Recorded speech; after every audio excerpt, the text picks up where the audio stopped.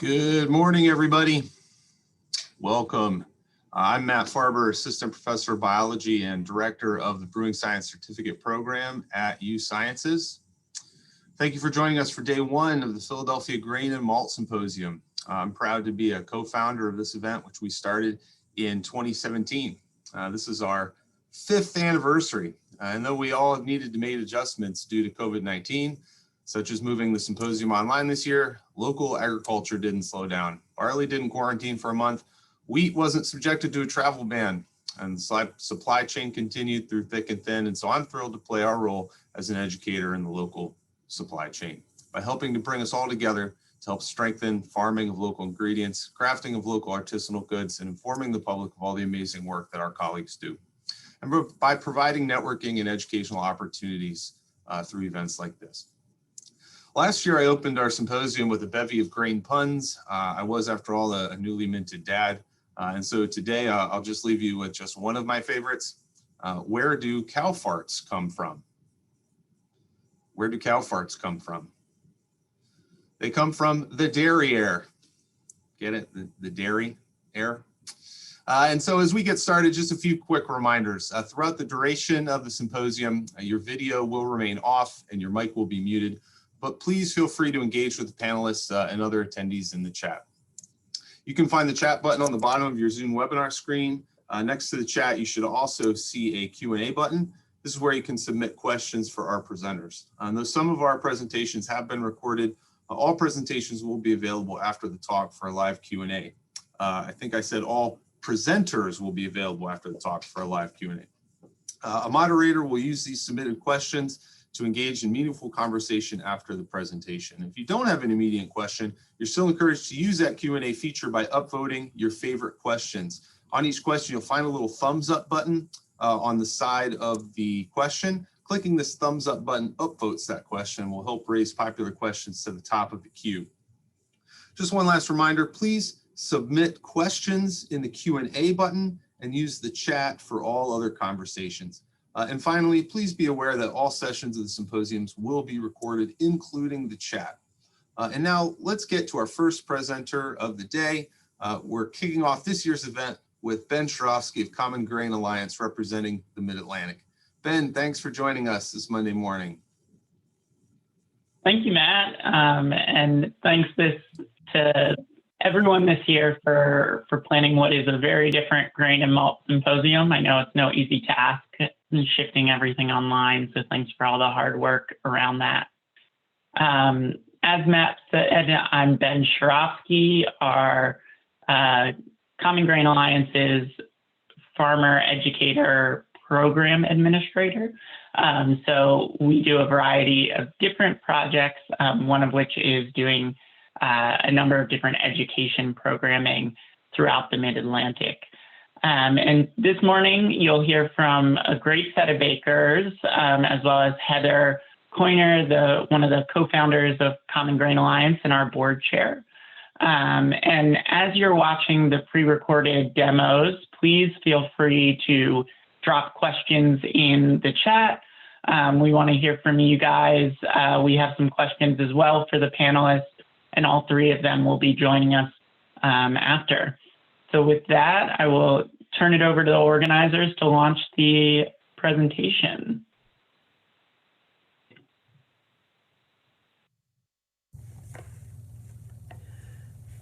Welcome. I'm Heather Coiner, Chair of the Board of Common Grain Alliance. We are thrilled to be participating in this virtual Grain and Malt Symposium and look forward to a great conference over the next couple days. The Common Grain Alliance connects and supports farmers, millers, bakers, and brewers to build a vibrant, integrated, and sustainable grain economy in the Mid-Atlantic region. Our members stretch from Pennsylvania to North Carolina and include many home bakers and interested citizens. We seek to build capacity on both the supply and demand sides by providing networking opportunities, by developing educational programming targeted at farmers, bakers, and consumers, and we are starting to delve into logistics and grain research that will help move the grain economy forward.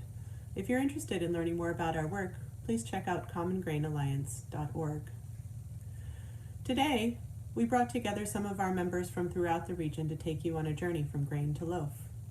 We'll start with Andy Baker of Althea Bread in Charlottesville, Virginia, who will kick off our demos with an overview of home milling.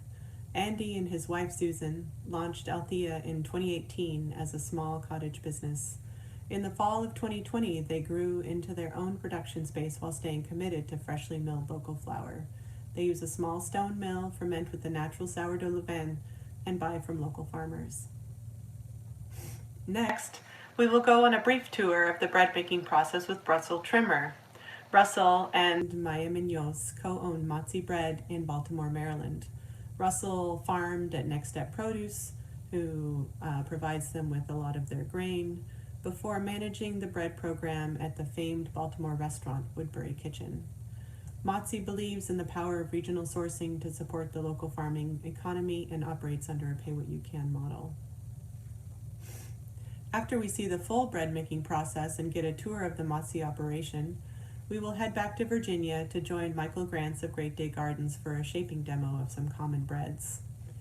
Great Day Gardens is a wood-fired bakery and vegetable farm that Michael co-owns with his wife Arden Jones. Michael is a founding CGA board member and passionate about regenerative agriculture's potential to restore ecosystem health and rural economies, and has worked on a wide variety of farms. Following the demos, we hope you will join us for a live Q&A with all three bakers, moderated by Ben Sharofsky, CGA's Farmer Education Program Administrator. Bakers will be available to answer your questions related to utilizing local grains, baking techniques, and how to get involved in the regional grain movement. Thank you so much for your curiosity about local grain, and thank you again to the Philly Grain and Malt Symposium for this opportunity. Let's dive in. Hi, I'm Andy Baker. I'm the miller, baker, and owner of Althea Bread in Charlottesville, Virginia. I started Althea Bread in 2018 along with my wife Susan in our home kitchen. We've since moved to a commercial production location, but our process remains basically the same as what we used to do at home, just at slightly larger scale. So today I'm going to show you how you can mill your own fresh flour in your home kitchen. I started working with fresh flour in 2018, and I really never looked back. I love the different flavors that can come from all sorts of different varieties of grain being grown around the region. I find that the nutrition benefits are great compared to white flour, which has all of the bran and the germ stripped away. In this stone milled flour that I make, a lot of that nutrition stays intact as well as the flavor. Milling your own flour can also give you a lot of options for blending different grains together to create properties in the final bread that you desire. So in the bakery, we use two main grades of flour. We make a type 85 flour, also called a high extraction flour, and we make whole flours. So I'm going to show you a couple of those today. There are several different mills that are available for home baker. You can get an attachment for your KitchenAid. I started with one of these, and it's a very nice way to, low-cost way to break into milling your own flour. You can also get a steel burr mill, which makes nice fine flour, but tends to be a bit loud. This is a Mock Mill Professional 200. This is a stone mill that's designed for home bakers and for small bakery operations like us. So I'm going to show you a little bit about this mill. We can remove the hopper to see the stones. And this mill works like any other stone mill. It contains a runner stone here which spins and a bed stone that stays stationary. And these two springs create tension between the stones that create the small space for the grain to be pulverized between the stones. So if you put the stones back together and replace the hopper, then we are ready to do some milling. Today I'm going to mill some New East wheat for you. This is a hard red winter wheat grown by Pete Sisti at Greater Richmond Grains here in Virginia. It makes a really nice all-purpose base for all of basically everything we make in the bakery. It's about a 10% protein. So when I make my bread flour, I do blend this with a harder spring wheat and with a little bit of commercial white flour to lighten up the loaf. So in order to use this mill, I'm going to talk through it first and then demonstrate a little bit as it gets a bit loud. So you're going to want to start with the stones apart by spinning the hopper this direction, flip the mill on, and then bring the stones to where they are, to where you can hear them click, and then back off from that just a touch. And that means the stones will be very close together, almost touching, and that's when you want to add your grain. When the grain flows between the stones, it creates outward pressure on the stones that pushes them a little bit further apart. And so once the grain starts to flow, you're going to want to bring the stones just a little bit closer together, and you can make those fine adjustments by feel of the flour coming through. If the flour feels sandy, grainy in any way, you're going to want to tighten those stones up a little bit to make a nice fine flour. It is possible to tighten the stones too far. You can end up with a flour that gets really, really hot. It will have some heat, but very hot's bad. You can even tighten the stones to the point where they will bind and stop turning. At that point, simply just release the pressure. It's no big deal. And then as the grain flows through, as the last of it begins to flow through the hopper, what you don't want is for the stones to run dry, because once the pressure of the grain between the stones is no longer there, the stones will press together and bind. So in order to avoid that, simply just as the last grain is flowing through, just turn the pressure off a little bit. Okay, so let's mill a little flour. So we're going to start by flipping on the mill. Turn just until the stones click. Right here. Now we're going to add our grain.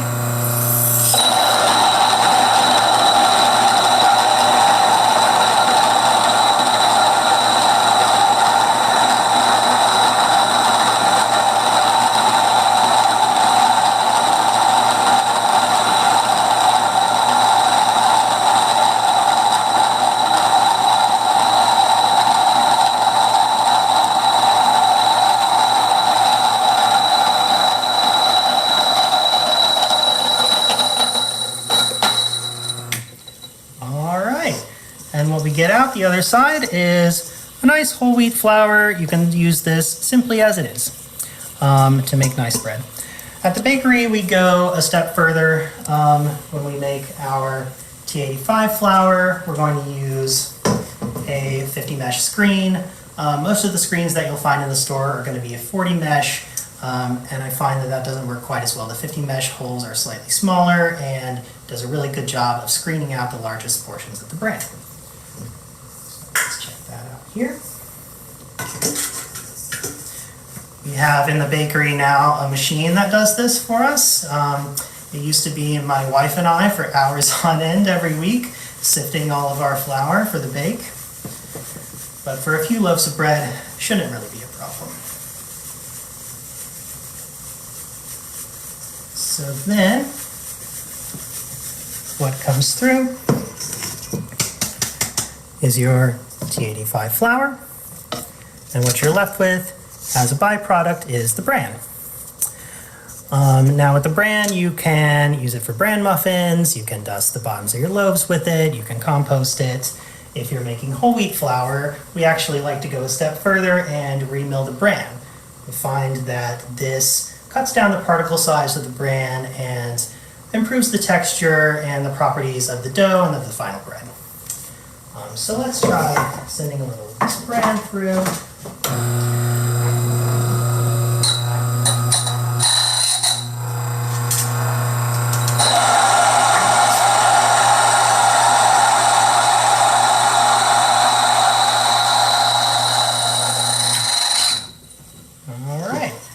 And now you have what we would use as our folding flour. This mill can handle a number of different kinds of grains, everything from a really soft grain like rye, spelt, or a soft wheat, to much harder grains like a hard spring wheat, a kamut, or a durum wheat, or even large corn kernels. It can also do cracked grains pretty well. So for cracked grains, you simply want to open the stones up pretty large, and then just adjust them by texture as you feel the cracked grain coming out. You will create some flour along with your cracked grains. If you want a cleaner portion, you can simply sift the flour off with your screen. All right, well, I hope you have enjoyed this short milling demo. Please check out the Common Grain Alliance website for farmers and millers who can sell you some nice local grain in order to bake with. Happy baking. Howdy, my name is Russell, And I'm Maya. and we own Malt Bread together. Welcome, you're in Baltimore, Maryland, on occupied Piscataway land in Charles Village, and welcome to our bake. Let's go inside.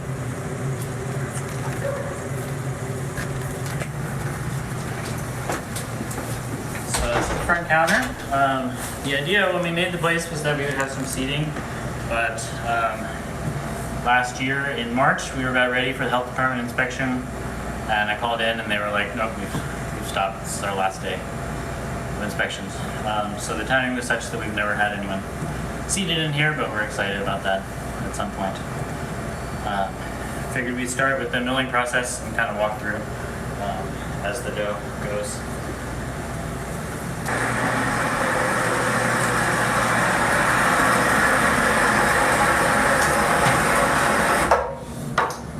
So this is our mill room. It's a part-time mill room, part-time for sheeting pastries. So during the week, our week is Tuesday to Saturday. We're only open 2 days a week currently. Again, excited for after COVID times. We do wholesale or other production on other days. Right, so yeah, even though we don't open until Thursday, we start our week on Tuesday. Start with milling. These are grain maker mills. We mill all of our flour on these two mills. Sometimes we have a third one that we sometimes use. But they do an exceptional job for the whole grain flour. It's super fine. You can see, you can't really see the bran particles. And keeping it falling down, this helps the heat to not build up. So we've had a really good experience with these. So after milling, come over and we were super lucky to get pretty much everything, with the main exception of the mills, but pretty much everything we were able to get secondhand. And this, I was excited but not very hopeful to potentially get a diving arm mixer. And there's a spot down in South Baltimore called Second Chance that does building materials and furniture, etc. And they had recently gotten a donation of this diving arm mixer. And it's quite a blessing. It tightens the dough up really nicely. It takes probably an hour, between half an hour and an hour to complete the mix. But it tightens the dough up super nicely, makes it nice and extensible. And so I can take the dough out and put it straight in the tubs. And sometimes I'll give it one fold, but usually it goes into the tubs and then comes out onto the mix table about 5 hours later. We do about 5 to 10% starter in each of the breads to keep the mix, or sorry, the bulk around 5 hours or so before it then gets shaped. So this is our main shaping table. Since it's the two of us, this is what we got. We have an amazing woodworker who is making us a table right now that's a little bit bigger. This would be nice. Right now we can work very well on the same project at the same time, but not super great on different things. So we're excited for that. It'll be a foot longer and a foot wider. So perfect for the two of us to work together. Right now these are long rustic baguettes for subscribers. So We have about 180 to 200 active subscribers that pick up bread either every week or every other week, and that constitutes about half of our sales. And that started before we opened the bakery and has been a great way to get us through COVID and to really focus our sales in the neighborhood. So this is a subscriber-only bread. Subscribers get a discount, and then they also get a special bread most weeks, not all weeks. But this is with the everything seasoning. Where's the seasoning? Oaktown Spice Drop in California. Yeah. So people are excited about this. We're doing a lot of this today. Like 45 of these rustic everything seasoning baguettes, which is more baguettes than we usually do in a day. And then some smaller ones waiting to be shaped up. So after shaping, well, so you can kind of look at the bread rack there. These are Bene heirloom sesame rye with rye porridge, and our classic loaf that has sometimes about 50% pine corn, but kind of backed that off a little bit recently to 30%. The rest of it is Appalachian white and bowls. And those are the three main flours that we use in pretty much everything. So these all were mixed yesterday and then shaped yesterday evening and retarded overnight in the fridges that you can see over here. And then the things that are in the oven and going on now were mixed this morning. So we started about 5:30 and mixed it over the baguettes, and then we'll have some focaccia that'll come out of the oven just before we open. So we open at 3 o'clock today, and it's about 1:40 at the moment. In the oven here is the Caraway Beer Rye. There's an awesome brewery called Peabody Heights around the corner from us. So this is 50% rye, 50% bowls. And Caraway from Burlap and Barrel. yeah, we love this spice shop called Burlap and Barrel. It's a direct source. It's nice to be able to get direct source things from folks other than not just the farmers in Maryland and PA that we work with, but also through Burlap farmers around the world. So we use their caraway. What else? A lot of things. So sumac from them will be going on the focaccia. Today it'll be an onion, mushroom, sumac focaccia. And then in the bottom oven we have some babka. Most things we do are naturally leavened. The babka is not, and the croissants that we do are not. These are about ready to come out.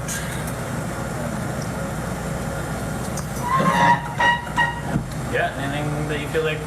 Yeah, well, I think most important to our vision is being paid what you can. So all the prices are suggested, meaning that folks can pay less or more depending on what they would like to do. Usually it averages out, or even we have more money at the end than what the suggested was. So if we have more money, then we use make donation loops. But usually the money that people pay in tips goes to support people who pay less than the suggested price. And it could be $0. Folks can just take whatever they need or would like. Yeah, thanks for watching. Thanks for visiting the bakery. Excited to answer any questions you might have and take any tips you might have about how to set up the space a little better. It's a small little space, and we've been in here for about a year now. So looking forward to being here for a long time.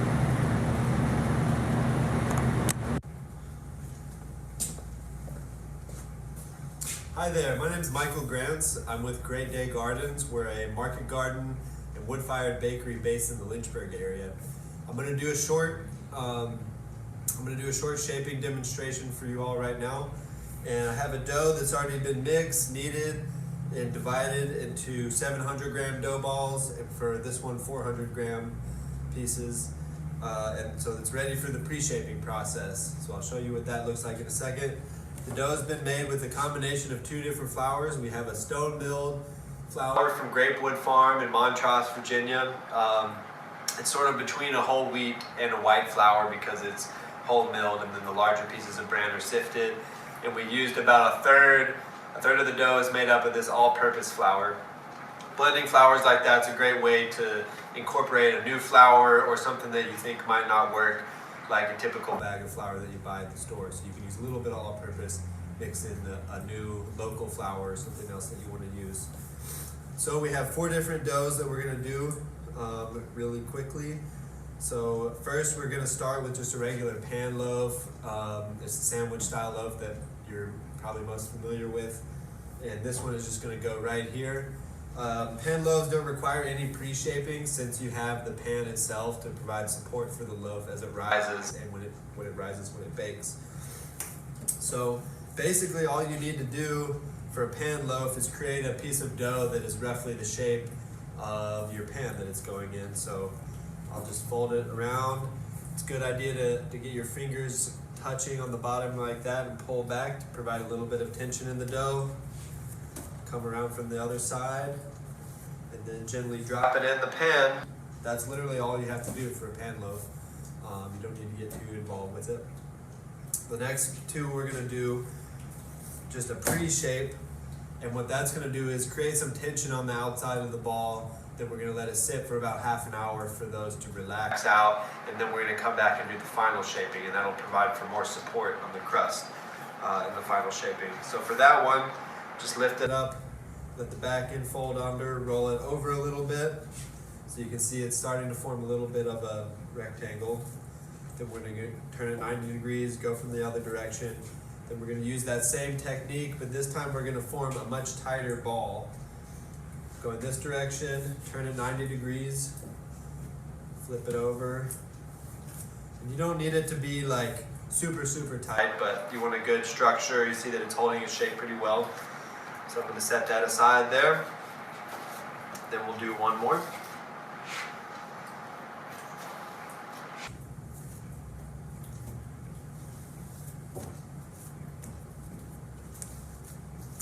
Alright, so we have 2 good looking balls there. And then this one is a baguette, and I think I do a baguette kind of differently than a lot of people do. But I'm going to use one of these linen lined bannetons for my pre-shaping of the baguette. And so that looks pretty similar to the pan loaf that we did at first.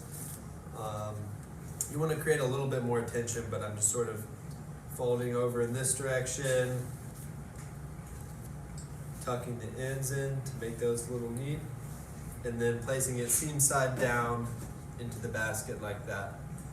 And we'll let all those rest, and we'll be back with the final shaping for these 3. This one we would just put it in a warm space to proof for maybe 2 to 3 hours depending on how active your dough is, and it'll be ready to go in the oven then.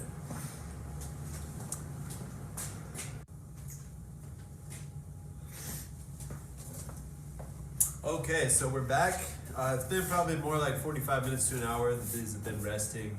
It'll just depend on the hydration of your dough, how long you have to wait, also just the temperature, the activity of fermentation. So you can see I've covered the dough balls up with a cloth just to keep the skin from forming on the top of the dough balls. So they're ready to shape. They've relaxed a lot, so I can stretch the dough out really nicely. I'm gonna get my dusting flour here.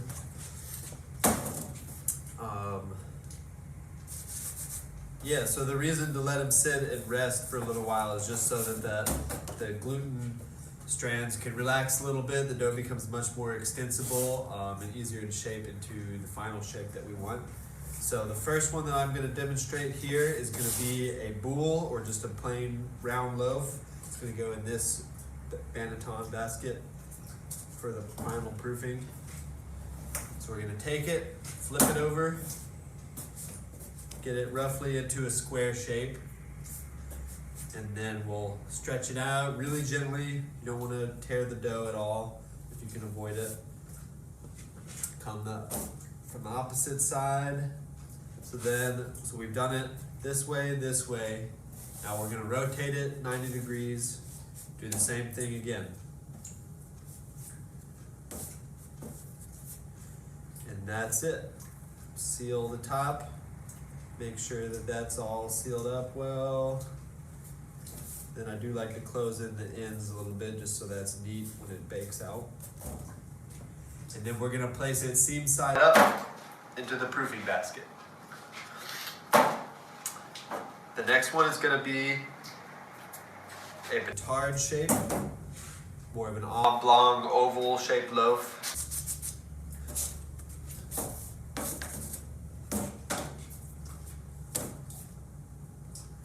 So this one is going to be a little bit different, slightly more complicated, but we're going to take the end closest to us, go about to the middle of the dough ball, grab each corner, pull those towards the middle till they're not quite reaching each other.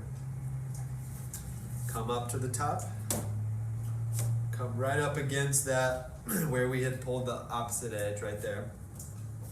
Do the same thing with the corners so that all the corners are basically meeting right there in the middle. Then we're gonna fold that top side to the middle. And then in one final move, I'm gonna flip this over and that will create the final shape. Tucking that side in there. So we've got a nice log-shaped batard there. And I know that was a lot to take in one short video, but you can look up other videos of batard shaping or diagrams, pictures of how it's done, B-A-T-A-R-D. And that one's also gonna go seam side up into the proofing basket. So just like the pan loaf that we talked about earlier, these will sit at room temperature, maybe 2, 3, 4 hours before they're ready to go into the oven. And you'll notice that I did this part of the shaping process with flour. Some people will do the pre-shaping also with flour. You could also use water in some cases with some doughs, depending on your preference and what kind of table you're working with. But yeah, that's all there is to it. So hope you enjoyed this section. Thank you.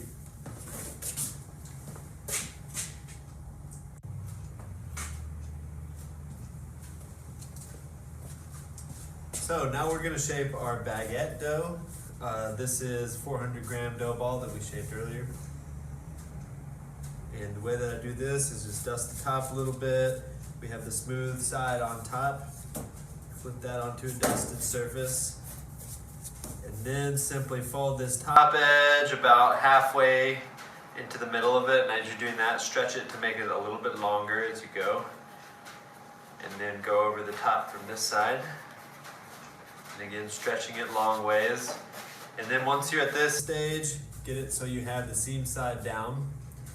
And then we're just gonna gently roll it back and forth. And you don't wanna make it too long because that'll be really hard to handle when you go to load it. But that's about the length that I go to.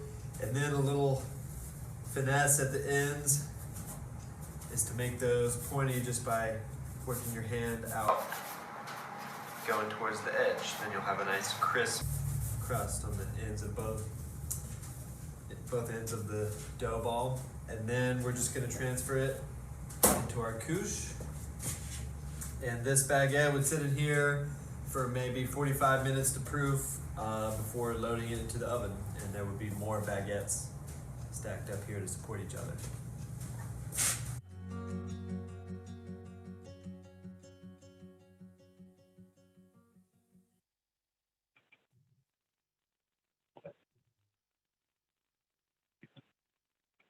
Great. So I hope everyone enjoyed those short demos. And if the bakers could all join us on video, we'll start jumping into some questions. Oop. Great. Thanks, everyone. And thanks again for your participation. So I wanted to start just quickly with a round robin and a quick question for everyone. So, you know, obviously you're all part of Common Grain Alliance. You're all very committed to local flour. And I just wanted to hear from each of you, what makes you committed to local flour? Why is it important to you? And how does it impact your operations? So maybe we can start with Russell, because you're the first one off mute. Sure. Yeah, we use mostly flour from Meagrash Farm here that's grown on the Eastern Shore. And it's really an intersection of so many things that we care about. So building a robust regional grain economy, building a robust economy that works and is just for everyone. And land is such an important aspect of that has been such an important piece of oppression and dispossession, and is such a great possibility for justice of all kinds. And so helping to restore some of the value to the land and take care of the land that's in our region, and paying farmers directly to do that, rather than so much of the money being taken by middlemen, is hugely important to us. And then just the amazing flavors that you can get from the freshly milled grains, that alone also makes it super worthwhile. Great. What about you, Andy? Yeah, I think for us, it's about creating something that is unique to this area. Everything's local somewhere, but here we've got a great variety to pull from. And, why should I be buying something from the West Coast when I can get something really nice here, and create something with, that's unique to this area.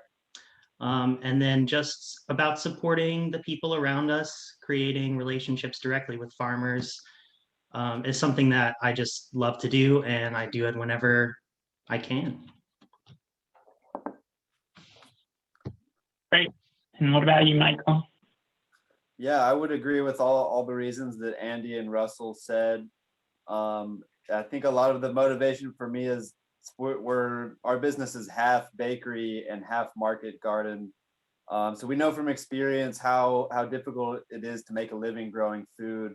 So we're really motivated by wanting to support the livelihoods of the farmers in our network. I think the average loaf of bread that you buy at the store, about 10 cents of that $5 or however much you spend on a loaf of bread goes to the farmer.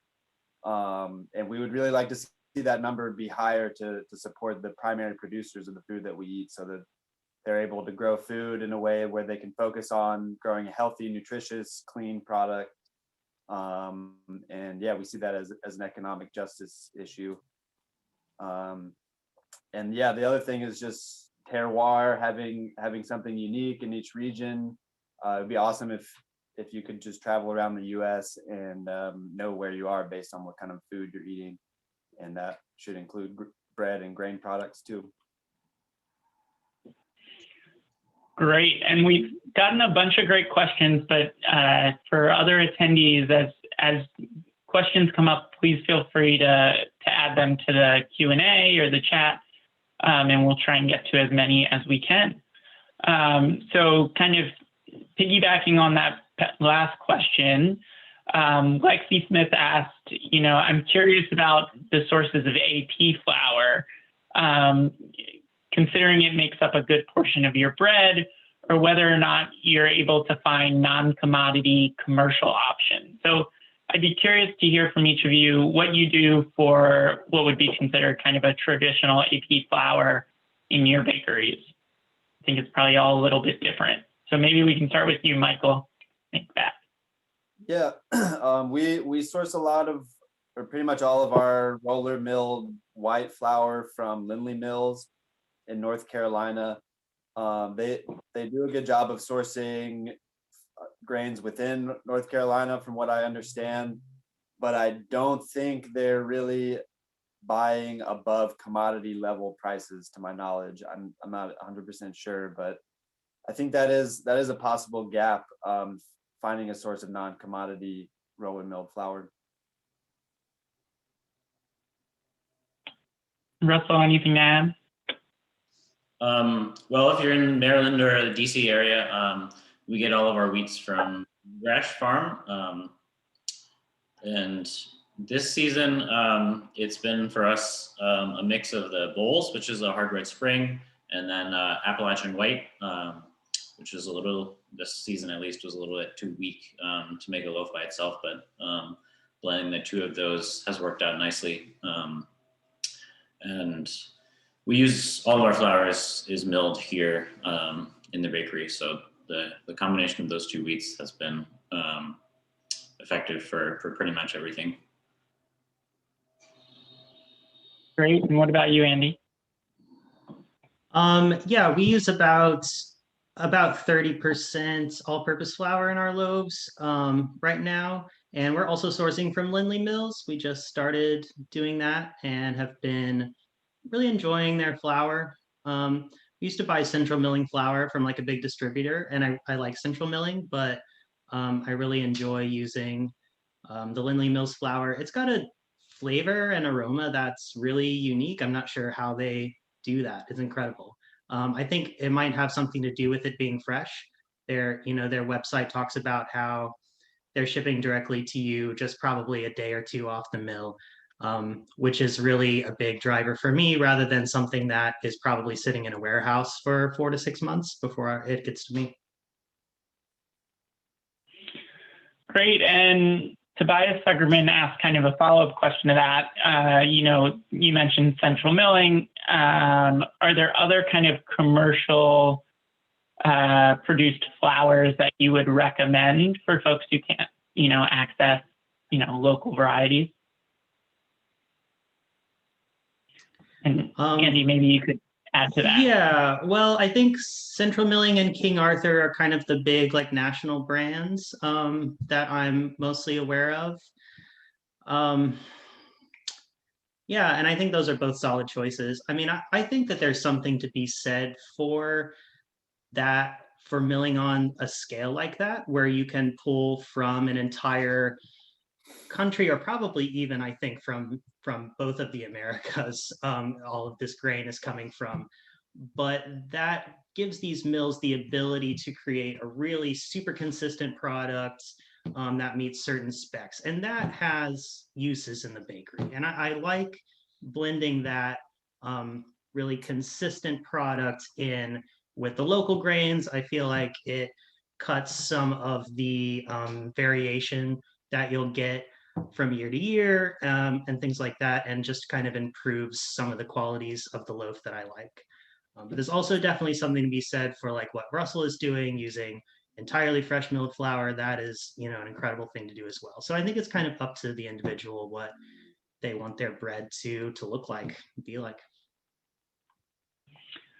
Great. So we've gotten a number of questions focused more on what you all are doing locally with milling in your own bakery. So I want to hit on some of those. First, for sticking with you, Andy, there was a question around when you hear those stones click, as you see in the demo, does that click kind of wear out the stones, or have you had any issues around that? Yeah, I do think that wear on the stones is happening. A few clicks here and there isn't really going to make a huge difference, I don't think, except over a really long period of time. I think what actually wears the stones is I tighten my mills probably a bit further than they maybe should be, because I really like a super fine flour. I feel like it helps me get more of the bran and the germ ground up into the mix. And I've had really bad luck with coarser flours. It really just doesn't make the kind of bread that I'm into. And so I'm really trying to get the finest flour I can. But to do that, I think I am putting extra strain on the stones and on the motor and things like that of the mill. So I am sort of running these mills to their max ability here as far as fineness of flour. And I do think that's wearing the stones over time. The stones can be replaced, I believe. That's really about all I know on that. So far, I've been using the same stones for about a year. No problems. Great. And Russell, I know you're equally as committed to fine flour. And you have a different milling setup. So there were a few questions asking around what types of mill you use, as well as if you use and do any sifting as well, and what that looks like. Sure. Yeah, we use a grain maker mill. Super amazing, made in the US, out in the West. I want to say Montana, but could be one of the neighboring states. Look them up, grain maker. Highly recommend. They sell them as a hand crank, but we put a motor on them. And they do about 10 pounds an hour. So for like a startup bakery kind of operation, they're a great choice. They make a super fine flour. It doesn't heat it up very much. Similarly to what Andy said, the fineness of the flour makes a huge difference. Even if fermentation is right on and you have a coarser flour, you're going to get a less voluminous loaf. We don't do any sifting at all. 100% of our loaves are using the full grain, and find that with an incredible fineness, you can make a loaf that makes people who are more used to white flour bread pretty happy. That said, home milling, in bakery milling is definitely a commitment that I don't necessarily recommend for everyone. Grainmaker makes it pretty darn easy, but if you have something like Meagrash Farm or another relatively well-established regional milling in this area has come a long way in the last 5 years, couple years, and so you can get amazing, very well ground regional flour without having to mill yourself. And that's a route I would definitely recommend looking at. The Grainmaker mills are about $1,000 each with the motors, so it's not a small commitment for home baking. But for anyone who's starting a little shop, you can run them pretty consistently. Check on them every 2 hours, and it makes a great product. Russell, are those steel burr mills? They are. They are. Yeah, cool. Nice. Yeah, and so for us, when we're not sifting, it's great. But the benefit of stone mill is definitely that it grinds the germ into the endosperm. And so if we were sifting, I wouldn't necessarily recommend it. So it's so fine that sifting out the bran is not really super practical. Great. And shifting gears a bit to the baking side, there was a question around hydration. So looking at the loaves you guys are making in your baking, what hydration percentages are you typically dealing with? And maybe Michael, we can start with you and then go around the horn.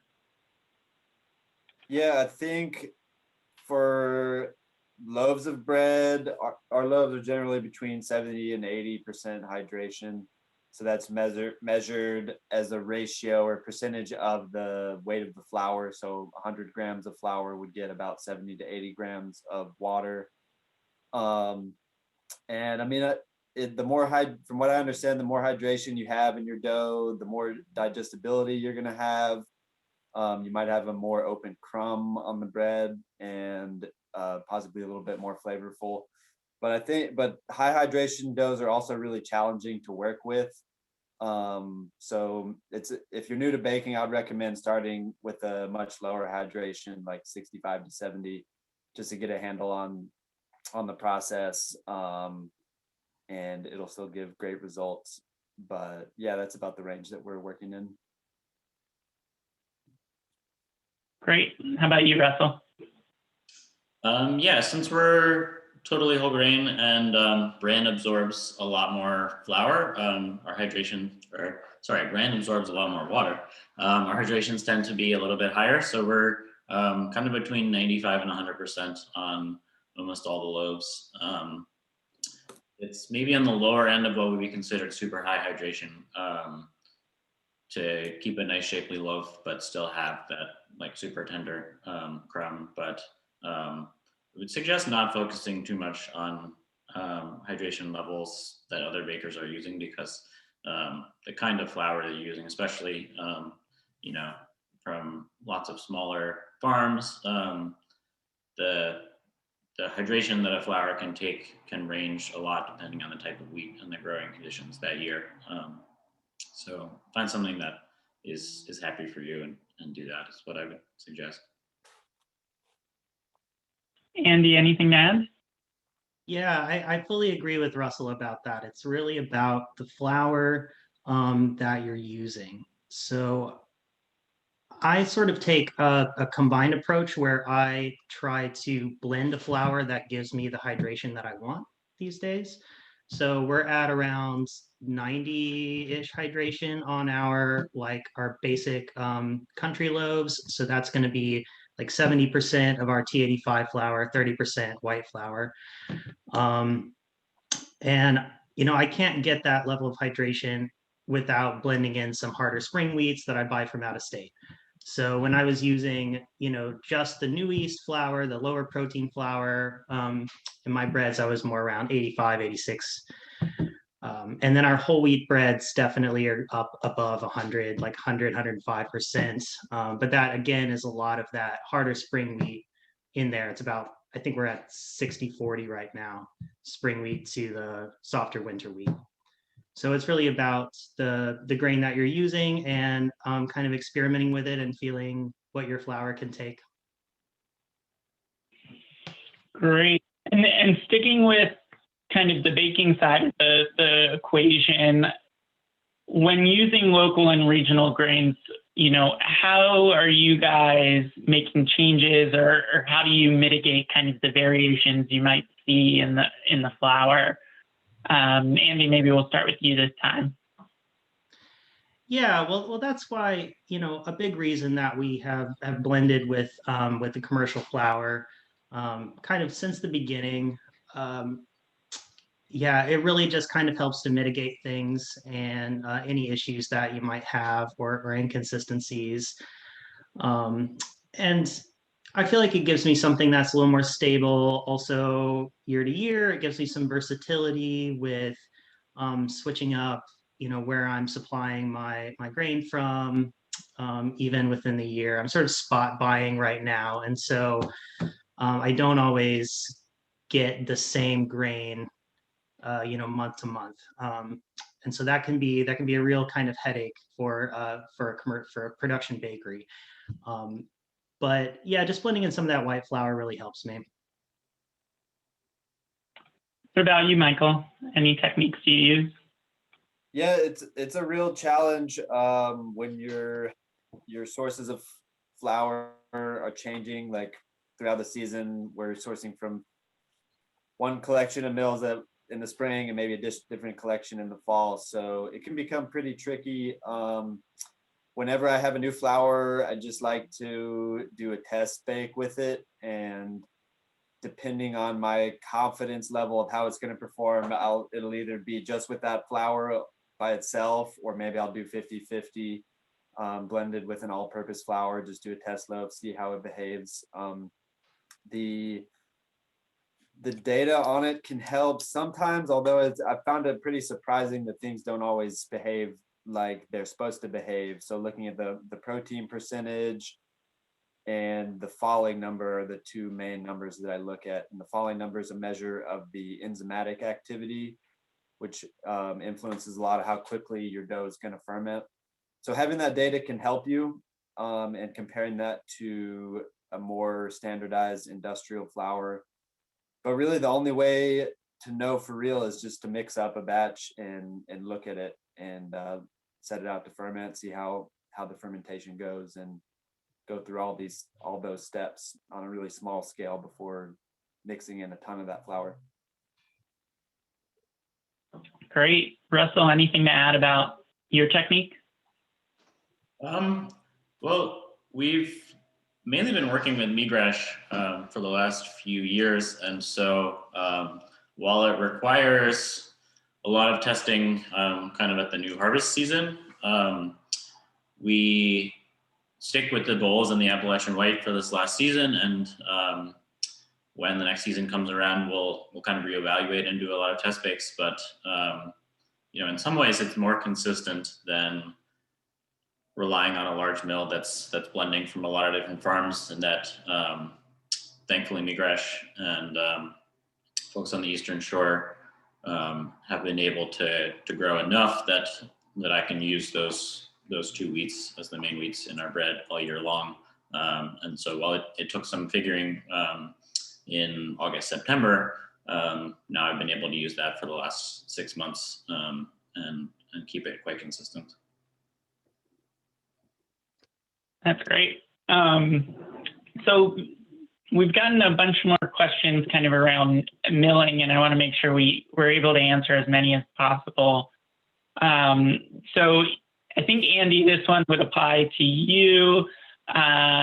There was a question around what type of electric sifter you're using, and I think you're the only one that uses an electric sifter. So maybe you could take a stab at that. Yeah, we found this thing on, you know, that website that shall remain unnamed, where things are for sale on the internet. I don't know the brand. It comes from China, honestly. It's like, and I just searched for sifting machine, maybe. It's like something that's designed for food or for non-food items. And all it is just a big shaking sort of platform. It's got a screen on it that's maybe about 3 feet in diameter, and it just sort of clicks onto the top, and all it does is just vibrate that screen. So you can catch a glimpse of that on our Instagram feed about halfway down. There's like a short video of one of my older mock mills. It's a white one, and then you can see that sifter in the part of that video. So I found that was like a much cheaper alternative to something that was designed for flour here. I got that for, you know, maybe around $500-600 rather than several thousand. Great. And so another question that's come up a few times in the chat is around the coarseness of flour. And Russell, I'm hoping you can take a stab at this, having both mock mill and grain maker. You know, with both of your mills, you know, I think folks are curious how you adjust kind of the coarseness of the flour.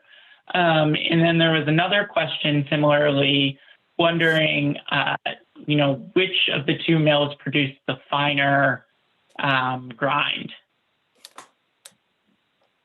Sure.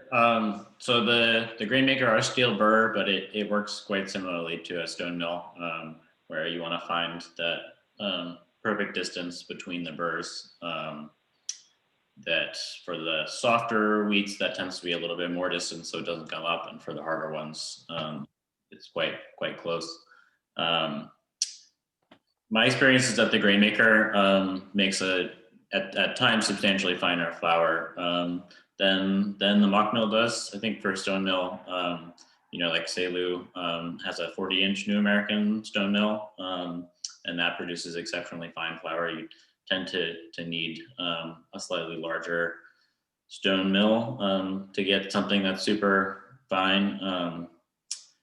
I will say that I've tried a few other steel burr mills, and I think it really just comes down to like the craftsmanship behind the mill as to how good of a job it does. The New Americans are amazing. The grain maker is great. I can't really speak to other steel burr options.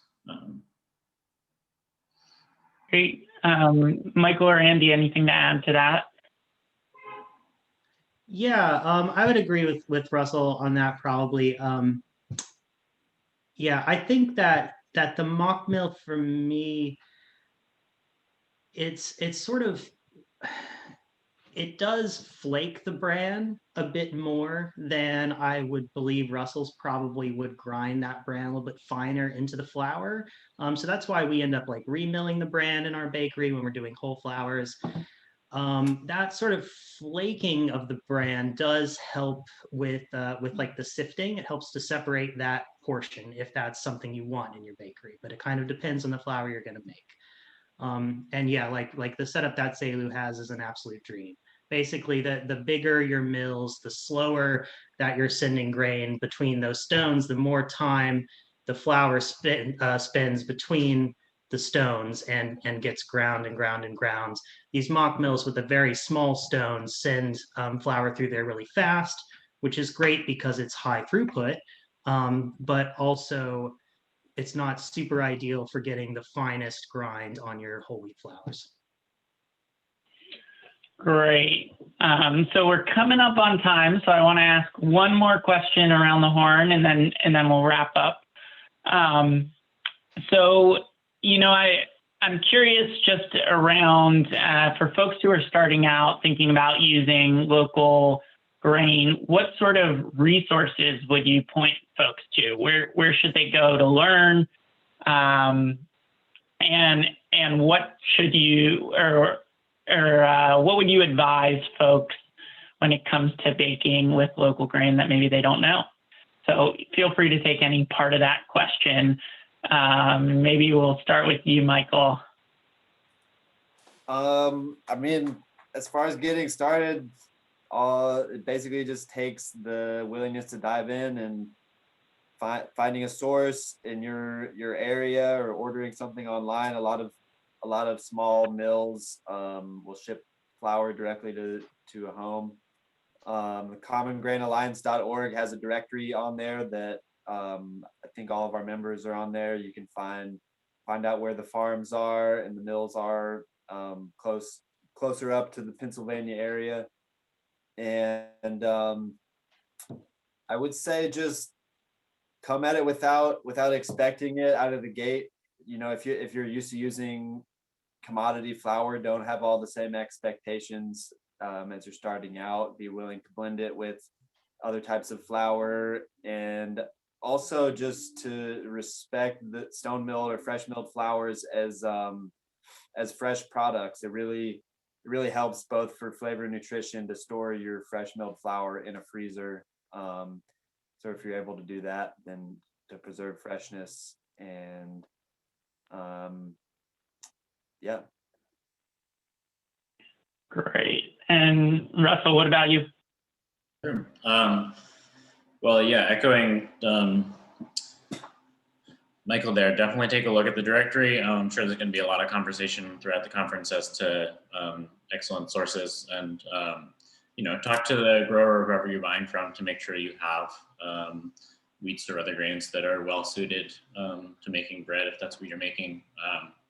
I would put out there, because I don't know if this gets talked about that much, that if you're making bread with local grains, chances are it's a little bit on the weaker end. So I would suggest not doing an auto lease. That was one of the huge mistakes that I made for a while, because it helps to develop the dough to some extent, but it also increases the extensibility and weakens the dough. And in general, the grains grown in our region have more of that extensibility and less of the ability to really hold their strength, less of that elasticity. So that's something that I went through and suggest trying out. Understanding fermentation is really the key to bread making, whether it's with local grains or commodity flour. And so focusing on the health of your starter, focusing on understanding fermentation will really allow you to work with any kind of grain, no matter what it is. So I wanted to give a shout out to it's an electronic book. It's kind of an unfortunate name, but Open Crumb Mastery is the name of it. And that I felt really helped me to understand fermentation in a way that that allowed me to work with whatever kind of flour. So focusing there and not being scared of it just because it's local and fresh. The flavor is gonna stand for itself. Great. And Andy, anything to add? We have one more minute left. Yeah, definitely check out the Common Grain Alliance website. That's where you're going to find a lot of sources for local flour and whole grains. Check out theperfectloaf.com. I think it's one of the better bread resources out there. It's totally free. And all the advice on there is great. Read about your starter maintenance. And there's recipes with fresh milled flour as well as other flours. Great. And again, thanks so much to all the panelists. I think we're really appreciative of your time and all the knowledge you guys are sharing with us as we all, try and find that perfect loaf. And thanks again to, the Grain and Malt Symposium folks for putting together this day. So with that, I'll turn it over to Mark for the next panel.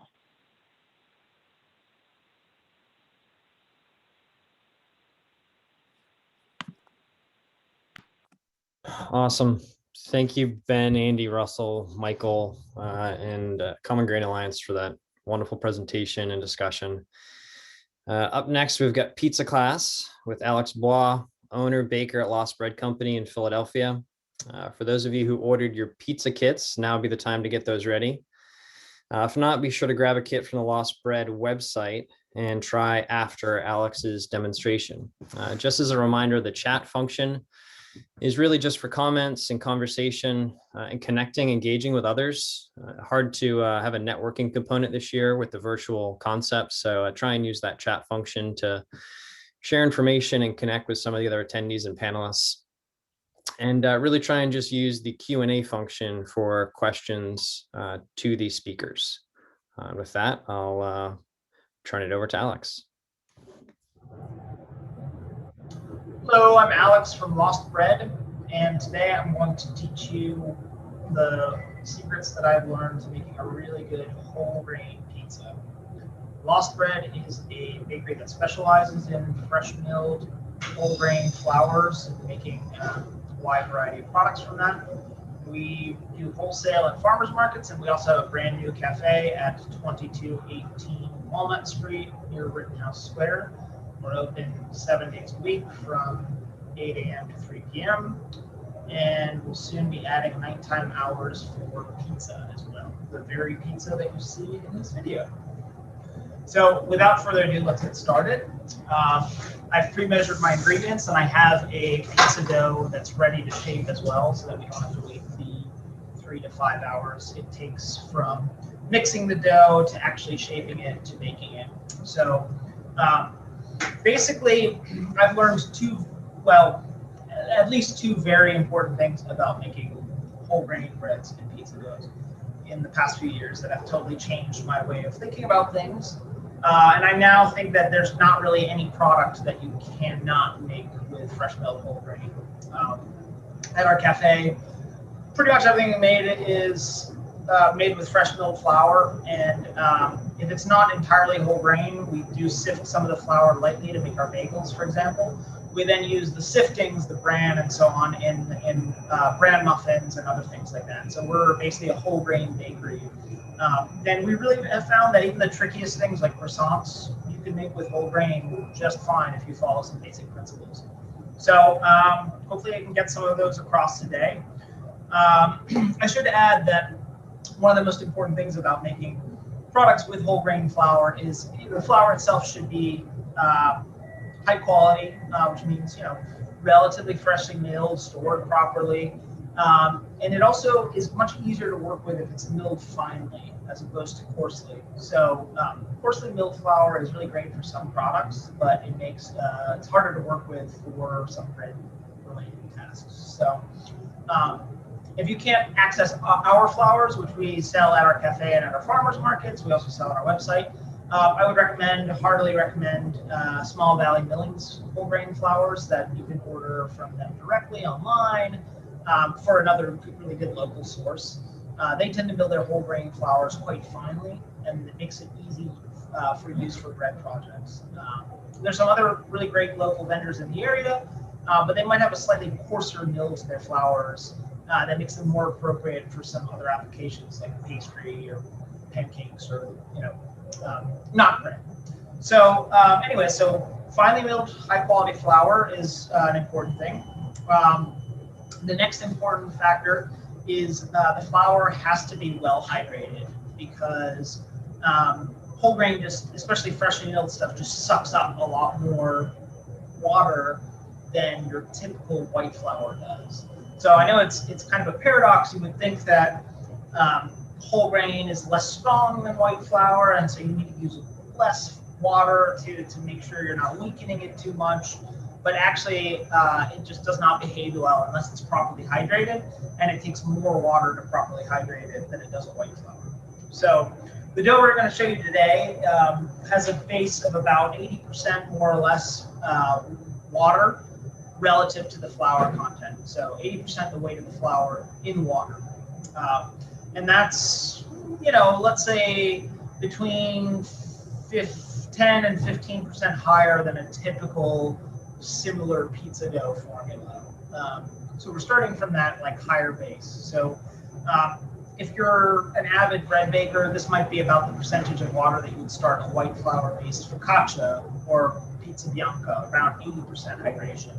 Now, you can make a pizza bianca or a focaccia from this dough you're about to see, the same exact proportions of flour, you just add more water. And so I'm not going to show you how to do that today, but I can tell you that once we've mixed the dough, we add about 9 to 10% of the weight of that dough in water to it, which will bring us to about 100% relatively hydration. So equal parts flour and water, and that gets you a really beautiful focaccia, pan pizza, pizza bianca, ciabatta dough from this same flour base.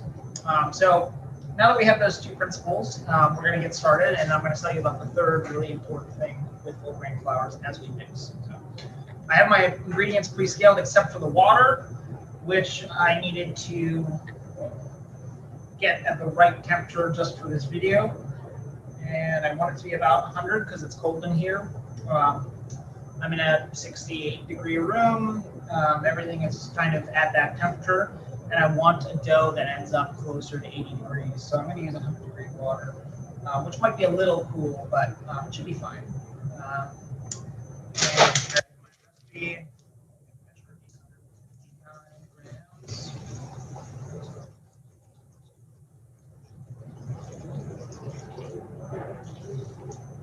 Always add the water first because it prevents the dry ingredients from sticking to the mixing bowl.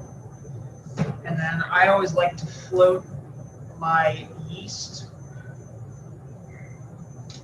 right on top of the water for just a moment. When you're using dry yeast like this, best practice is just to float it on top of the water. It doesn't like to be, it's better to rehydrate it separately and then add your other ingredients. A lot of places will have you mix sugar into the water or something like that, and that's actually a bad move. It's really designed to just be rehydrated with water. So I can see it's already kind of rehydrated. So I'm going to add the rest of my ingredients. I have them scaled separately. I have here stiff sourdough starter. I have some oil, salt, and my blend of flours. And it doesn't really matter what order you add these in. We're just kind of doing a simple all in the bowl mix. So I'm just going to add them. And I like to end with the flour because I feel like that's the way that the flour sticks to the bowl the least. So these are all scaled, so you can just add it right in. Now the flours that I'm using are a 2-to-1 ratio of spring wheat flour to winter wheat flour. Again, this is completely whole grain. So we build these at the bakery, and we put when you put the wheat, load the wheat kernels into the mill, you get out 100% of what you put in. That's the definition of whole grain flour. We're not removing anything. The reason we use a mix of spring and winter wheats is we need to get the proper amount of strength and extensibility for our dough. And spring wheat is very, very strong. So it's a good base for a dough like a pizza dough. And also makes up for some of the weakening effects of whole grain flour. The tendency of the bran to kind of cut the dough up a little bit as you're mixing.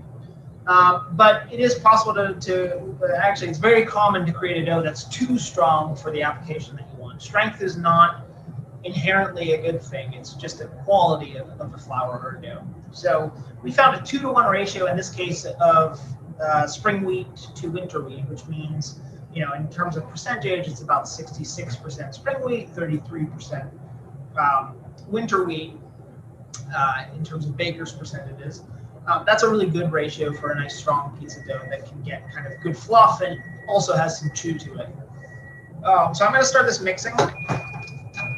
And it's going to mix for 15 minutes on the lowest speed. It's a little stuck here.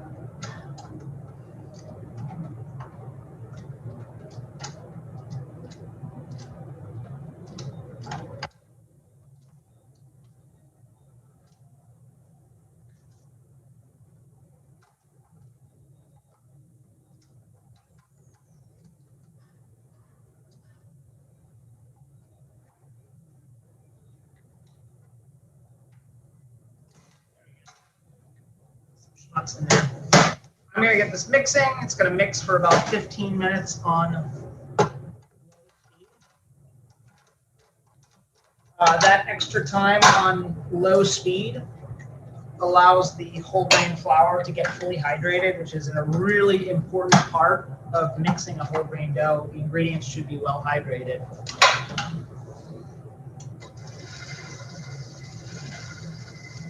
So while it's mixing, we'll just come back to it, but we're gonna watch it and make sure that we've scaled the ingredients properly. Within 5 minutes, it should come together into a shaggy mess. At that time, I like to just scrape the dough, the bowl down, and make sure there are no unincorporated ingredients. And then we can just let it go for the additional 10 minutes. Now, after that 15 minutes, we should have a nice smooth dough that's starting to hold a little strength. At which point we're going to watch it carefully, pick the mixer up into high speed, and mix it until the dough is like quite strong and pulls cleanly off the sides of the bowl. So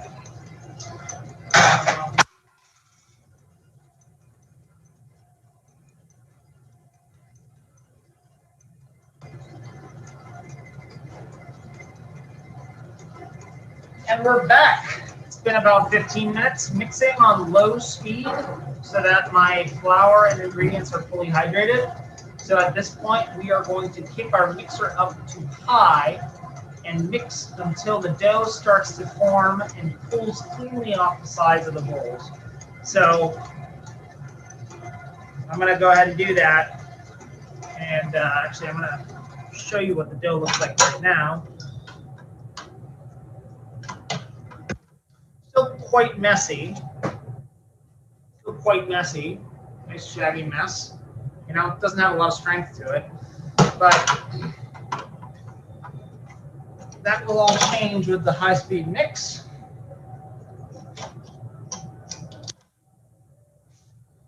Now, the other factor, I think I've talked about one more important pillar of whole grain doughs that I found to be true to make a good dough out of a fresh milled flour is actually that it should be mixed quite a bit. So I haven't found that low or no knead applications work very well for the fresh milled flour. And I think the reason for that is that most flour is artificially aged. Most flour is aged or artificially oxidized using chemicals. And what that aging does is it oxidizes the flour, the same thing that the artificial bromination or anything like that does. It basically injects oxygen into the flour, and that actually changes its characteristics, and it makes it perform better and more predictably. Given that we have very freshly milled flour, the flour has not at all been oxidized, which typically happens over time. And so we're actually relying on a style of mixing dough that adds oxygen back into the process. And my experience has been that makes the flour behave better and stronger. So I'm a big fan of no or low knead doughs for a lot of other applications. But if you're just relying on fresh milled whole grain flours, I find a more intensive mixing process works better. So whether that be the mixing with your mixer on high speed for a while, or you can also hand knead for something like a 20-minute aggressive kneading period. But either way, that works better for those fresh milled whole grain flours in my experience. So the mixer is on high right now. I'm just looking for signs of the dough pulling off cleanly from the side of the mixing bowl.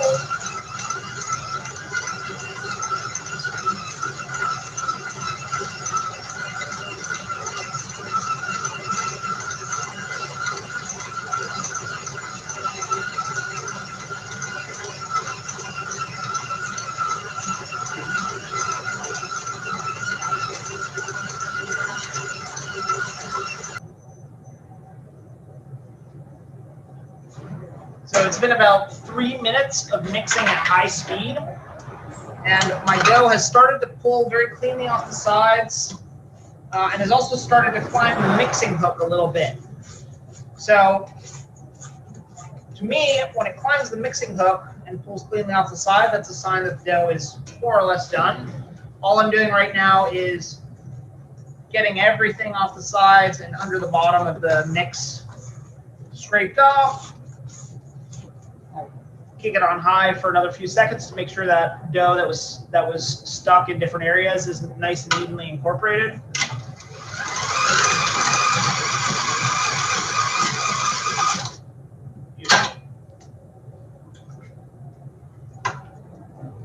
Now you notice I'm using water to keep the dough from sticking to my hands. I recommend doing that over flour most of the time, especially with a dough with a higher hydration like this.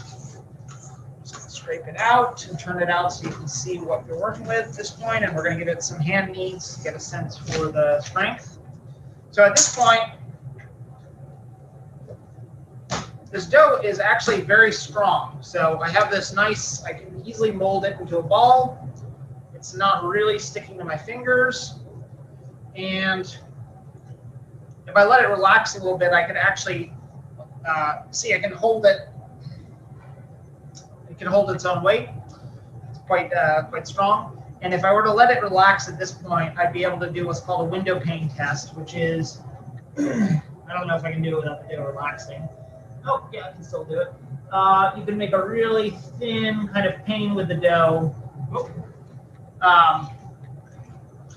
to see whether it's strong enough to form that thin pane and allow some light through. So again, we'll need to let the dough relax a little bit before we can do that.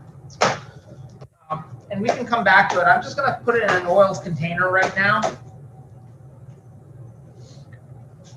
And I like to use a nice square container so that I can see very accurately the volume increase of the dough. That's how we're going to measure its readiness, is when it's doubled in size. So I'm just oiling the dough nicely, oiling the container, and then I'll oil the dough itself so it doesn't stick too much and we don't have to rip it when it comes out. And I'm just going to kind of work it into a little ball here, and then we'll stick it in the container. Forget about it for now. So what I like to do when I get the dough in this container is to mark the container on the sides with a piece of tape right where the crest of the dough is.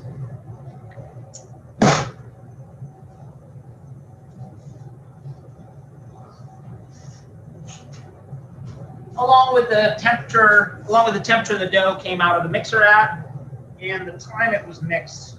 So I get a good idea of when I'm going to have to shape it. So I'm checking the temperature. Nice and warm. It's 85 degrees, which is just the upper end of where we want it. And it's coming off at about 7:30 p.m. right now. So I'm just going to mark it down. 7:30 p.m. 85 degrees Fahrenheit.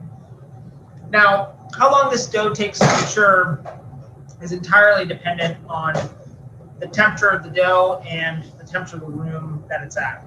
So if you're doing this at home, your home kitchen, you're probably somewhere around 70 degrees, your room temperature. And so a dough like this will take roughly 5 to 6 hours to mature at that temperature. On the other hand, if you have a warm environment like your oven with the pilot light turned on, or a yogurt maker or a dough proofer, and you can maintain a temperature of 80 to 85 degrees Fahrenheit, then you'll take closer to 3 hours. At 85 degrees, it would be about 3 hours to maturity. So I've prepared another dough, identical dough, so you can see. We're going to shape that dough.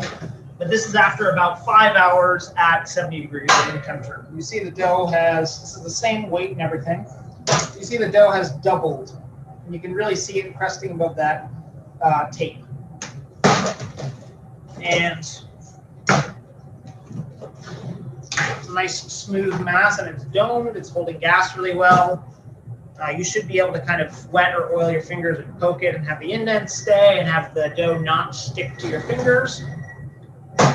So after that kind of 3 to 6 hour period of rest, depending on what the temperature is,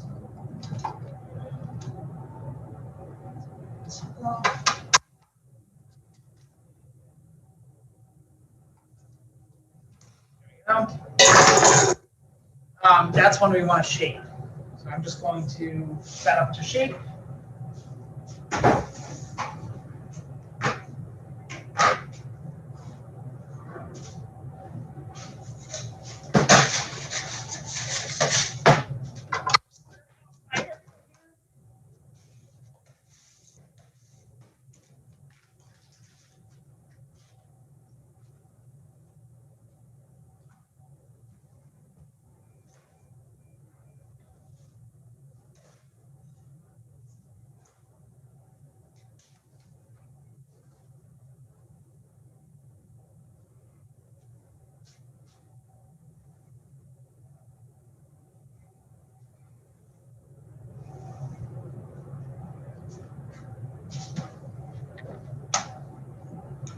So I'm going to turn this dough out, and I'm going to use some of the oil it was sitting in to lightly oil the top of the dough. And then at this point, I'm going to put a little oil into a bowl, and I'm going to cut 275 gram pieces, which is a good pizza size for a home oven.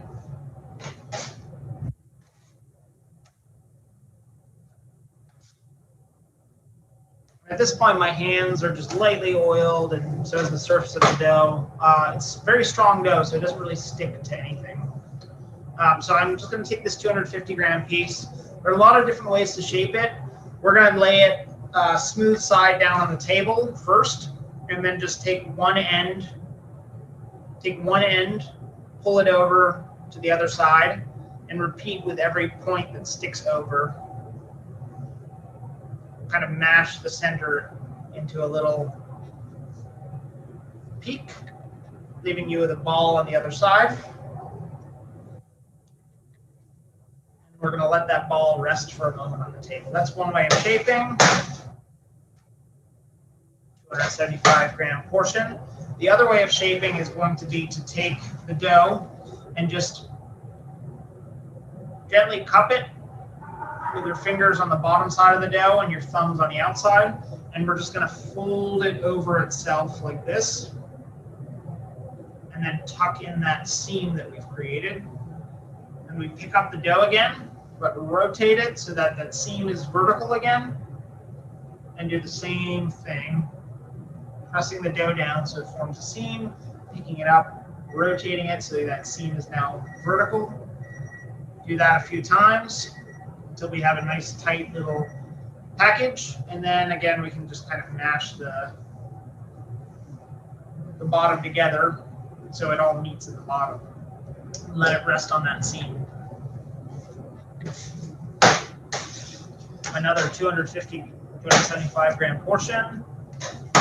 This time we're just going to do a similar thing for a couple of steps, and then I'm cupping the dough lightly with my fingers, putting my pinkies on the surface of the table and just pulling backwards.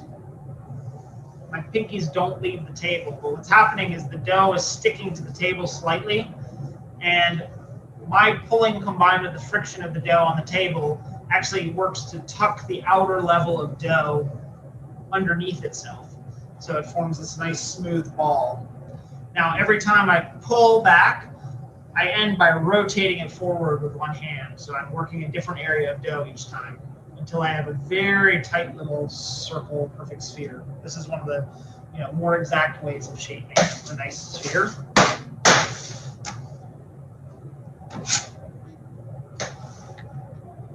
Now, if you have to add a portion of dough to your cut piece to make weight, just add it to the bottom, and that becomes, that dough you're going to work inside when you're shaping. You don't want those little portions of dough to end up on the outside. So, other way to shape it, we're going to put it down and then just kind of do the same thing we did in the last step, but instead of going straight back and turning, I'm turning and rolling in a circle at the same time, right?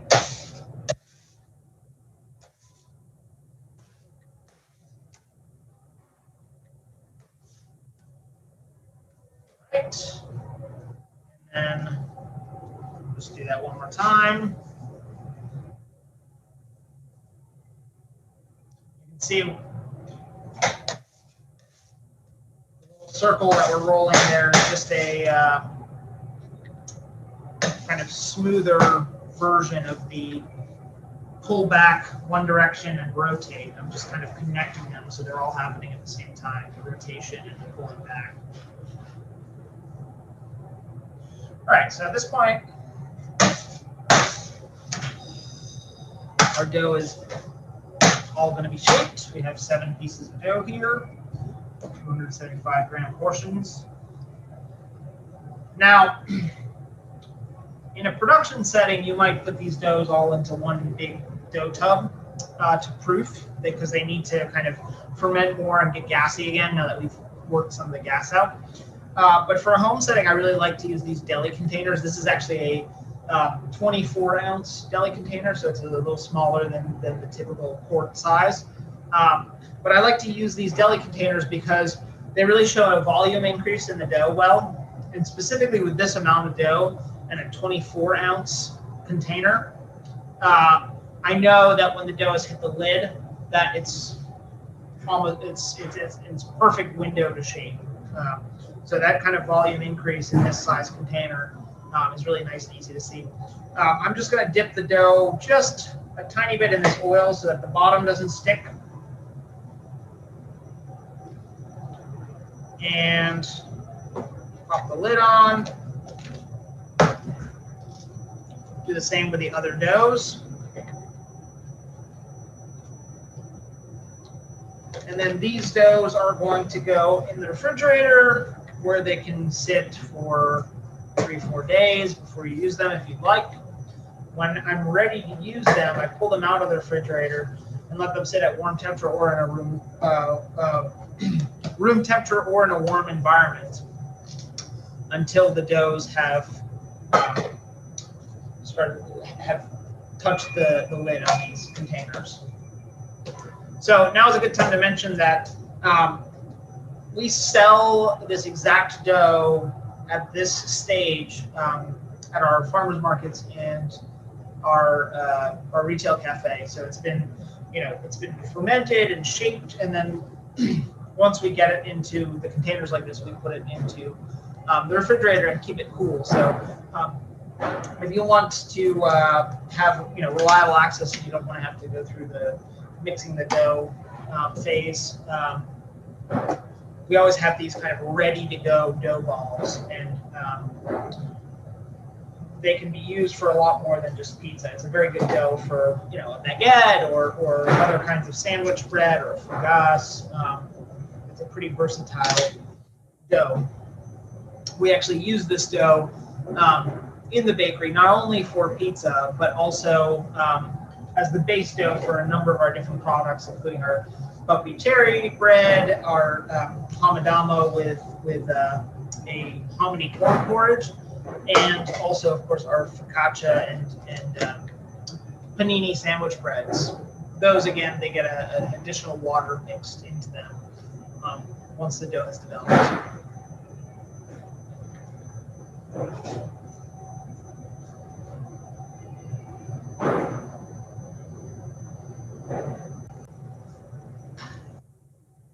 So we have some dough here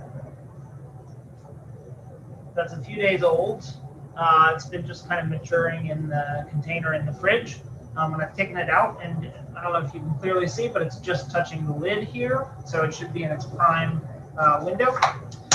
So from this stage, dough that's a little aged will have better flavor, but it'll also be more delicate. So I'm going to lightly turn it out and just kind of distribute the oil that was cooled at the bottom of the dough around it. And then I'm going to take the dough and place it in a bowl of flour and turn it on both sides. take it out, place it on the work surface, and then using the soft pads of my fingers, not the points, soft pads, I'm just going to work from the center outwards, kind of pressing a bit of that gas out. Trying to keep a nice puffy rim, so I'm trying to keep the outer part of my dough a little thicker. Getting a little more flour on the dough as needed, and I'm going to keep pressing that circle from the middle outwards until I can really feel the surface through the dough. At that point, the dough is getting so thin that I don't want to poke any holes in it. So what I'm going to do is I'm going to lift it up and just put it on my knuckles, not on the points of the knuckles, but the flat parts, and just rotate the dough, kind of like you're steering a car. You know, both hands should really move at the same time. And I'm just working on the outer edge, and it helps to do this in a well-lit environment because you can really see how thin the dough is getting in some areas by the light that it transmits, right? So I can really see light through all parts of that dough, which means it's nice and thin. I like them thin crust pies are my favorite.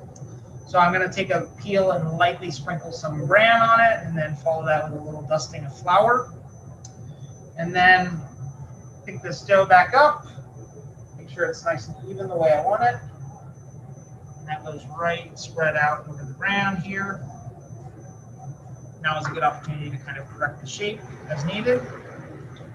And then we're just going to make a really simple pie that is red pie with cheese curds and confit garlic, which is just garlic cooked at really low temperatures in oil.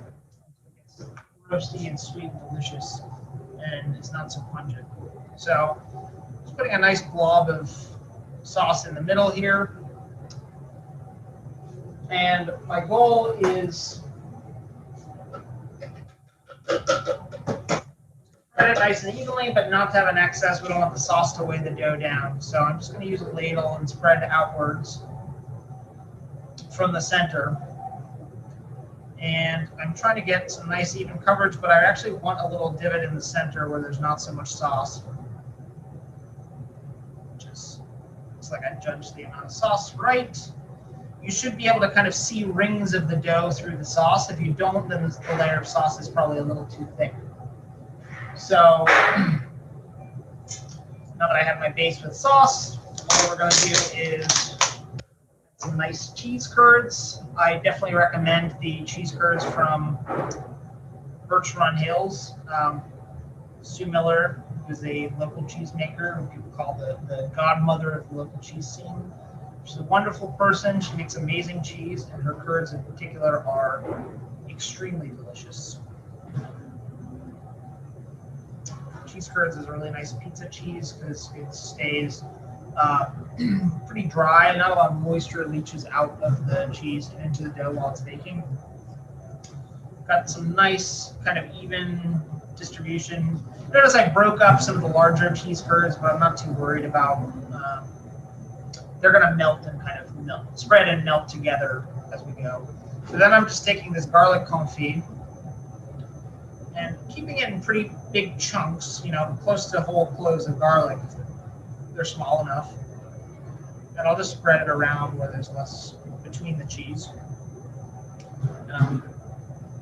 Not really bothering to drain off too much of the garlic oil that it's sitting in. So that's going to add some good flavor to the pizza. So at this point, I think one of the keys to all pizza, not just whole grain pizza, is unless you're making a pan pizza, it's a good idea to top your pizza pretty lightly, literally the weight of the ingredients. So it's okay to kind of top a pizza very heavily with a light ingredient, but too much actual weight and you'll weigh it down. So sauce and the cheese and the garlic, they're all pretty dense ingredients, so we're not going too crazy with the density here. And then I'm just going to sprinkle herbs on top. Now, one of the other pizzas I love to make is topped very simply with an inverted salad bowl full of greens. So whether that be spinach or spicy arugula or mustard greens, or it doesn't really matter. but we just take the whole salad bowl, fill it full of greens, invert it on the pizza, dress it with some oil and vinegar, add nuts or cheese if you'd like, but that's kind of your basic dough. There's no sauce. What happens is the greens on the bottom layer kind of steam into a nice, like, saucy, moist layer, and then the greens up on top get really crispy, toasty, even a little charred. It's a great pie. But the same principle applies. You're not putting too much weight on the pizza itself. So this is ready to go into the oven. I'm gonna go ahead and load it into my oven. So we've teleported under our giant oven here at Lost Bread. It's at 500 degrees, but this will work just as well on your home oven on a pizza stone, a preheated pizza stone. So if your home oven can go higher than 500 degrees, I would recommend that. I feel like the ideal temperature for pizza, this style of pizza, is closer to 600 degrees or 550 or thereabouts. So if it goes up to 550, definitely do that. But this will make delicious pizza at 500 degrees, and even if your oven only does 450, it should still work well. You can always turn the broiler on to get an extra crisp to your pizza. It's roasted up making. So I'm just going to shake the peel a little bit to make sure that the pizza is moving and there's no stuck points. It looks fine. Loading it in. Closing the oven, and we're going to come back when it's baked.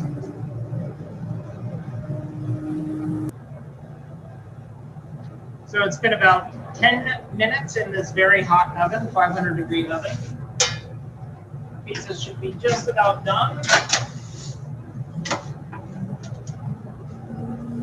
That nice and sizzling. Some good bubbling on the crust there. It's a little lopsided, but check the bottom to make sure it's nice and stiff at this point, and that there's some dark marks on the bottom. It's a little too dark in here to see, so I'm going to check out here.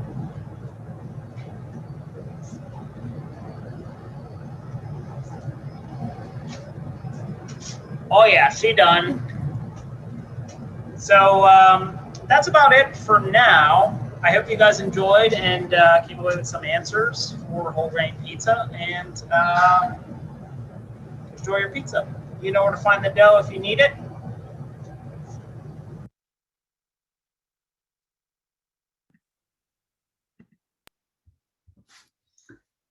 All right, awesome. Thank you for that demonstration, Alex. We're going to dive into some questions. One of the first that grabbed my attention was about all-purpose or AP flour. Wondering if you can answer that loaded question. What is it? Composition, function, maybe how there may be some differences between commodity versus local all-purpose flour. Yeah, sure. Thanks, Mark. All-purpose is really just a broad moniker given to flour that's meant to be used for whatever applications. Typically it's a blend of different wheats to achieve kind of a medium high protein level, let's say 10 to 11.5 or thereabouts. It means different things in different regions of the country, wherever. It's really at the discretion of the mill to blend. So when we make and label flour as all-purpose, either whole grain or bolted, it's actually just straight. This year, at least, it's just straight winter wheat grown in the area, Redeemer winter wheat, which we find kind of has that medium high level protein and also is applicable to kind of totally broad range of applications. Now, your formula might have to change, but all-purpose flour should be usable, if not ideal, for anything from a biscuit or a cake to a bread, from my perspective. And you can certainly achieve that with the winter wheat in the region. But again, as I think some of the panelists, Russell mentioned, for example, it might be a little weaker than your typical commodity flour, maybe. So your formulation or technique would have to change a little bit. but it's just kind of an all-rounder. Right. Well, the dough that you made in the demonstration looked like it had a lot of great strength. We got a question about how to maybe repair your dough when you're shaping it for those that are a little less experienced trying to work the dough. Yeah, I mean, it's really challenging to kind of figure out how to proceed if you've poked holes in your pizza dough. It's kind of like at that point, my recommendation would be probably, if it's small, you can kind of just gently fold some other dough over it and press it down until it seals, and then just be really kind of cognizant of that area. One thing that you want to be working, someone else I saw mentioned getting their dough off the peel. And for one, you need some kind of some material to put down to get it off the peel.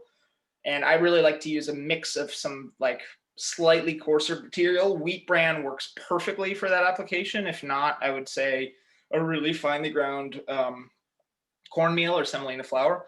And then a mix of that with some finer ground flour works really well for just kind of smoothly rolling the pizza off the peel. But if it's broken like that, the other option is just to pivot and turn it into a calzone, which I would definitely recommend. You'll have to bake it for longer, but it'll be delicious, and you'll turn your kind of instead of putting out a mangled weird pizza that might get some comments from your dinner crew, you'll turn out an expertly pivoted calzone. So just fold it in half, leaving the broken part on the top of the ingredients so that doesn't contact the oven. And then you'll probably be baking it for roughly twice as long as you would bake a typical pizza. Well, one thing you've taught me too is even a imperfect or a bad loaf for pizza is still food. So especially if you start with tasty flour to begin with, it might turn out looking a little lopsided or weird, but it's always going to taste really good. That's right. Locals come up a lot, and obviously a big theme for the symposium. I know you source a lot of your grain and some malt locally. You mentioned small valley milling. Why is that important to you? Well, I mean, I think the pandemic really kind of put things into focus of like, we need to have a resilient local food system and community. There were a lot of times when you'd go to a grocery store and our shelves would be barren, and it was actually the local food vendors who I think who came together and made sure everyone was fed, whether by selling to grocery stores or donation programs, or just building a strong network and making sure people were fed. So I think there are a lot of great reasons to buy local and to kind of build a robust local grain economy and food system. There's keeping money in the region, there's creating jobs, all sorts of good things. And also it preserves the interesting aspects of our regions that way. Like, I think I mentioned this before, but my nightmare is waking up and having every local store be the like Target or Walmart grocery produce section. It would just make life too boring to bear. So we have a number of amazing producers, farms, products in our area that we should really celebrate. And also when it really matters, we can pull together and make sure people stay fed. Yep. Well said. You certainly are an inspiration to me personally, and love what you guys do at Lost Bread. Unfortunately, that's all the time we have today for questions, but for anyone online, please seek out Alex and his team at Lost Bread. And thank you for joining us, Alex. Yeah, of course. Thanks for having me. Up next, we have a very short message from one of our platinum sponsors this year, Direct Link, an all-inclusive marketing solution and the force behind our new website.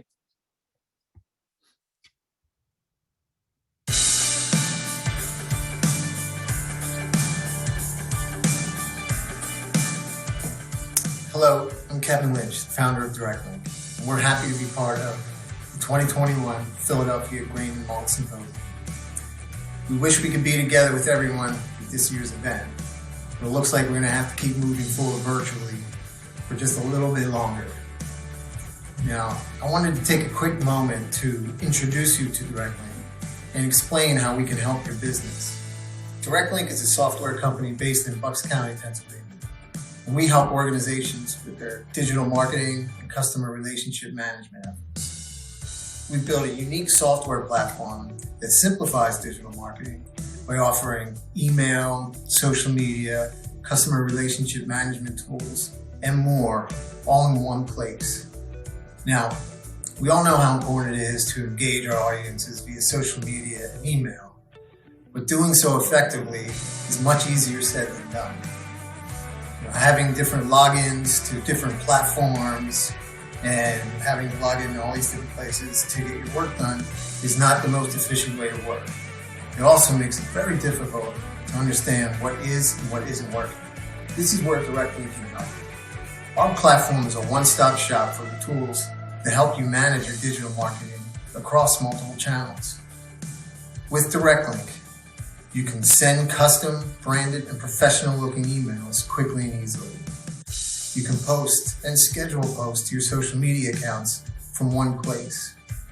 You can automatically segment your audience based off of customer activity and engagement. And you can gain better insight into the effects of your outreach with no hassle cross-channel reporting. Save time and money, work more efficiently, gain better insight. These are the benefits of an all-in-one digital marketing platform. And finally, it's worth mentioning that when you join the DirectLink community, support from a real person on our team is only an email or phone call away. We take great pride in the level of support that we offer and consider our role as one that empowers our customers to accomplish the goals they're reaching out for. So, if you're interested in learning more about the DirectLink platform, you can visit our website, give us a call, or send us an email, and we'll be happy to answer any of your questions. We're looking forward to gathering in person for the Grain and Malt Symposium next year. But in the meantime, enjoy the rest of the event, stay safe, keep moving forward, and from our team to yours, cheers.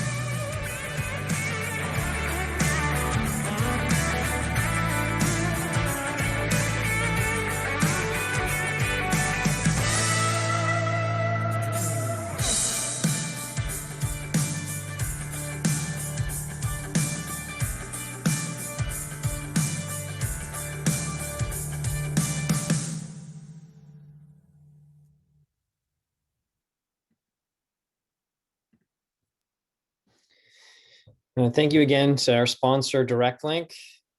We're going to take a short break now, and we'll be back at 11 o'clock with another demonstration on barley biscotti and using leftover scraps from Lex Ridgeway.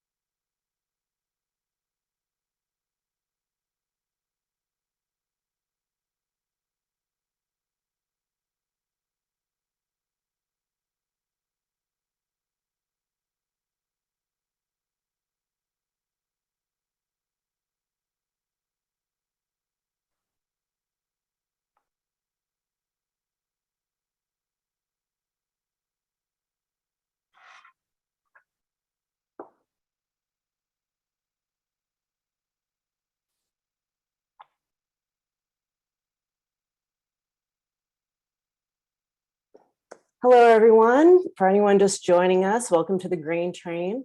I'm Amanda Leahy, the Deputy Director of the PA Grain Coalition of All Together Now PA.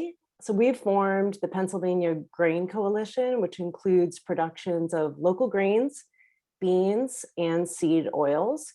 And our working group is comprised of farmers, researchers, millers, malters, bakers, chefs, and grocers and distributors, with all sustainably grown Pennsylvania supplies to have more accessible eaters throughout events, tours, promotions, and educational programs. A special thanks goes out to our hosts and sponsors and founders, Deer Creek and Youth Sciences, for this wonderful event today.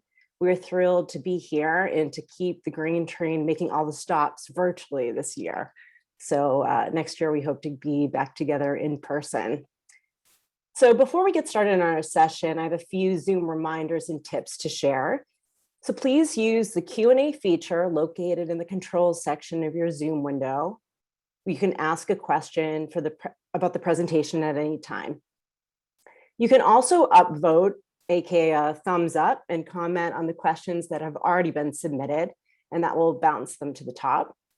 Please use the chat feature located in the control section of your Zoom window to connect with each other throughout the session and add your own comments, experiences, and resources. We also have support staff on hand as well, so just make a note in the chat if you need any assistance.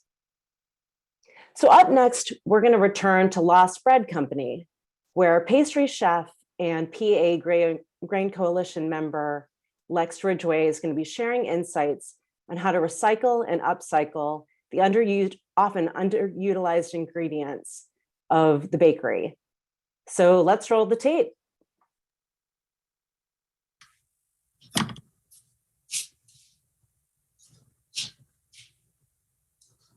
everyone, I'm Lex Ridgeway, Lost Bread Co.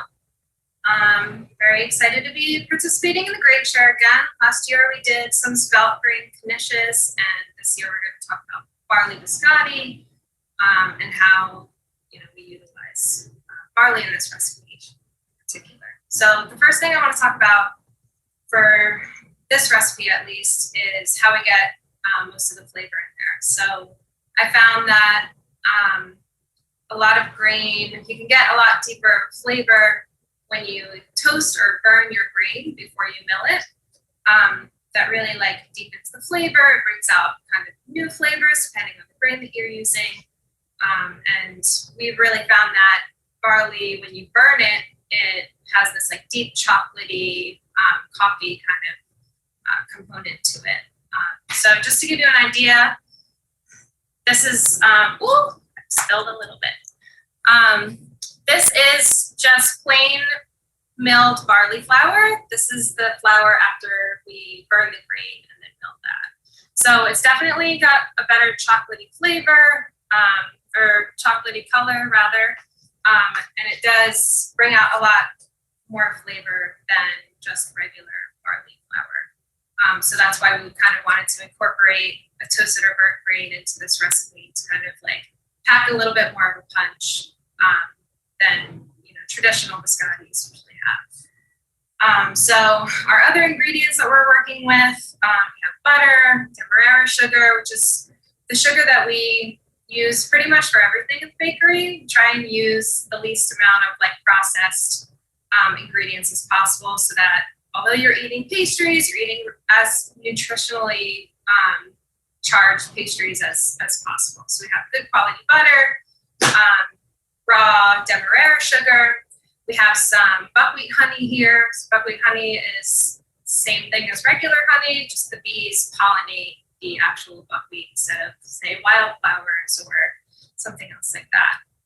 We've got eggs. We've got our mix-ins of pumpkin seeds and dried cherries. And then our dry mix does have some regular wheat flour for a little added extra structure, burnt barley flour. We also have a decent amount of breadcrumbs in there as well.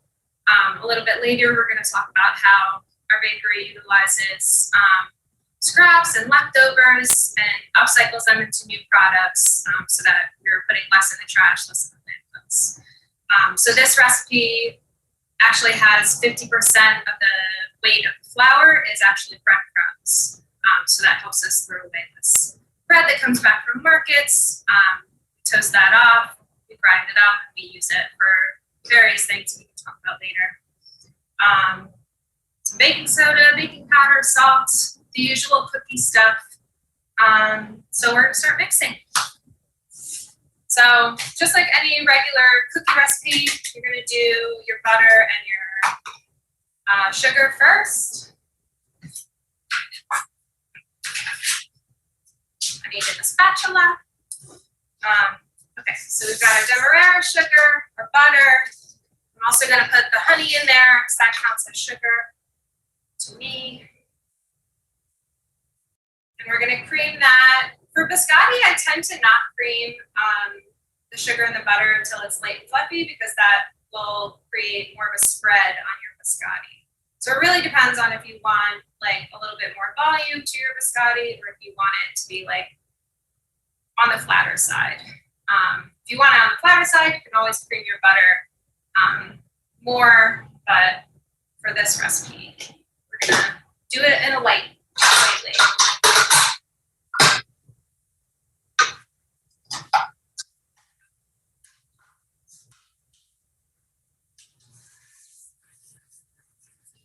Put it on medium speed. I'll scrape it down once the butter gets incorporated a little bit more. In the meantime, I'm gonna stir all my dries together so that everything is incorporated fully. You always wanna make sure that your dries are fully incorporated together so that you don't have any patches of baking powder, baking soda, salt. That would create like an inconsistently baked kind of cookie or log of biscotti. I like doing things with my hands as much as possible, so I'm stirring it with my hands so that I can kind of feel any clumps that are in there from like baking soda in particular is pretty clumpy sometimes. So always make sure to get in there, stir it together. I'm just gonna scrape down my mixer. Have a couple more butter chunks that I want to get out. And then we can start with the rest of the mix.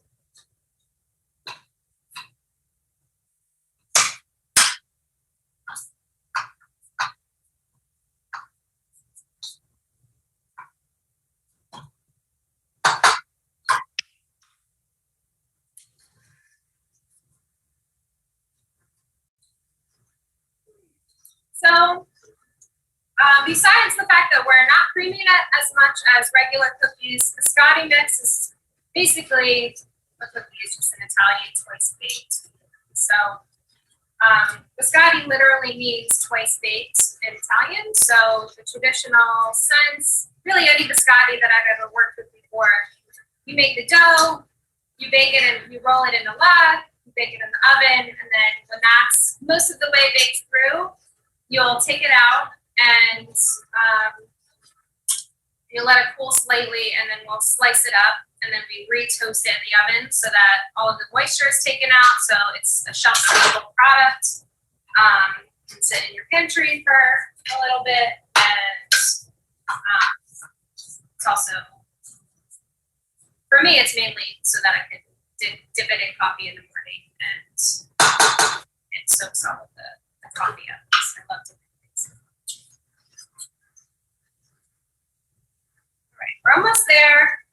So once our butter is incorporated into the sugar and honey, I'm gonna add an egg at a time, scraping intermittently, and then we'll do the dries, and then our mix-ins last. So I'm almost ready.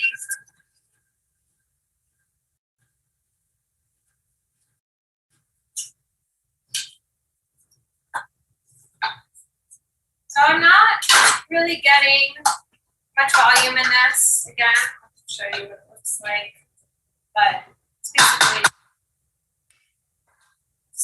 butter, sugar, mush at this point. Add one egg.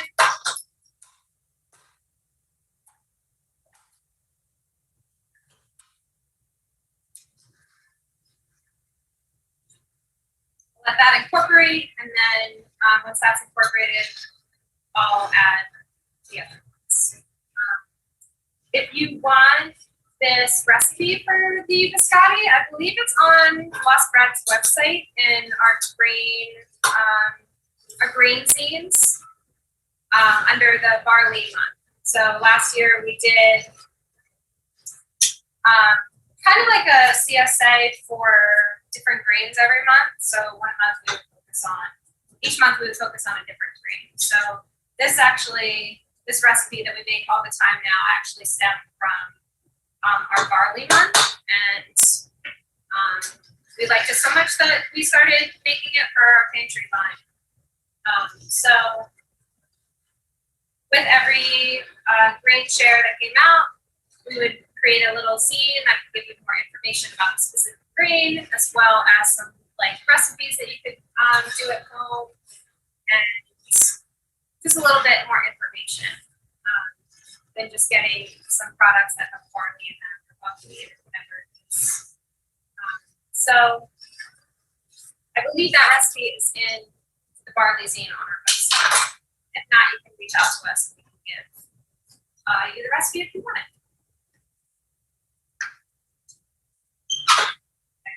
So I'm adding my last egg.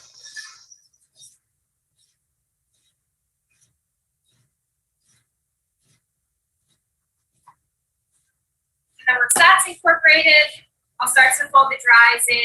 I usually do third at a time of whatever the dry mix is, and that will incorporate it pretty nicely.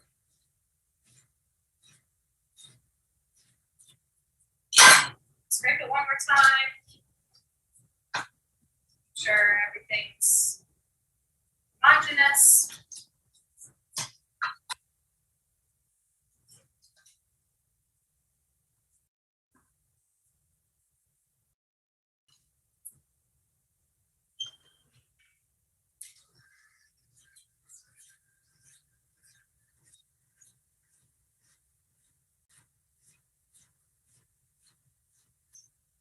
So we're ready to add our flour and thirds. I have everything mixed together.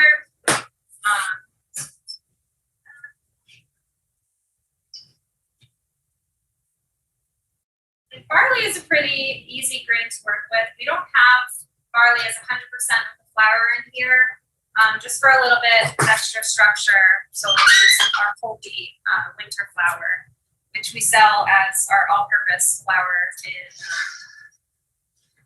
bags at markets and our retail location. So I'm gonna add my flour in thirds on low speed so that it doesn't give me a big cloud of barley that I'm gonna smell all day. Although when you do burn barley, you do smell like it all day. It's pretty funny. I'll like go home and I'll be like, oh, what's that chocolatey smell? It is me because it's for barley. I am also working on, I should have made some for this demo probably. I'm working on a peanut butter barley cookie actually. So I feel like the chocolatiness of the burnt barley would be really good with peanut butter. And I'm trying to make that like R&D in the recipe right now, but I'm trying to make that 100% barley flour. So that's one thing that we don't, that's one grain that we don't have of 100% that grain pastry item right now. So every time I get a chance, I try and figure out like, hey, what grain haven't I like really used yet or learned too much about yet? What am I not comfortable with? And I'll try and create a pastry item from that grain. So we're trying to see what every grain has to offer, what its structure is like, what its properties are, and kind of working with that grain and figuring out what would be a good item for that. Like certain grains that are super hard, so say emmer flour, emmer grain, or wheat.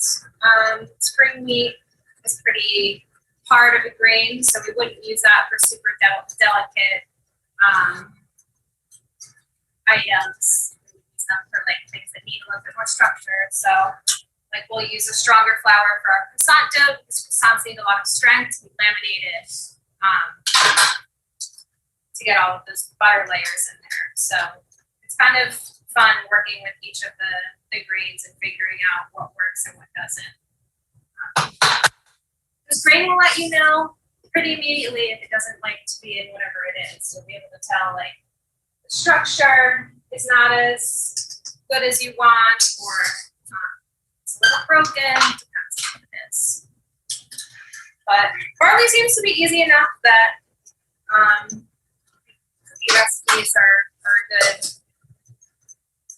intro to. Okay, so I added the rest of my flour. I'm just piling it until it's mostly hydrated. It's pretty stiff at this point, which is good. It'll be easy for me to roll out.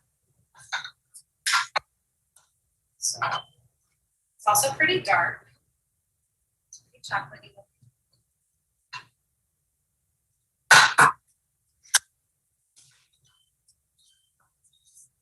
One thing you always want to make sure when you're mixing, especially in like mixing bowls like this, is that you're scraping everything really well so that it's incorporated fully.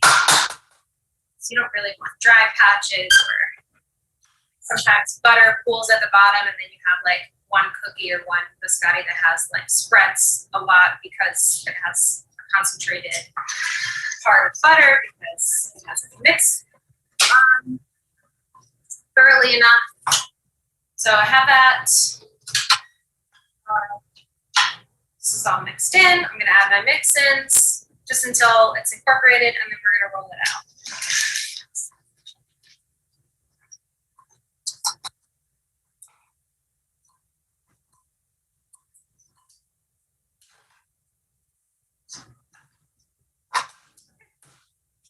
So I'm going to get my pumpkin seeds. So I liked, when I was developing this recipe, I wanted to put, you know, there's always like almonds and biscotti or something, you know, of a mix-in biscotti. And I was thinking that cherry would go really good with burnt barley because cherry and chocolate is a very classic combination. I love dried cherries. Dried cherries are probably my favorite dried fruit because they're still really tart and juicy. They're not overly sweet like apricots can be, or raisins or something like that. It's a good amount of time to them. So I chose to do cherries in there, and then the pumpkin seeds as well, just for a little extra crunch, and they look really nice when you slice them up. The pumpkin seeds that we use are actually grown in New York, so they're the most local like pumpkin seeds that you could possibly get in this area. So I'm just getting all of my mix-ins incorporated a little bit with my hands. And we usually rest biscotti dough for 30 minutes to an hour before we shape them so that the dough has time to hydrate itself. So when you're working with whole grains especially, they're much thirstier than your regular like AP flour, bread flour that you get from the store is. So they have all of the like bran and nutritional content that kind of needs extra hydration, needs a little bit more water. So it's pretty sticky right now. I'm gonna roll it out anyway, just for this purpose of this demo, but I always usually rest my my cookie doughs in particular and biscotti before I shape them, just so that they're a little easier to work with. So I'm gonna so we roll it out, and we also get pumpkin seeds to roll those in. So I got that. All this stuff.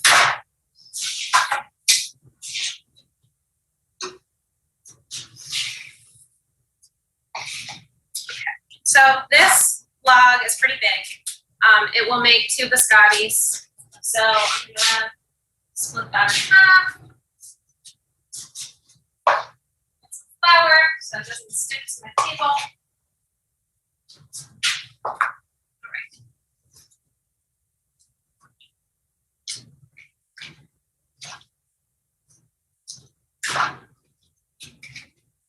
Okay, so let's see how this goes. Just gonna flour my table a little bit because the dough is pretty sticky, but you don't need too much if you're doing it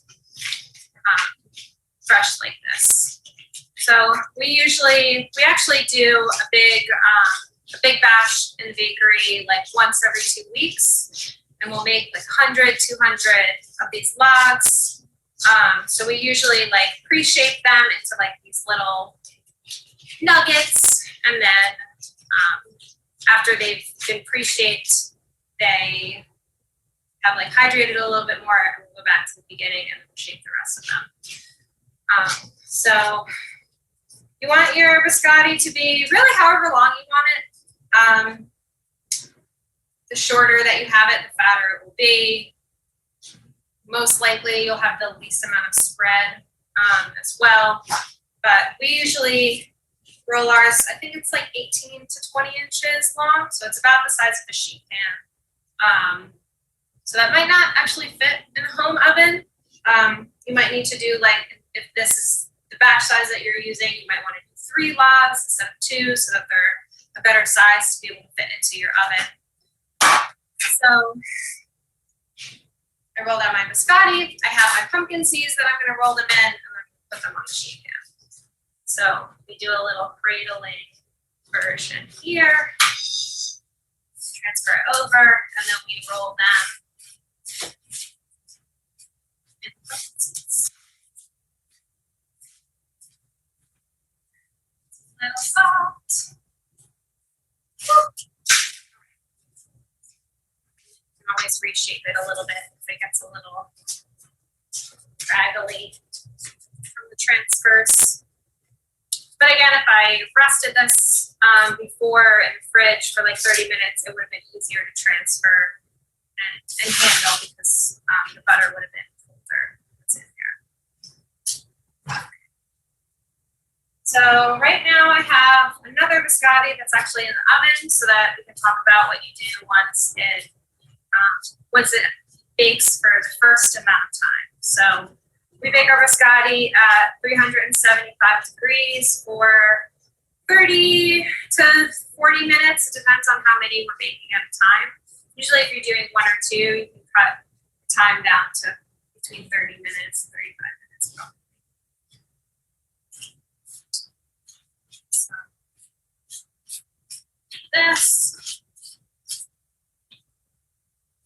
It's also good to rest your dough before you bake it as well. So we always bake our biscotti and our cookies really from either frozen temp or refrigerator temp, so that they have been hydrated a little bit more and they spread a little bit less.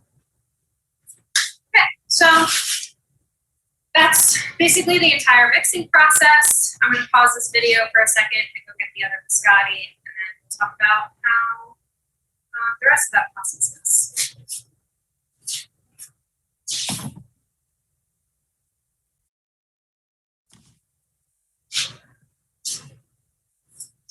Okay, so we're back. We have our baked biscotti log.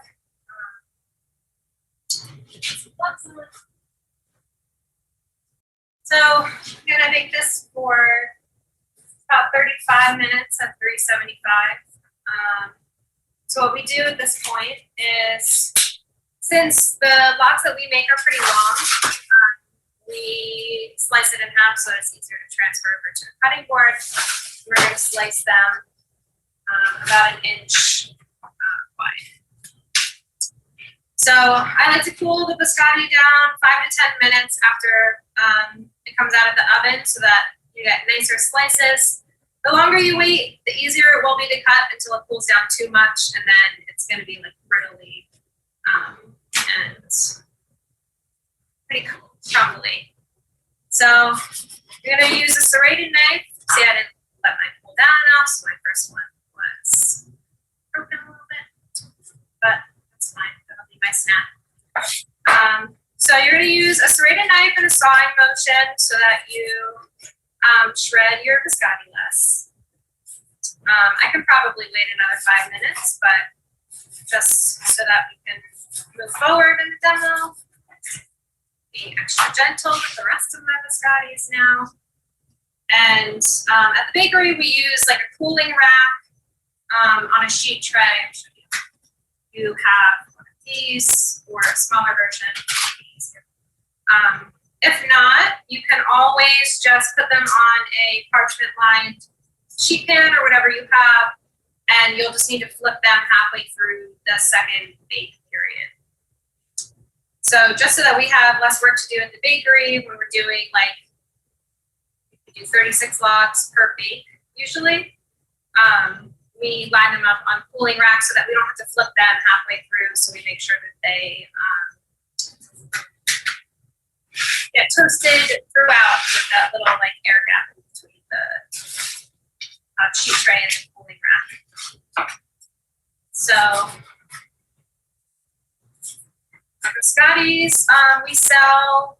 So a couple of things that I have over to the right of your screen are some of just a handful of the items that we have created utilizing some of the waste that we created in the bakery.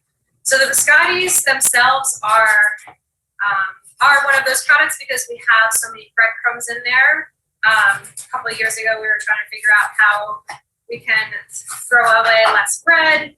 That turned into breadcrumbs. Breadcrumbs, once they're made, they're shelf stable because we've pulled all of the moisture out of the bread itself by toasting it.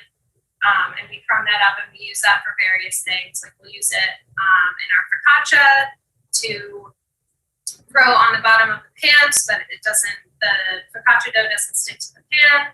We use either breadcrumbs or wheat bran for that. Speaking of bran, our bran muffin is definitely one of the items that we created so that we could use some of the bran that we're baking with our sifting process, since we sift a small amount of our flour for sales. And I had a little notification on my screen. But yeah, we use bran for our bran muffins because we're creating a lot of bran from sifting some of our flour so that we can sell it to you all lovely people so that you can use that easier than it's just a more approachable way. So if we have this bran left over from sifting, what do we do with it? We use it for various things. One of those things for pastry is the bread muffin for that. So we have a bread muffin, obviously our pretzel shortbread. I feel like most people know about that by now. That also has a lot of breadcrumbs in it that are from pretzels. That's kind of how the pretzel shortbread was born into existence because we had so many leftover pretzels from markets and from other things like that. So we turned the pretzels into breadcrumbs, we made it into a cookie dough. We realized that if we dipped it in lye, like normal pretzels, it has this like amazing sweet, savory, salty aspect to it that is pretty addicting. And then the other thing that I have here that utilizes some of the leftovers that we have in the bakery is our babka nuts. So it's probably easier to see that. So the babka nuts actually were created a couple of months ago. They're the newest item of all of these because once we've done the biscotti, we have all of these edges from the biscotti butts that won't make like a nice slice of biscotti to be able to sell. So we chop up the rest of I call them biscotti butts. I chop them up into pieces, and we toast those off in the oven too when we toast this biscotti, and we will use that in the babka dough actually. So I have a bunch of like scraps of pumpkin seeds that have fallen off of the biscotti once I slice it, that we rolled it in, that are super delicious. And I always felt so bad throwing them away or like not being able to use them in a perfect way. So we ended up using both of these things in our babka nuts, and we make our normal milk bread, so the milk buns that we sell for like burgers and stuff, the milk loaves that we sell, it's the same dough. So I take a couple kilos of the dough, I roll it out similar to like a cinnamon bun. We roll it out. We have a chocolate spread that actually does have burnt barley in it as well, and a couple other things like butter, sugar, chocolate, and we spread that out just to kind of mirror the flavor of the biscotti and kind of like blend that in with some chocolate, because why not? But we spread out the chocolate spread. We add these like toasty pepita crummy things. We add the toasted biscotti cubes from the butts. That is a weird sentence. And we roll that up into our babka nuts. So our babka nuts, and we also add dried cherries to that as well. So we have this like big square of dough that has been swirled with the chocolate and the biscotti scraps and all of that. And we twist it into these nuts, and that's what the babka nuts are actually. We don't actually market them as like barley biscotti babka, because I feel like that's a lot of words. It's just like chocolate cherry babka, but those things are in there, and that helps us, create less waste and create and upcycle products that would normally go into the trash in a new and different way. So I got a little off track. So we slice up all of the biscotti that we have just baked, and I'm going to put that back into the oven for about 15 minutes at 350 degrees, and that toasts them the rest of the way through so that they're nice and crunchy, and dippable into coffee. I feel like that's mostly it. I'm trying to think if there's anything else. Again, if you want to make this version of biscotti or your own version of biscotti, you definitely don't need a cooling rack. It's just kind of like more efficient if you don't want to flip them halfway through that toasting period. But that's pretty much it. I'm sure we're going to do a live question situation the day of the grain share. So I'll see you guys there. And thanks for watching Barley Biscotti.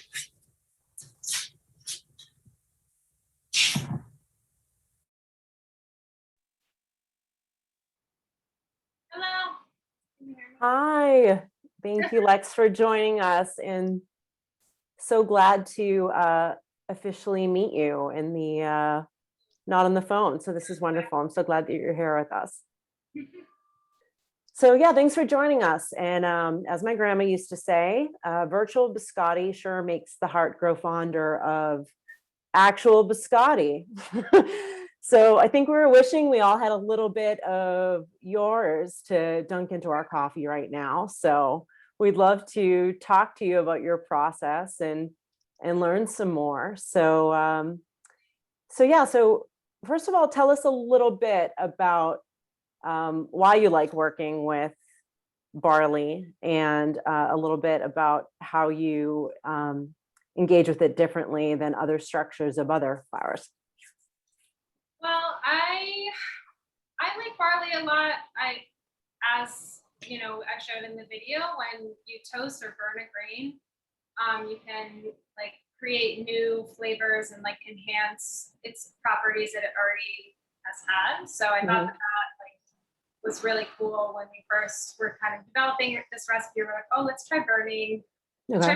And see what that happens, because when we were toasting it, we got a little bit more flavor, but there wasn't anything like, mind-blowing happening. And we tried burning it, and it was like, holy chocolate, holy coffee.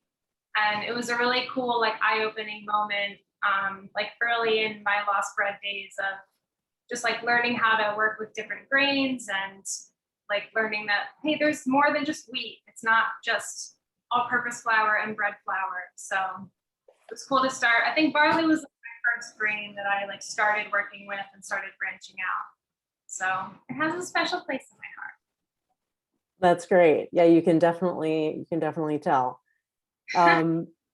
So when you're cooking with the barley, it sounds like there's like kind of a delicate balance between it getting too much, a lot of the notes coming through, and then being burned. So how do you kind of figure out on the temperature side, what's kind of the sweet spot? So the sweet spot, I mean, if you're burning something, it doesn't really like, I'm sure there is definitely a threshold of like, this is a good burn versus this is way too burnt and not edible anymore. So you're really looking for like a dark chestnutty brown and not like a black burn. Okay. We roast our barley at 400, 425 degrees for about 20 minutes. But it also depends, like if there's folks trying to do this at home, you can always check in your oven and see, if you want it to be a little bit later, you can take it out of the oven at maybe 15 minutes and try and see like what your threshold of what you like the best about each like layer of toasting versus darkly toasted versus burnt, and stuff like that. So it's really up to everyone. I think that's really the fun part about like toasting grains like that. Yeah, definitely. And keeping in that creative mind too, it sounds like too, and not being like stuck to like the right way of doing something when you're, exploring the flavor. Questioning like, how can we do this better? How can we make this taste, better? So it's always kind of questioning and working towards like the best quality possible with the best ingredients we can find locally. Wonderful. We have a lot of people asking if they can buy the burnt barley flour online, like already burnt. So we definitely sell our flour right now. It's actually behind me. We sell most of the flour that we mill right now. Burnt barley is not on our list, but that's something that we can definitely add if people are interested in it. That's really cool. That'd be like an awesome thing to add to our online store. So I'll talk to some people about that. Try and get That's that. great. Yeah, it seems like that would be a hot item, definitely. So before we get so into the details of the end result of the product, as you know, I work in the supply chain and in the grain world, and I'm very interested in how to connect all these pieces. So I know that you are really deeply committed to working from seed to loaf and from seed to pastry. So can you tell us a little bit about your sourcing? I know you actually work a lot with our partners here, including Deer Creek, and tell us a little bit about how you work with them and what products you get and how like what forms they come in. Well, we definitely work with Deer Creek Malt a lot. We get the barley from them. We also get our diastatic malt that we use in all of our breads to help with the fermentation. We get their malted buckwheat, which is one of my favorites. It kind of has this like peanut buttery aspect to it that's not too sweet, that I really like to use in the coffee cake that we do. We also have a smoked malt that's barley from Deer Creek Malt, and I use that in the knishes that I make. So when you're talking about like diastatic malt versus non-diastatic malt, you use them for different kind of purposes. So I saw that someone had a question about like if they can burn diastatic malt and like use that instead of regular barley. And that I would say probably you could burn it and you could try and use that in biscotti or cookie dough, but the purpose of a diastatic wheat or barley malt is not really necessary in cookies and baked goods like that, that's more necessary for bread to help aid in the fermentation. So by all means, you can try it out, but I think that using a non-diastatic malt would be better for that purpose if you're going to do that. But and just to pick up a little bit on that too, can you define that a little bit just for people who are just entering the baking space in terms of the diastatic malt versus other different kinds? So, diastatic malt and non-diastatic malt have different purposes in baking. So diastatic malt has enzymatic activity that helps, it's basically like a catalyst that helps aid specifically in bread and pastry and stuff. It helps create your fermentation, it helps aid your fermentation a little bit better. Non-diastatic malt is really just for flavor and for color. So the non-diastatic malt that we use in the bakery, for example, is smoked, and it brings this really nice, like, smoky quality to, it's actually in our chocolate cookie dough, it's actually in our ganache filling. So it has a lot of like various ways that you can use it. So. Oh, wonderful. Well, we have time for one or two more questions today. So we'd love to hear about some of your other ways that you like to work with Barley and do collaborations with different partners in the community. Sure. I haven't done a lot of barley work, to be honest. I kind of lean more on spelt as a grain for most of my pastries, but the thing that I'm working on in the background now that I talked a little bit about in the video was a peanut butter barley cookie. I think that the barley itself has a good structure and it has a lot of like normal all-purpose properties as the grain itself. So it would lend itself well in normal pastry recipes that people are kind of working with at home. So I don't think that it would be too like out of the box to try and pick up a bag of barley flour and see, you know, if you have some favorite recipes of your own, try and sub some barley flour in and see if you like that and see how the flavor of the grain comes through in your baked goods a little bit more than an all-purpose or bread flour will. Wonderful. Well, we have a lot of requests for your recipes, and definitely another hot topic was the, you know, you nailed it with the peanut butter chocolate there too. So really excited, all the collaborations you're working with, the way that you guys experiment and working with Deer Creek and all the other partners. And we're so happy also at All Together now to have you a part of the coalition. So in the chat, we'll go ahead and drop the links. So our team will go do that so people can find your recipes. And thank you so much for joining us today, Lex, and we'll see you soon and we'll catch you on the next cook along. Bye. Bye.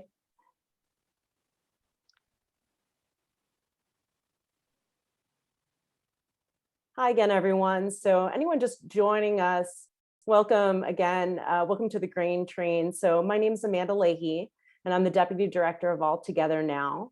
And we just were talking to, got a little down with some biscotti business with Lex and some aspiring bakers and pastry chefs out there, I'm sure are now brimming with ways to coax flavor and the complexity with the ingredients, and also really think about local sourcing and what that means.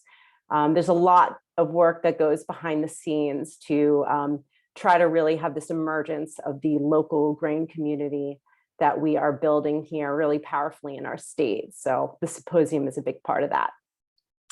So up next, we have Cristina, and she's from Cristina's Bread House, who's going to walk us through the steps of becoming a micro bakery in PA. So this is a really interesting conversation because we're going to have one side, which is going to be from the Pennsylvania Department of Agriculture. So the technical questions, and we're going to learn about cottage industries as well, which is really something special in our agricultural state. People from all over California comment on how progressive we are in that way. So we're going to talk about some limited licensing today as well. So with that, let's begin.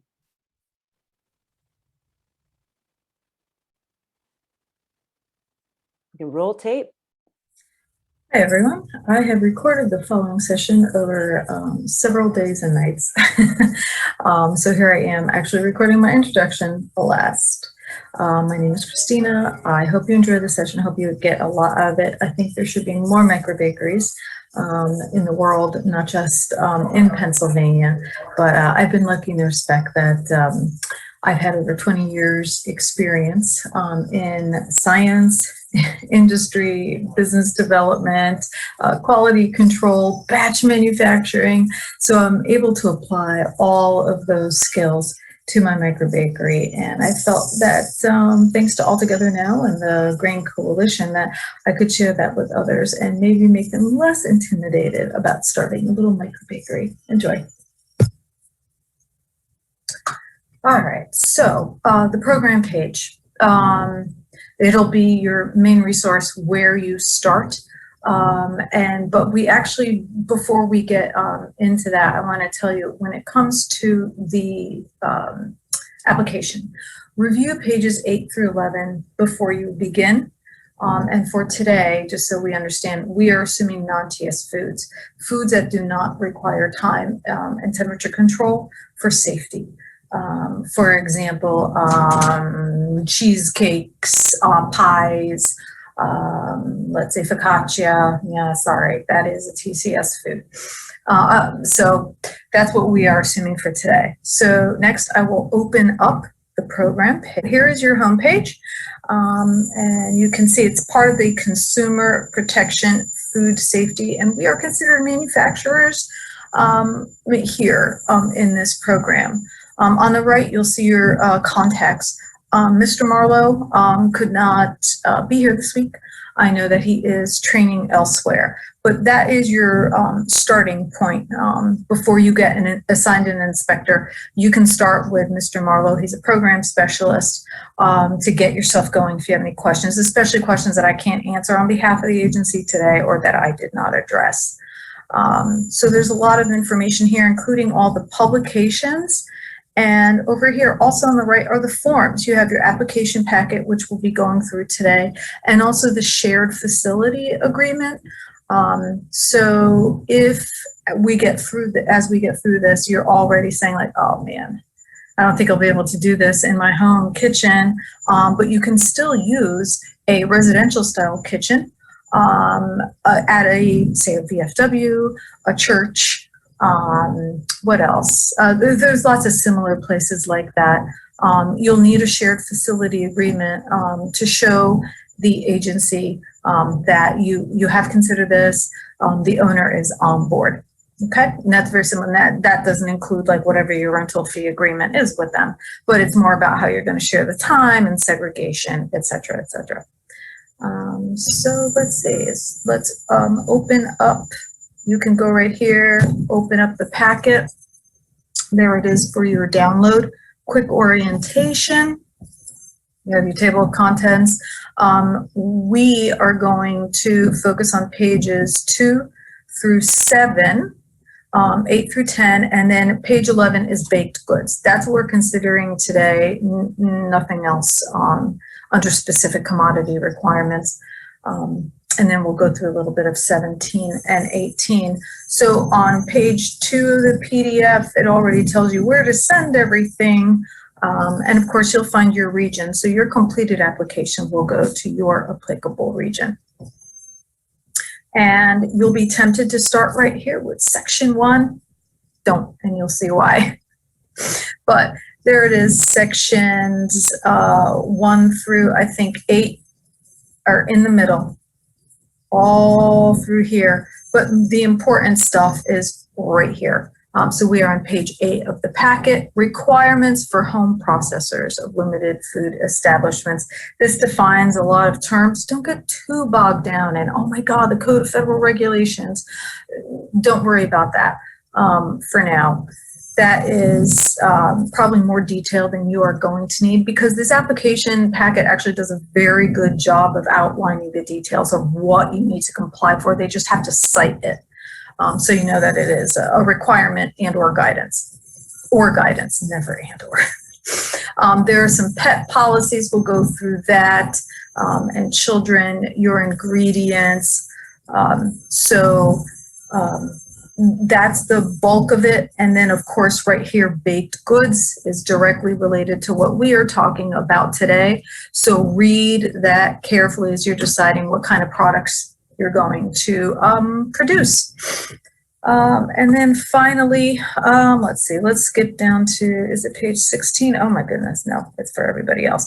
Oh, and of course, the getting started part starts at the end of the packet. It actually gets started here. And you'll see why I jump around and I suggest a few things as we discuss next. Your final page, all the references and other resources. This is basically everything I would give you if I were making my own packet. Everything is there that you need. Oh, pardon me. Okay, sorry, my medical devices are buzzing me. I have to take care of something in just a minute. Okay, right. So these are all your references and other resources. Come to this page anytime. Contact that program specialist after today's session too. I'm so tired of this now. Another day, another recording, right? Talk about first steps, because I would completely change the order on this application. So before you apply, I want you to address these first. Pets, section 4 and page 8. Read that. If you have a pet in your house, it's going to be very difficult to license your kitchen. In which case, obviously, if you're not willing to give up your pet, not so easy, seriously consider a home style kitchen, like at a church, VFW, and such. I think if they're caged nowhere near the kitchen, that should be okay. But if you have a cat, a dog, maybe an iguana walking around, that's not going to cut it. Children, not allowed in your kitchen while you're processing. In fact, anybody who's not trained in hygiene should not be in your kitchen while you are working. There are exceptions. Say you have a 14 or 15-year-old, you can slowly train them as an apprentice in your business. A lot of that, though, as far as employees, will be dictated by your zoning office. And then, of course, water and sewer. So that's sections 3 and page 9. If you have public water, public sewer, you're all set. However, if you have your own well or say an on-site septic tank, now you're going to get more complicated, in which case, yeah, maybe it's actually worth the extra money to rent a home style kitchen off the premises. So at this point, you may already be able to choose which way you want to go. Next, you want to start talking to your zoning office, and I would say even your tax office at this point. There may be some mercantile taxes you have to be aware of, and you have to register your business. So you'll need zoning approval, whether it's in your home or the zoning office at which your exterior facility is going to be located. So don't just send them a request. Start a discussion, call them up, make an appointment. They may not have heard of this program, the limited food establishment program. I know mine didn't. So I had to orient them as to, no, we're really, really small. Ask them, what are the applicable codes or sections to what I'm looking to do here? What requirements do I have to meet? And how do I formally request approval? It's typically a form.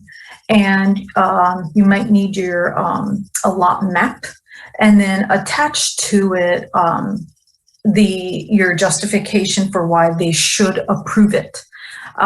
For instance, when I got what exactly the section of the codes in my township, I literally copied and pasted it into a clean sheet and then addressed each thing one by one. You want to make their life very easy. You don't want to make them think like, okay, how's this bakery not going to make noise or not going to cause traffic? Because typically their main concerns are traffic, noise, odors, trash, lights, and signage. Okay, so be aware of that and never go in blindly, because if you go in blindly, you're more likely to be denied, and then you're going to have to appeal. And a lot of the times that appeal requires you to present in front of the board of directors or the zoning board at a public hearing. So you want to avoid that as much as possible, because it's only going to delay your project even more. And then based on everything we just spoke, pets, children, water, sewer, zoning. Now you can choose, is your personal use kitchen, is this going to work? Or are you going to need a home style kitchen off premises? There are added rental fees, but normally you can negotiate those. And then you also need that shared use facility agreement that is on the program homepage. That's there. That just shows the department that you have spoken to the owner of this and you've worked out the details of when you'll operate, when they'll operate, or if you'll have your very own section, if you're lucky enough, and then you don't have to worry about when they are operating. To give you an example of what you may want to submit, again, I'm not guaranteeing anything. That's my disclaimer. So that's about it. So let's see what else I can get recorded here. Well, now we're at your application time to apply. So assumed for today, you know your baked product recipe the best. So I'm not here to tell you how to modify any of that. You know it best. You've probably tried out some production methods, like how many loaves or whatever the case may be can you fit in your oven at one time and one cycle. And you understand your kitchen or production constraints. Again, maybe it's your oven size, maybe it's your storage capacity, maybe it's time, like especially me right now. So let's get right into the application. Section 1 is fairly self-explanatory, filling out your information. At this point, you, if you've made your decision, zoning approves, then you could go ahead and set up your legal business. That's outside of today's scope, but typically the simplest is a sole proprietorship. You can also go with the LLC for added protections as well. In section 2, you enter the date that you got your letter of approval from zoning, or a conversation, whatever that the case may be. I think some townships are pretty, easygoing, and it's just a conversation. But write down the person's name, the date, and keep a record of it, a copy of it, record of it somehow. Now here, you have your water, sewer, and waste information. This is why I told you to do it early on, because you're going to fill all that information out right here. Okay, so section 4, other codes. So consult your, I should say accountant, not acquaintant. Sorry about that.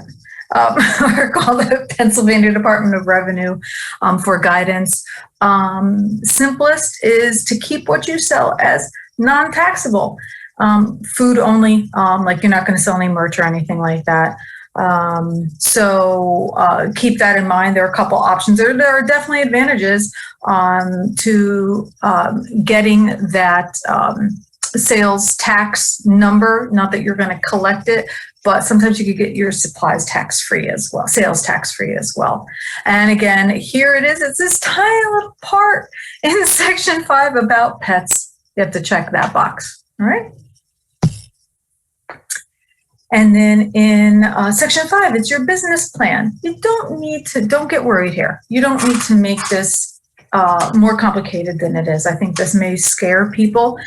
Notice now it does have to be in writing, and it's something that evolves, right? Your business is going to change as you realize, like, that was a disaster. I'm never going to do that method again or that product again. And you update your business plan a bit. But this says, look at it. It says at minimum, address the following. So you know what you do? Take that. Those are your headings. Your first heading in your plan after a brief introduction could be ingredient supplier / sources. Where do you intend to get your sources or your ingredients from? Heading number 2, storage areas for equipment, food products, and packaging. Where are you going to keep it all? And now don't forget, you'll have to show this to your inspector. So really think this through.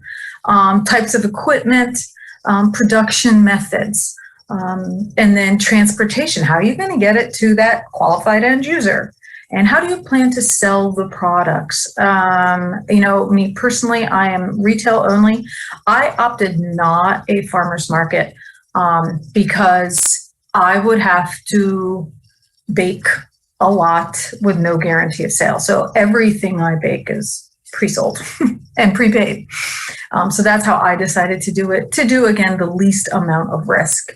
But plenty of people have lots of success at a local farmer's market.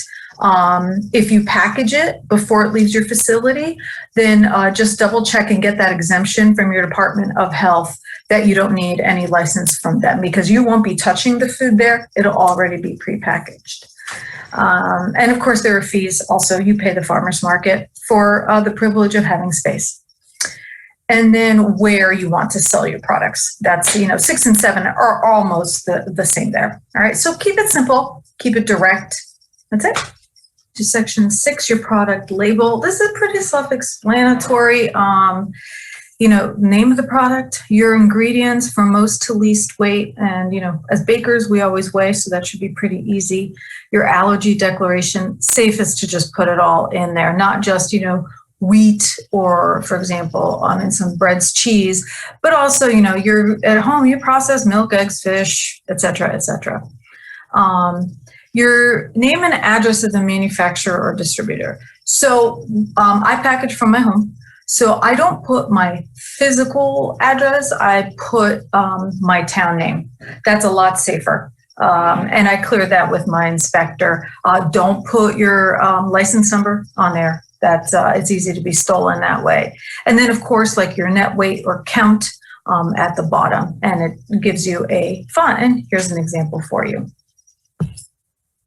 Moving on, since we're non-TS foods, no laboratory testing. I'm sorry, focaccia, just not going to happen from a home style kitchen. So in this particular case, keeping things simple, not applicable. So run everything though by your inspector. They may find a couple products that can be questionable, and so they'll ask you to do some testing, and there are plenty of state labs that you can go to for that. Moving on to section 8, again, pretty self-explanatory. You have a business plan, your operation hours. This is where, if you live with others, this is going to come into play. It can be difficult, especially since COVID started with everybody at home. Woo, that's been tough. That took some quite an adjustment. Again, check the type of establishment. Everything we've been talking about here is your personal use kitchen or home style kitchen, like at a VFW or a church. Don't forget to discuss your packaging.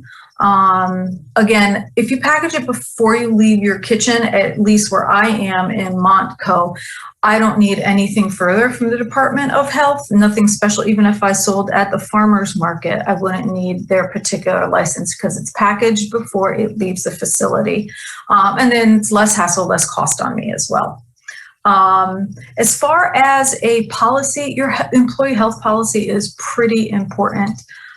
You can easily Google search employee health policy. There are very simple ones, like I will report to the manager when or if, how many days you have to stay away. It includes lesions or illnesses. And of course, you have added COVID related precautions. While it can be verbal, mine is written, and I updated that with COVID that came along.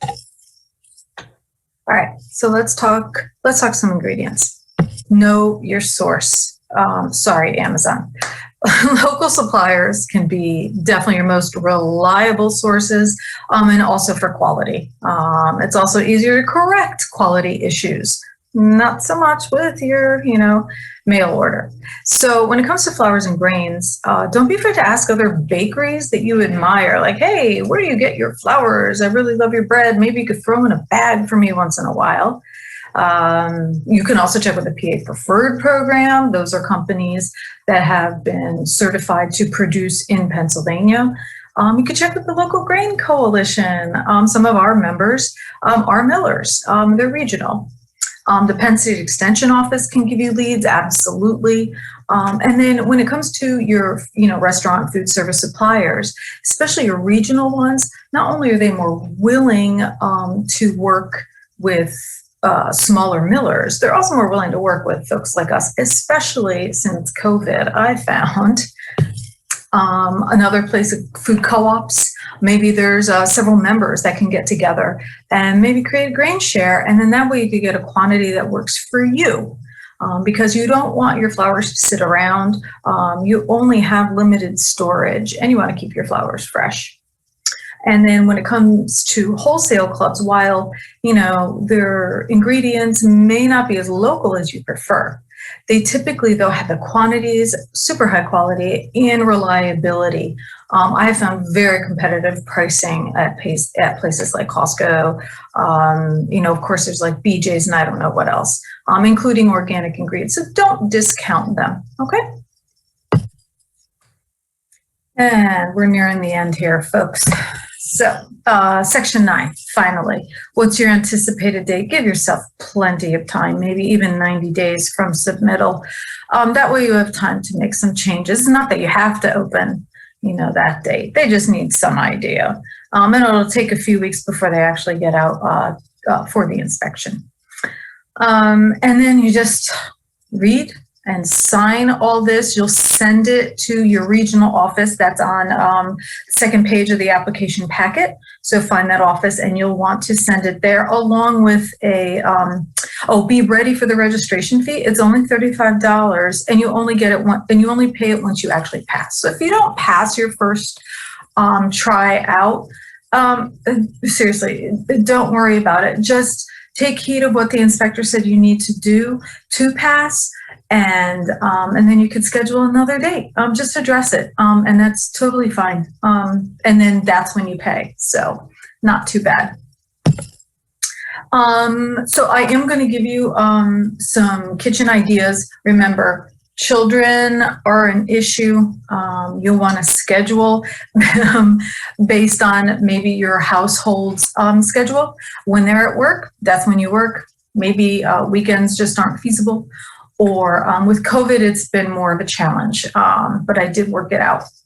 And then your ingredients, separate everything. I'll give you some tips there. And then there's this little thing at the bottom here. It's outside the scope of this application, but it has to do with the Food Safety Modernization Act. Okay, take 5. I was hoping to do this while I was baking, but between scheduling with the family and COVID restrictions, I just couldn't do it. So here I am. I brought out a few items, some very simple, easy, inexpensive ways to find tools to help you meet the requirements of the code. This is also the only reason why I could be drinking coffee right now. Remember, while you're in operation, you cannot prepare household foods, nor eat nor drink in the area. So let's start with the ingredients. Flour bins. For example, this one, your basic Cambro. Again, nice tight fitting lid. Keep out pests, keep it fresh. And I always label, this is my white bread flour. Even for processing, I love using the square Cambros. And I'll label it, this will be like a country batch. For bulk rise and everything. These are fantastic. They'll even fit nicely in the fridge if you need it, or stack on top of each other. So I love these. And both of these are top rack dishwasher safe. Easy to justify to your inspector. In fact, almost everything I get is top rack or bottom dishwasher safe. Including these ball jars for pre-measuring your fluids or water. We all know how super cheap you could usually get them, like $1 or less each. Plus you have to purchase the lids, but it's a great way to pre-weigh. I always label these with what is in it and what I'm using it for. It makes it mindless when it's time for me to mix. Other ingredients come with their own packaging, like my salt or raisins. I just made a batch of cinnamon raisin bread recently.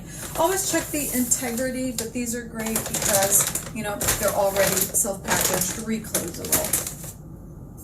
For utensils, get everything again dishwasher safe. Even these bamboo mini peels, I call them, those are top rack dishwasher safe. This little holder, IKEA, again, dishwasher safe, cheap, inexpensive. If you are hand mixing, dough whisk, great. Mine's all stainless steel.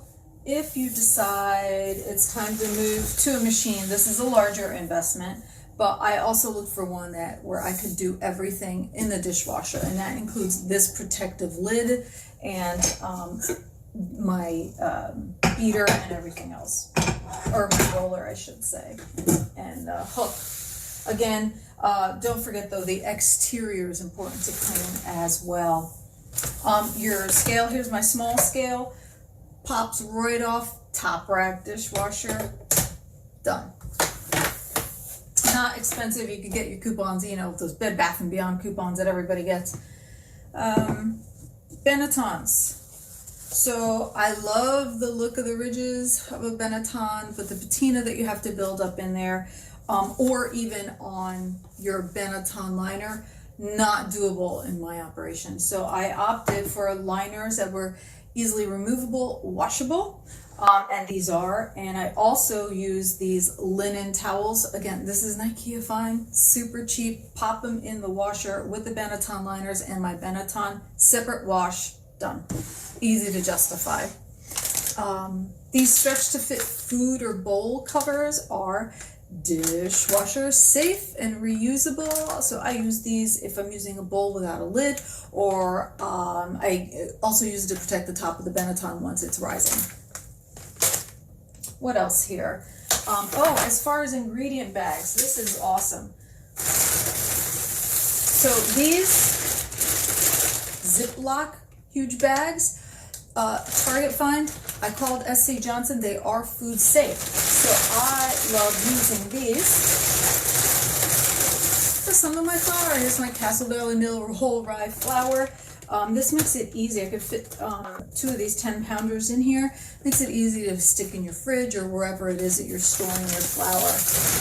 Again, inexpensive solution. Just check it for its integrity on a regular basis. Once you're baking, here, high temperature, this part is silicone. I can wash it right under the sink, right under the faucet as I'm using them.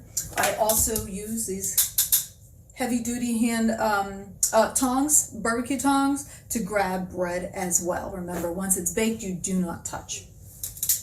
Also now with COVID, you have your mask on while you're baking. And then packaging. So I do not buy my bags pre-printed, that because if anything happens, what am I going to do with all those? So I opted to buy just regular rubber stamps, have a pad, and I stamp my bags as I use them. I just use cellophane tape to close the bags. Done. And as far as my labels, I don't have one here, but I did show them in my presentation. I print those out as needed because sometimes my ingredients change. I might buy a special flour, I might buy a special dried fruit that I'm using. So it can change batch to batch. So that's why I only print as needed. And again, then I'm not stuck with labels I don't need and may, waste an investment. I think that's it here. Let me show you a couple other things. Right above my not very fancy fridge, you can see I have a huge supply cabinet. It's actually quite deep. I put a sign on there marking the whole thing, and I keep my license up there as well. On the fridge, I like to keep my formula, what I'm working on, and I make my checklist. And then as I exit my kitchen, I do have it blocked here with a recycle bin. Nobody's allowed to enter. So I have to keep a separate hand washing station. So I made my hand washing station my powder room right here. Wash your hands. So those are some simple ways to deal with meeting the code. Again, nothing fancy. And that's about it. Well, thank you everyone for joining me on this session. The bakery is closed for the evening. I hope you got a lot out of it. I hope I've encouraged you to start your own micro bakery. And I think that now it's time for some Q&A. I look forward to it. Thank you.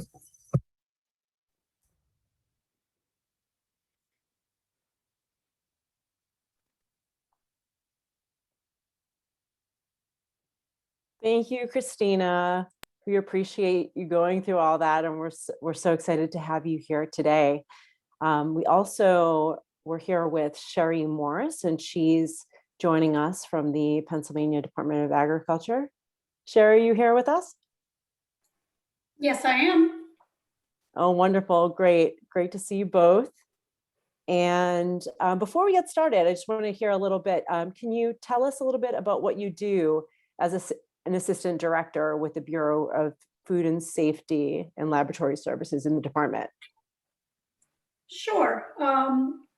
As you said, I'm the assistant director for our Bureau of Food Safety and Lab Services. So I oversee basically all our food inspection programs, our policy and folks, and we do have a laboratory in our bureau where we do some food testing of our own, mostly regulatory work. Mm-hmm. But yeah, we have a very large bureau, everything from processors to retailers to farm labor camps to dairy producers. So we cover a lot in our bureau. And that's a lot of markets. Well, we'll just keep it to the grain train today, and we'll keep it in the bakery realm. Yeah, to get started, I think there's definitely some hot questions that come up with this, being a person who's been through this process and then has watched a lot of colleagues in the process in various sectors. I know personally some of the pain points.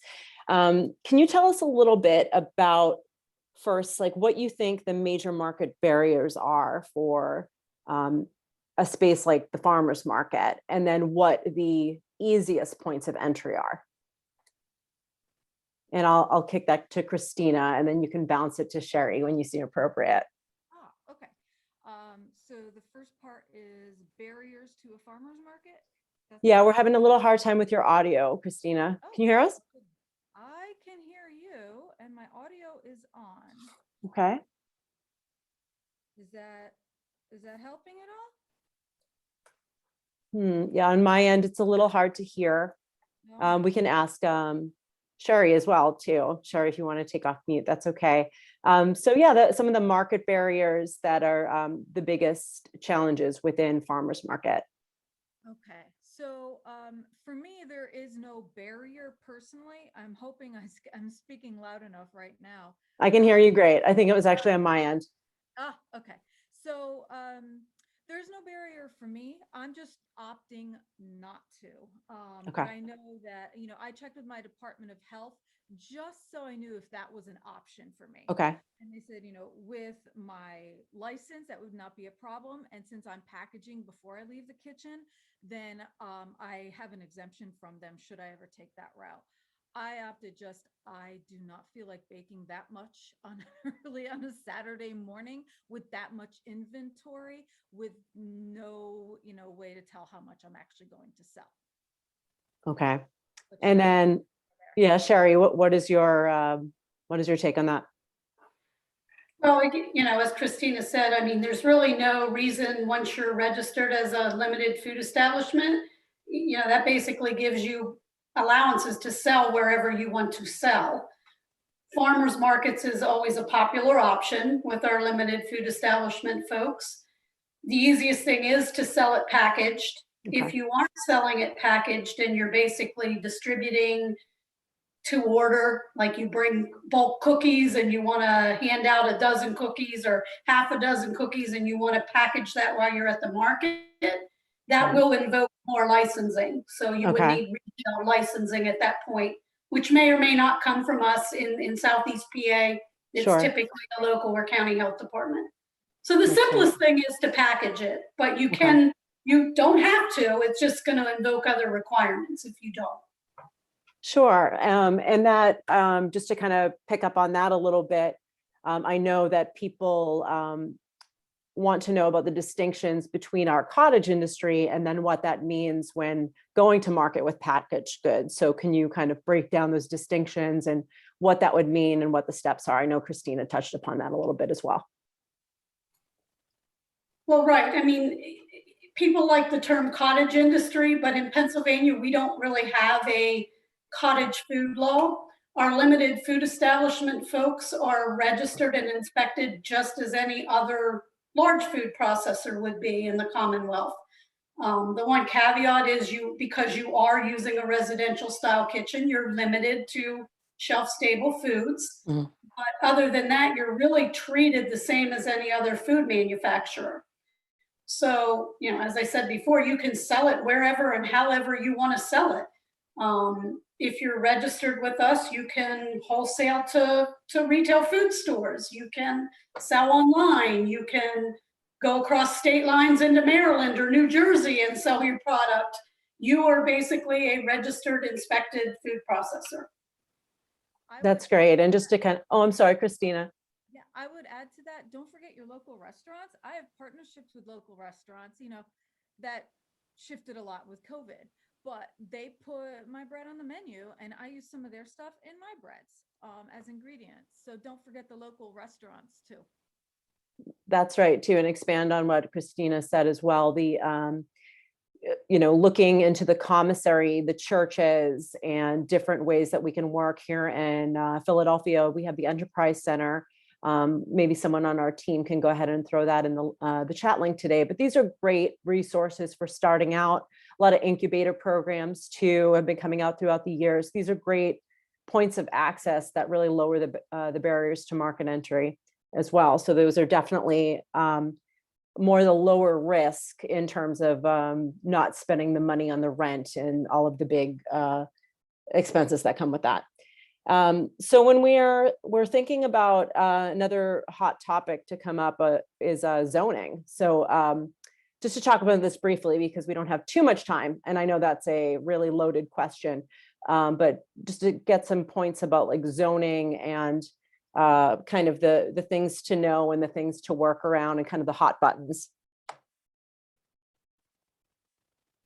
So to me or to Sherri, which first? Either way, yeah. You want to start, Christina? And we actually, if you could go to your mic a little bit closer, that'd be great. Is that a little bit better? Sorry, you get. Oh, that's okay. Close up on my nose here. That's okay. So I could have gone into more detail in zoning, but it gets very dry. I could have used, an example of my application, but every zoning office is different. Anyway. Okay. The important thing is, start that actual conversation in person or on the phone. They'll be happy to show you. You have to meet this out of this section code, blah, blah, blah. Get that all, pasted in, and then just start hacking away at it. No, I'm not going to put signs on my home. No, I'm not going to have commercial deliveries, pallets of flour. Just reassure them that's the big hurdle. That's it. Okay. Okay, I'll leave it at that too, because I know that is a very hot topic. So yeah, I can already see Sherri nodding there. We had a question come in from one of the attendees. So in the area of Pennsylvania, we have many Amish families here. Does anyone know, for personal experience, speaking to other bakeries, are they a source for ingredients? Sherri, I'm not. Oh. I Yeah, I mean, we have a lot of limited food establishment registrations with the Amish. I'm not real aware of them being a source of ingredients. I mean, generally they're baking and produce and jams and jellies, things like that are usually self-grown. So I'm not real aware of them selling products to other processors. Great. Not that they may not be, but I'm not real aware of that a lot. So we have another question from Jesse Swisher, who wants to know, how long did it take for your application to be approved after you submitted, Christina? Okay. And you guys can keep off mic. You can keep your mics on too. Okay. So for me, I submitted it in September, and by November I was approved. So great. Very quick. Doing all that work up front, it just happened. And it took me, I don't know, about 3 weeks to get through the application. Again, I came into this with experience from other industries that I could apply. But in my particular case, it was actually fairly quick. Okay. And Christina, this is another question for you. You claim it's a low investment option. So what was your initial investment? Yeah, so again, I didn't need to invest in large equipment like a new oven, a new fridge. I didn't have to create storage space. I have a 20-year-old oven, Gen Air. It's a workhorse. I didn't replace it. So we're talking about your basics of bannetons. This is before I got a mixer. So it was a lot of basic stuff. You have your licensing fees. I kept it all low risk, and I've ticked a lot of those off. And so it was initially a little bit less than $800. And then about 9 months later, I took profits and a little bit more of investment for a total of about 800. I got some equipment to help me with throughput and efficiency after I looked at my process flow. And it was also to help some of the chronic medical conditions I live with. So still, less than $1,500 to get started. I've always been in the black. It's not bad. And I'm 3.5 years in. That's great. That's great. And I want to pick up on, you were talking about health issues, which is just obviously very common and something we have to think about these days too. So we have a lot of questions from the audience about the effect of COVID that it's had on your business. And then of course, for those who are in business and entrepreneurs who also have health issues. So how has that affected you personally, and how has that affected your business? Lucky for me, once everything shut down, and I was worried, but at the same time, I have no retail space, no rental fees. So I had a lot of stuff on hand, but and then as I saw that I was considered an essential type business, being a food producer. I got up to speed on COVID related PPE, personal protective equipment. So the masks, the gloves. I increased the ventilation in my kitchen, which makes it difficult sometimes with bread when you don't want drafts. But doing all of that, I found that my business model was actually very resilient. Right, the restaurant wasn't buying, but the rest of my customers were so happy to fill in that hole. And yeah, so I'm lucky. My whole household has been home, mostly due to my current my medical conditions. So yeah, for me, it's been fine. I'm lucky. Okay, well, wonderful. I'm glad to hear that. And in our last 2 minutes, Cristina, I want to ask you a little bit about the story, and forgive me if I botched the pronunciation, but tell us, what is the forno comunitario that was written in your bio? Right. So that's Portuguese for community oven. My family's from a very tiny rural village in Portugal. And when I say rural, they were still subsistence farmers, including my parents, before they came to the United States. So, we're talking very little electricity, no cars. So the oven is a huge granite built oven. Every household contributed wood to fire it up, because once you get it fired, then you bake all the bread. So each household in groups had their days of the week to bake their bread. And there was only 2 millers. A great uncle of mine was actually one. And everybody, gave the miller a cut of the flour that he or she milled. And it was literally, it takes a village. So that's what it is. My kids have seen it. It's still standing. It's pretty neat. That's amazing. I love that story. Yeah, thanks for sharing. Before we go to, we have a final minute. Sherri, I just want to say, if you had one piece of advice for someone starting, what would that be? Actually, I think Cristina did a great job going through our application. Just pull up our application. I think it pretty much has everything in it that you would need to get started. And don't be afraid. I mean, part of our mission at the Bureau of Food Safety is, as much as we regulate, we educate. So, that is part of our mission statement. Don't be afraid. If we give you some advice when we're there, we'll help you through the process. That's great. And to that end, to wrap that up in our chat, we'll go ahead and add some contacts in there for both Sherri, for Cristina, and for other people that can connect you to in the field, because I think it's really important that we all lean on each other and use mentorship and other ways to connect. So thank you so much, both of you, for joining us here today. It's been a real pleasure.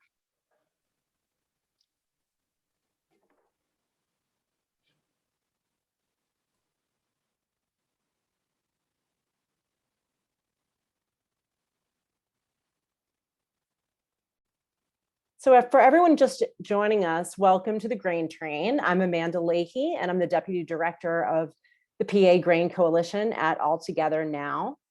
So we're going to get into switching gears a little bit. We've been talking about baking. We've been talking about ways to open up a small business, a small bakery.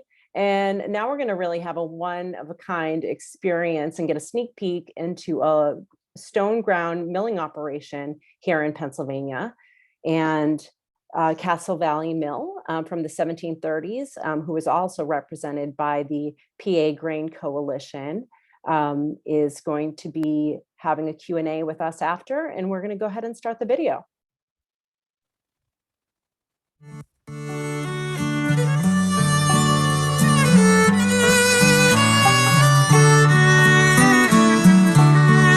Nestled on the banks of the Neshaminy Creek in Bucks County, Castle Valley Mill is an early 18th century grist mill dedicated to delivering a wholesome, stone-ground flour to home bakers and five-star chefs alike.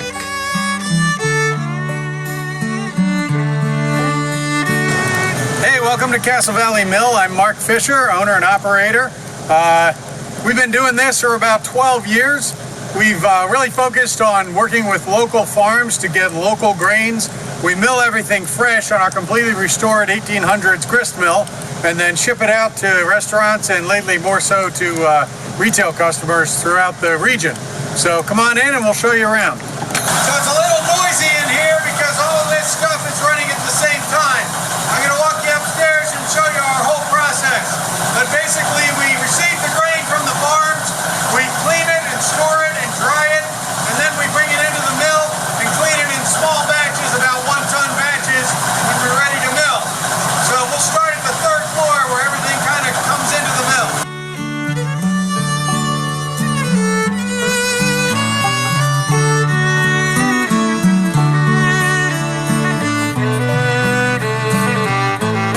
So what we've done here at Castle Valley Mill is we've restored all of this antique grain cleaning machinery. Grain cleaning probably makes up about 60 or 70% of what we do. In order to mill it, you have to buy it, store it, dry it, clean it, and move it. So there's a lot of material moving of the grain and stuff. These machines are great. Built 150 years ago. Their design is phenomenal, and they work like a charm all day long. So believe it or not, you can still find these in mills that haven't fallen down. Put a little effort into cleaning them up and figuring out how they work, and they work beautifully. Modern grain cleaning machinery is using all the same concepts of air and screens and motion, but they just do it now in bigger machines made out of stainless steel. So for us, the stuff was here, we had the time to invest, and it works out great. I'll take you upstairs and we'll show you where the grain cleaning starts.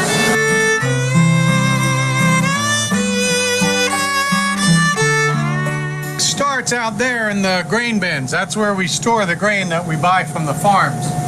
We bring it into the mill using a flex auger system, brings it into the very tippy top of the mill, and then by gravity the grain flows down through all the machinery, through the floors to another machine, up and down bucket elevators. It's a big game of chutes and ladders with seeds. This is a good example of a grain cleaning machine that's using air and screens. So this carriage rocks back and forth, the grain comes in the top, we suck air in the opposite direction, so you're always pulling off dust and little bits, and then it's got a series of screens that the grain goes through. So pieces that are bigger than the grain that you want, tail off, they go down, becomes animal feed. The grain falls through, pieces that are smaller than the grain that you want fall through the next screen, those also go into the animal feed. So it's kind of like a selection by size. This is just the beginning of the process. We have machines that clean by air, they clean by friction, they clean by brushes, they clean by size. So we have about 5 or 6 different ways to clean any grain depending on what condition it's in and what we're doing with it.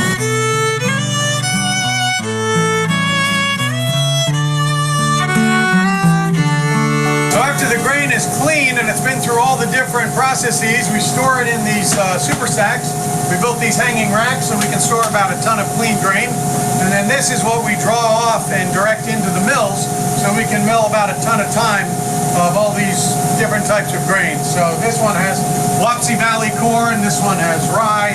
We've got about 6 or 8 different bins all over the place, probably more than that. I lose count sometimes. But we've got all kinds of places to store the grain, and then you mill it, and then it becomes flour. So here we've got about 300 pounds of rye. This comes from the Rook Brothers, farmers right here in Bucks County. We're making rye flour out of this.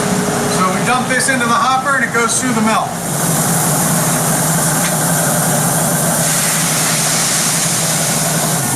So once we mill the grain, we move everything using pneumatic conveying systems. So up until the point that we mill it, everything's done on the antique machinery and the antique bucket elevators, wooden spouts essentially. And that's fine because we're still dealing with a raw agricultural product. Once you actually crack the grain, it technically becomes food. So we use modern conveying systems. So these tubes go all the way down to the first floor on the mills, and we have blowers which vacuum the flour out of the mill and shoots it all the way up to the 3rd floor. And then they go into these dust collectors. These are called cyclone dust collectors. The material spins around and then slows down and falls down the bottom, and the air, pure air, exhausts out the top to go out these filter bags. So this is a great way to move the final flour around. From there it goes into our bolting or our sifting room, and then through the floor again into storage bins, which then we bag into our final bags using modern bagging machinery. So this is our beautiful Bloody Butcher corn. This is grown in Upper Bucks County for us. It's an heirloom variety of red corn.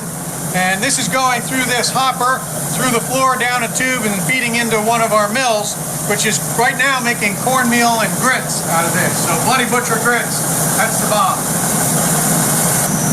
This is the bolting room. So the material, the ground product, the flour, is coming from above us through those dust collectors, coming into these machines which have got rolling screens inside.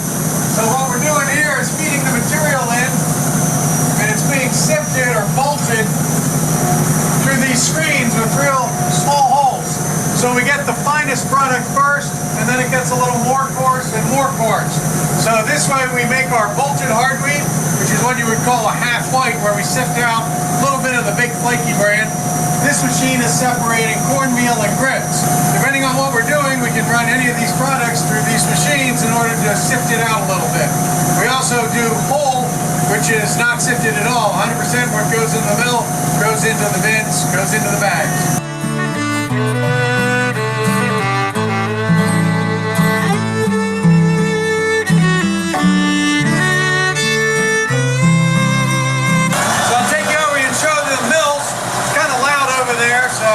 Don't know if you'll be able to hear me, but they're all versions of stone mills. Stone milling is where you have a bed stone and a runner stone. One is fixed in the machine or fixed in the building, the other one spins on top of it. Grain comes in the middle and gets ground between the stones. So it's actually not a crushing process, it's a cutting process, where you're reducing the size of the particles of the grain to very, very small powder-like particles. So it's a very gentle way of milling grains, and it ends up making a wonderful product full of all that flavor and nutrition. Everything that's in the seed ends up in the flour.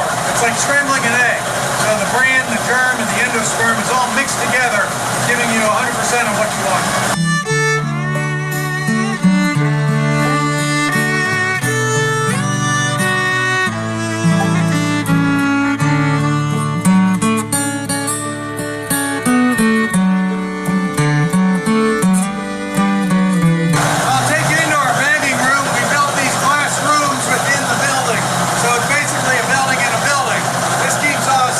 Separate from everything that's going on out here with transfer and grain cleaning process.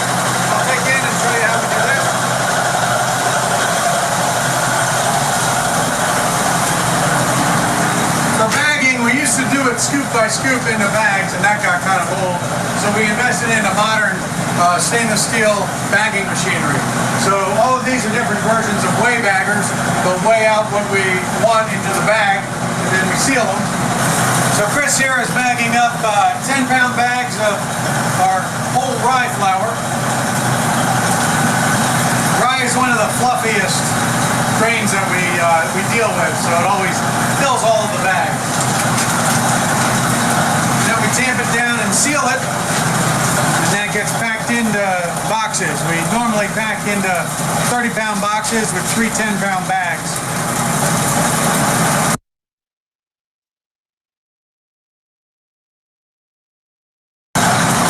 There you go. Rye flour ready to make some awesome pumpernickel bread. You can see the bran, little flakes of bran is mixed throughout. This is whole rye flour, so nothing's been sifted out. When we do bolted products, we'll sift out these big flakes of bran just to make a finer flour and a smoother dough.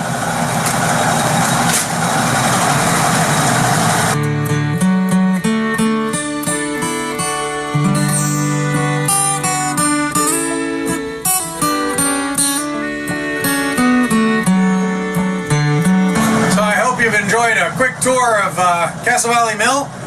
It's kind of a mishmash of technologies, but we get the job done. We can put through quite a bit of grain, make a lot of flour out here. I think in the day, back in the mid-1800s, this place put out well over 5,000 pounds a day. We can do that easily now. It's been quite an experience, and really the whole grain train concept is something that we fully support. Looking forward to working with more farmers to build the relationships to grow more specialty grains that we can stone mill and get out to customers and restaurants throughout the region.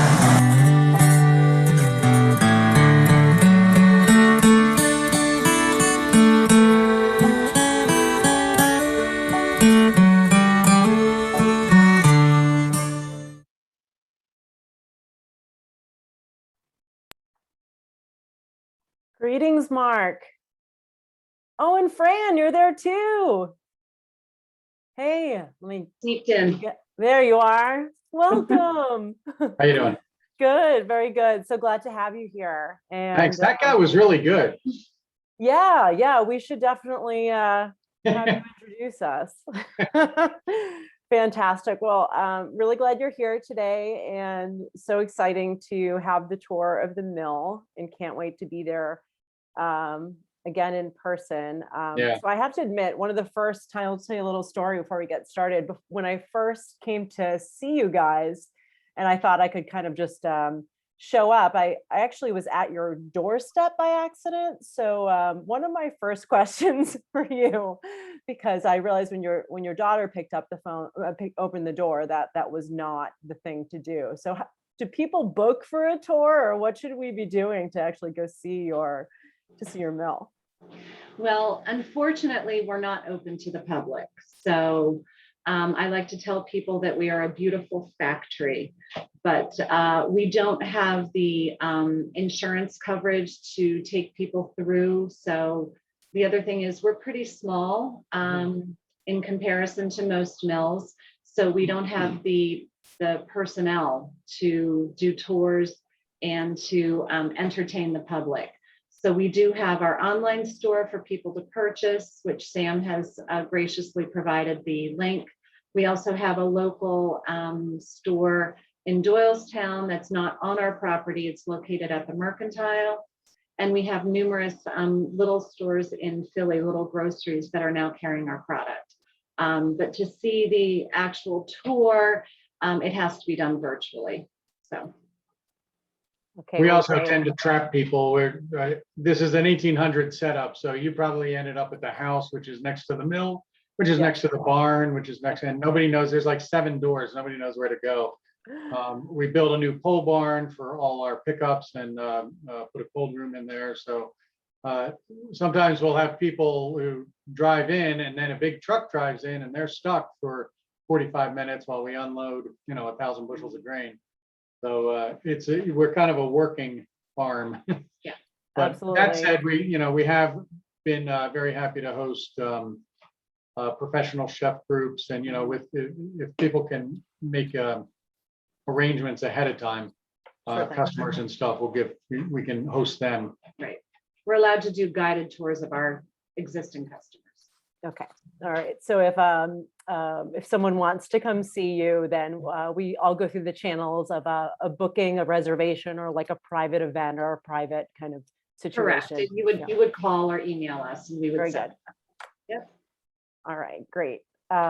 So to pick up what you were talking about the new project with the Mercantile, I was able to head to Doylestown last week and see what you have going in the old Bonton building. Can you tell everyone a little bit about that? Well, because we don't have a retail store on site, it's been difficult, especially during COVID. People want to come by and pick up their product. So when we discovered the Mercantile, we thought this might be an answer for us and help us with that, reaching our local public. And it's a great space, as you know. And we were able to purchase a fridge, and it's one place where you can find every single one of the products we produce.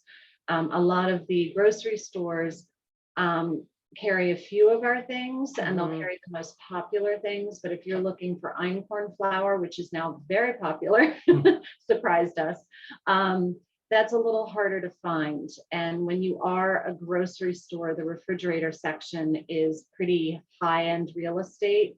So you're not necessarily going to devote it to 36 different types of flour, grits, and meals. Sure. We have something At least not like yet. that. We're going to get there. That's not yet.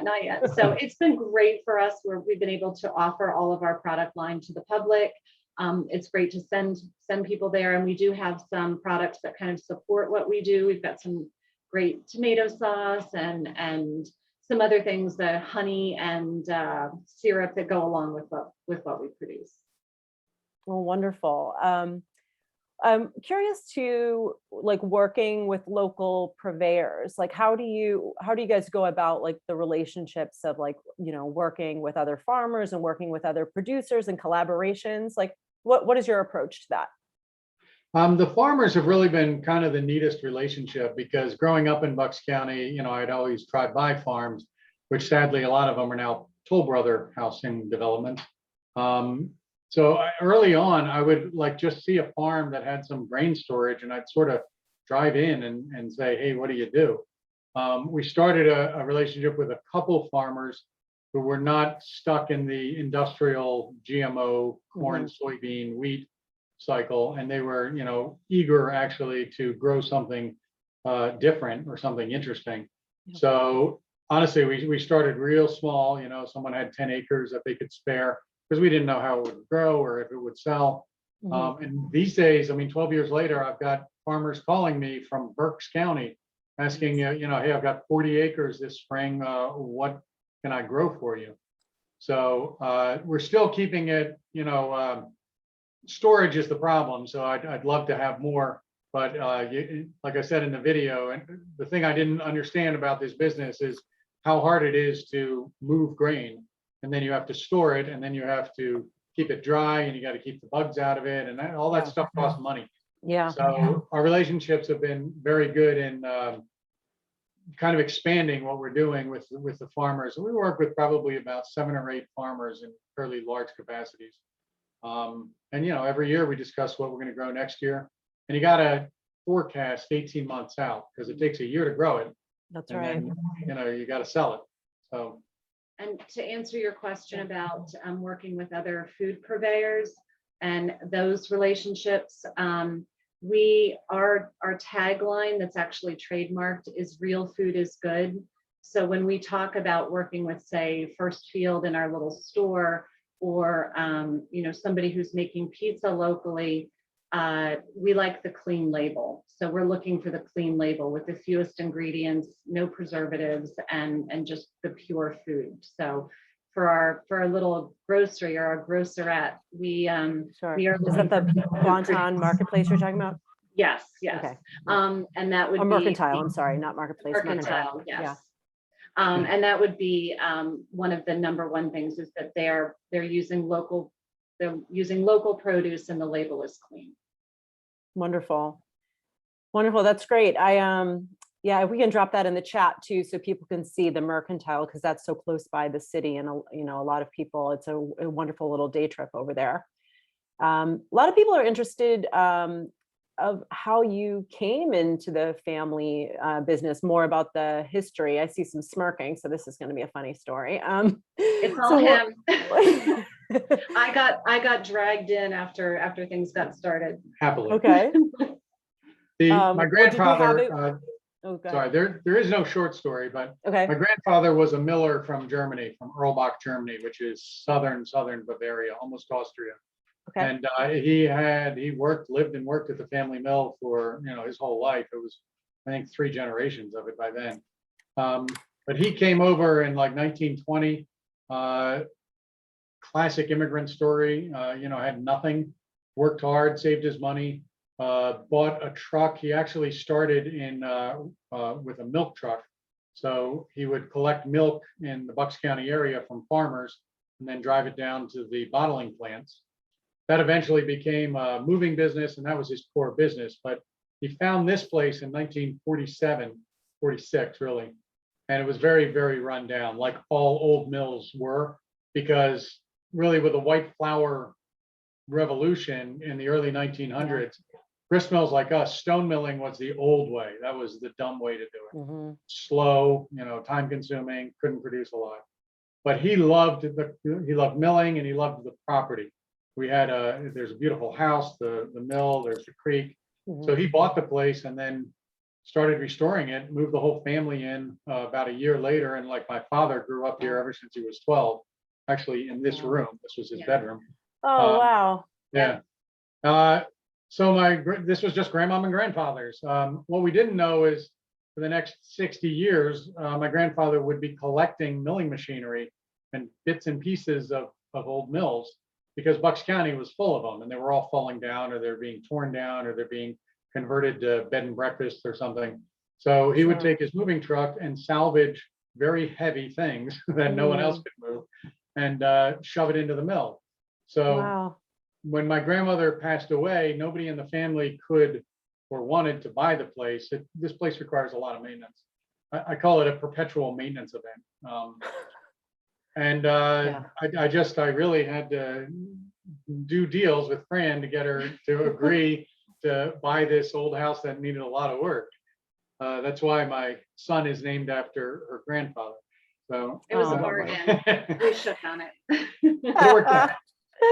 That's great. But then we lived here for 15 years, and it was just this big, dirty building full of junk. And about 12 years ago, I sold out of another business, and I had a little time on my hands because I had a non-compete. And it was always a pipe dream to say, "Oh wow, wouldn't it be cool to get the grist mill running again?" But oh my gosh, you have no idea. It's starting with, for 2 years we just cleaned it, the mud wasp nests and the bat guano and everything.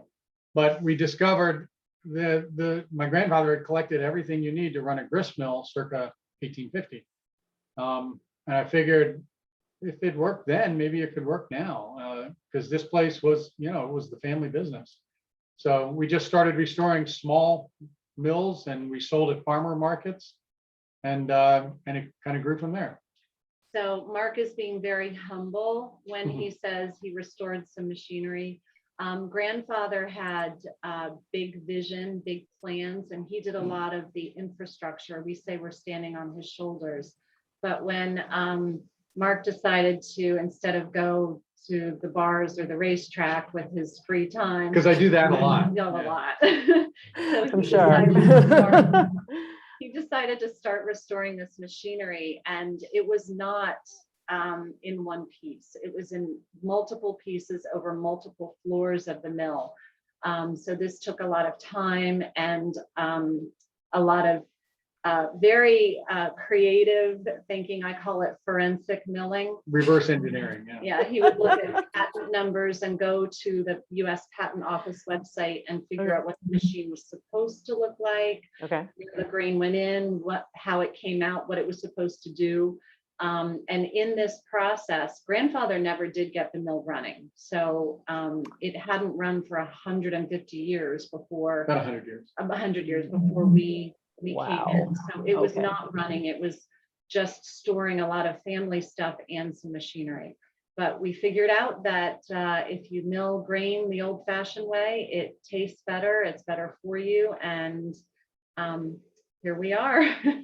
Yeah, clearly a labor of love. And and keeping the history and the process of all this is really beautiful, and something is really lost these days with the being so disconnected. So I think I want to start getting into milling as a viable business with room for growth. A lot of folks are asking about what would you suggest as some steps for people to take to learn how to mill who don't come from the related background? And are the majority of your customers retail or are they wholesale? Yeah, well, it's the wholesale. Yeah. the answer to that last question is pre-COVID or post-COVID, because Oh yeah. we were 90% wholesale. We sold, and still do, but we sold almost 90% of our business was through distributors. Mhm. So we would make the product and package it up, and then the distributors would come with their refrigerated trucks, take it to their refrigerated warehouse, and then distribute to mostly restaurants. Our big business was restaurants and maybe some artisanal bakeries. And on March 15th, a year ago, it literally all stopped. So, restaurants were closed in Pennsylvania. And I thought we'd have a long, slow summer. But thank God, we had an online store, and our online sales started ticking up and ticking up and ticking up, and then absolutely overwhelming. Exploded, because who knew flour was the .com of the 2020. Stress baking became a real thing. And you couldn't get it in the store. So we got picked up by Food and Wine magazine as a place that will ship you flour. And over the next 3 or 4 months, it was Fran, me, and my daughter, my youngest daughter, because we had sent everyone else home. I thought we were closed. I thought we were done. And the three of us put out 5 times what we normally put out. And it all went into UPS boxes and shipped all over the country. To retail. We were also in the New York Times. They put a link in, and that we ended up in California. It was amazing. We had some distributors send product back, but we were able to sell it. So it was a crazy time. It was a time of great blessing. We were overworked, but we also recognized that there were so many people that were hurt by this, that we tried really, as hard as we worked, we tried really hard not to complain, because we were busy and we had a business that was still intact. So back then, probably 90% of our business was wholesale and 10% retail. Now it's kind of flipped. I'd say about 70 or 80% of our business is retail now. And maybe 20% is wholesale. We're just praying for the restaurants to come back. Yeah. And then we'll let you know. Yeah. Another question, a really great question just came in from Sarah Warsel. She's actually she's one of the members of the PA Grain Coalition and All Together Now. She's asking about thinking long-term, do you see a point in the future that your mill will reach production capacity and there'll be a need for a second mill like yours in the region? If yes, when do you estimate the new mill needs will be up and running? Sounds like you got a potential business partner there. Fortunately, our mill back in 1850, I actually have a flow diagram from like the 1870s. And they were producing, 5,000 to 10,000 pounds a day. So the building can crank it out. We're not there. We're not Wow. quite there yet, but it's just a matter of really more employees. So we have more capacity that we could grow. Okay. But I am thinking that way. I mean, honestly, you could, like Alex Bois has got his own mill down at Lost Bread. Yep. So if you're a business that is consuming a lot of flour and you want the freshest stone ground flour, then buying a mill to, feed your habit is certainly a viable operation. Having the entire operation, like I said, I didn't understand this when I got into it. I thought, you grind grain and you sell grain. But just the logistics and the expense of having a 4,000 bushel grain bin with dryers and stirrers and all the equipment to unload tractor trailers, it's a pretty high buy-in cost if you're going to be doing fairly large volumes. if you're doing volumes, for a very hyper local area, like, maybe Kensington gets its own mill, that'd be cool. Or if you're doing it as a business for yourself, then, the buy-in's less, although mills are kind of expensive and they're very dusty. So to answer the question, I mean, we have plans for growing, and the one thing we did during the whole COVID nonsense was we built a new grain bin, and we built an entire pole barn with a drive-in cold room. Because we were an essential business, we were allowed to continue to function, and the builders weren't doing much. So, we managed to get all that done.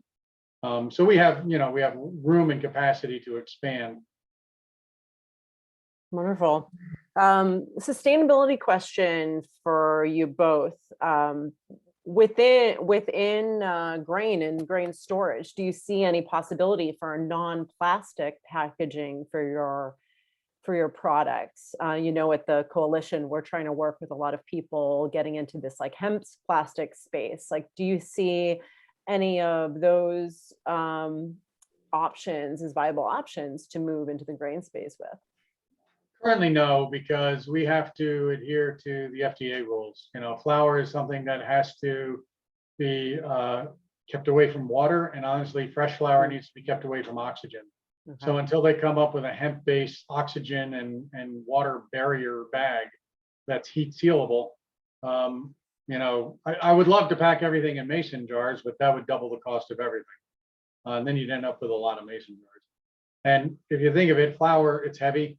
If you're using it in volumes, if you're a restaurant or something, you have to have packaging that you can use and that isn't going to start smelling like the fish next to it. So, it's hard. We're really limited by the FDA rules on what we can package in. When we started, we were packaging in these little 2-pound, I have one around here, little 2-pound cotton sacks, and they were cute, but they would, if it was a hot day, they would get moist because of just the ambient humidity. And come with a free pet when you get home. You have like a free little animal inside. It's like a bonus. Yeah, right. Yeah. So yeah, the packaging of flour is hard, and I understand that people don't want another piece of plastic, but in the 1850s they packed in barrels, and nobody cared if there were some weevils in it. You cooked it anyway. Sure. 2021, that's not you can't do that. No, and just thinking about going back to doing like a glass exchange and those kinds of different programs. Do you think something like that would be a viable option? Again, not in the volumes that we do. No. Like who here does glass milk bottles? Those are great. You can wash them and use them for 50 years, but nobody does it. So it's just, the breakage. We'd have to have a whole wet cleaning line, which we don't. Mm-hmm. So I understand the desire, and I'm with you. Probably this year we're going to be generating electricity off of the dam. So maybe take that. We'll contribute our green power to the grid, and but yeah, the plastic is just it can't go anywhere. I mean, you can't buy a potato chip bag that doesn't have a plastic foil liner, otherwise you get soggy potato chips. Right. Absolutely. Yeah, and I remember I was working on a zero waste initiative, which had lovely high expectations in Bucks County. And we learned very quickly, just as everything that you've touched upon, trying to sell meat, it was impossible. We weren't allowed to sell anything without having it wrapped in the plywood film. We couldn't. So we very soon became from the zero waste to moving to the, minimal waste. Correct. Yes. Yeah. No, it's and again, like we're operating sort of like 1850s, except with modern food hygiene and electricity. Okay. But back then, every hunk of meat was fresh. It was walking around 2 hours before you ate it, right? Yeah. Every sack of flour was fresh. You just went down to the mill and picked it up on a weekly basis and baked. Our society today is buy and store food. It's not fresh food. So that's where the packaging requirements, the nitrogen fills, the plastic liners, that's where you have to have it if you're going to have, food that's going to be sitting around for a while. Absolutely. Well, I guess some of the final questions I have are from the baker end. So this is like the end use. So people are talking about choices for bakers. Are you able to tell what variety of wheat your hard wheat is combined with, or is it combined with too many multiple PA farms to say it's a specific variety? Right now, our current variety is Redeemer, and it's grown by 5 local Bucks County farmers. That's our hard wheat, and it has a wonderful terroir where it has a scent like cinnamon. We've never seen this before. This is the first time we've noticed it. Probably next year, the next crop or this year's crop, it'll be different.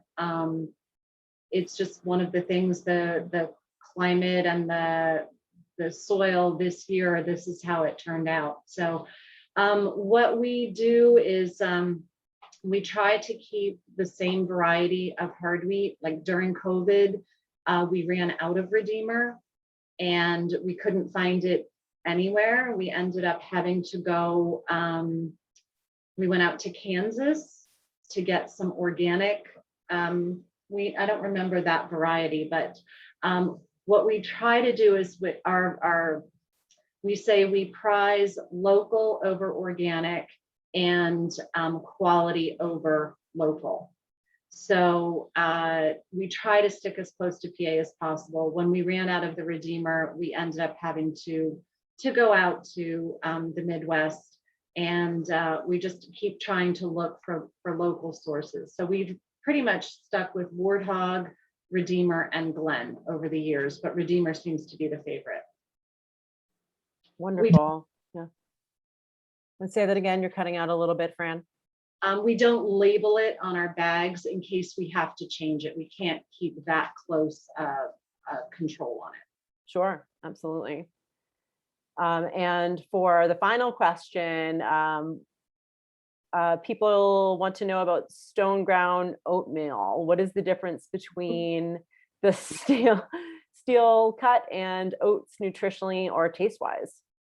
Yeah, oats is also something that I didn't know much about. We had a couple farmers grow a variety of hulless oats called Streaker. Get it, naked Streaker. But it tastes great, and all I have are stone mills. So I'm like, okay, we'll stone mill this stuff.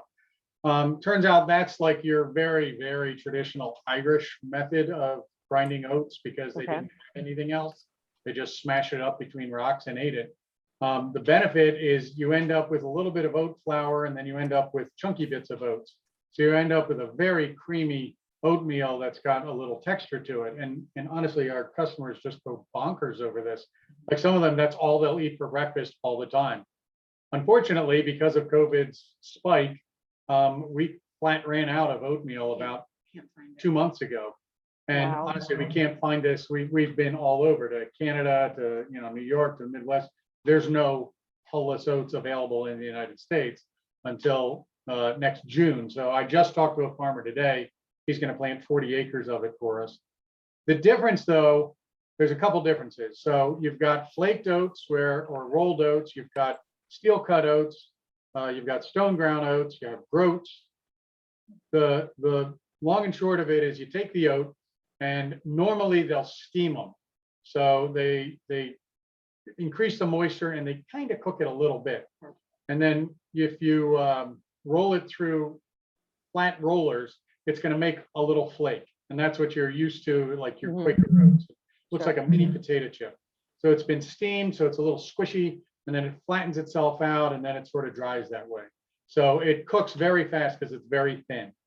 Steel cut oats, they still kiln the oats. So they take the oats and they kind of toast them a little bit, and that gives it a better shelf life eventually. And then you run it literally through little knives, and it chops them up into very specific granules. So it's almost like grits for oats. So you end up with a very similar particle. Stone ground oats, you take the oats and you throw them into a stone mill, and what comes out is what you get. So you end up with different particle sizes and all this mixture. I mean, it's pretty cool because you start cooking it, and it's just stuff. and then it magically starts getting super thick and creamy. And it's like 10 minutes to cook Irish oats. It's very nice, especially for the vegan option, because you can make these beautiful oats without milk, and it has a creamy texture and a creamy flavor to it. And we're out of oats. Yeah, sorry.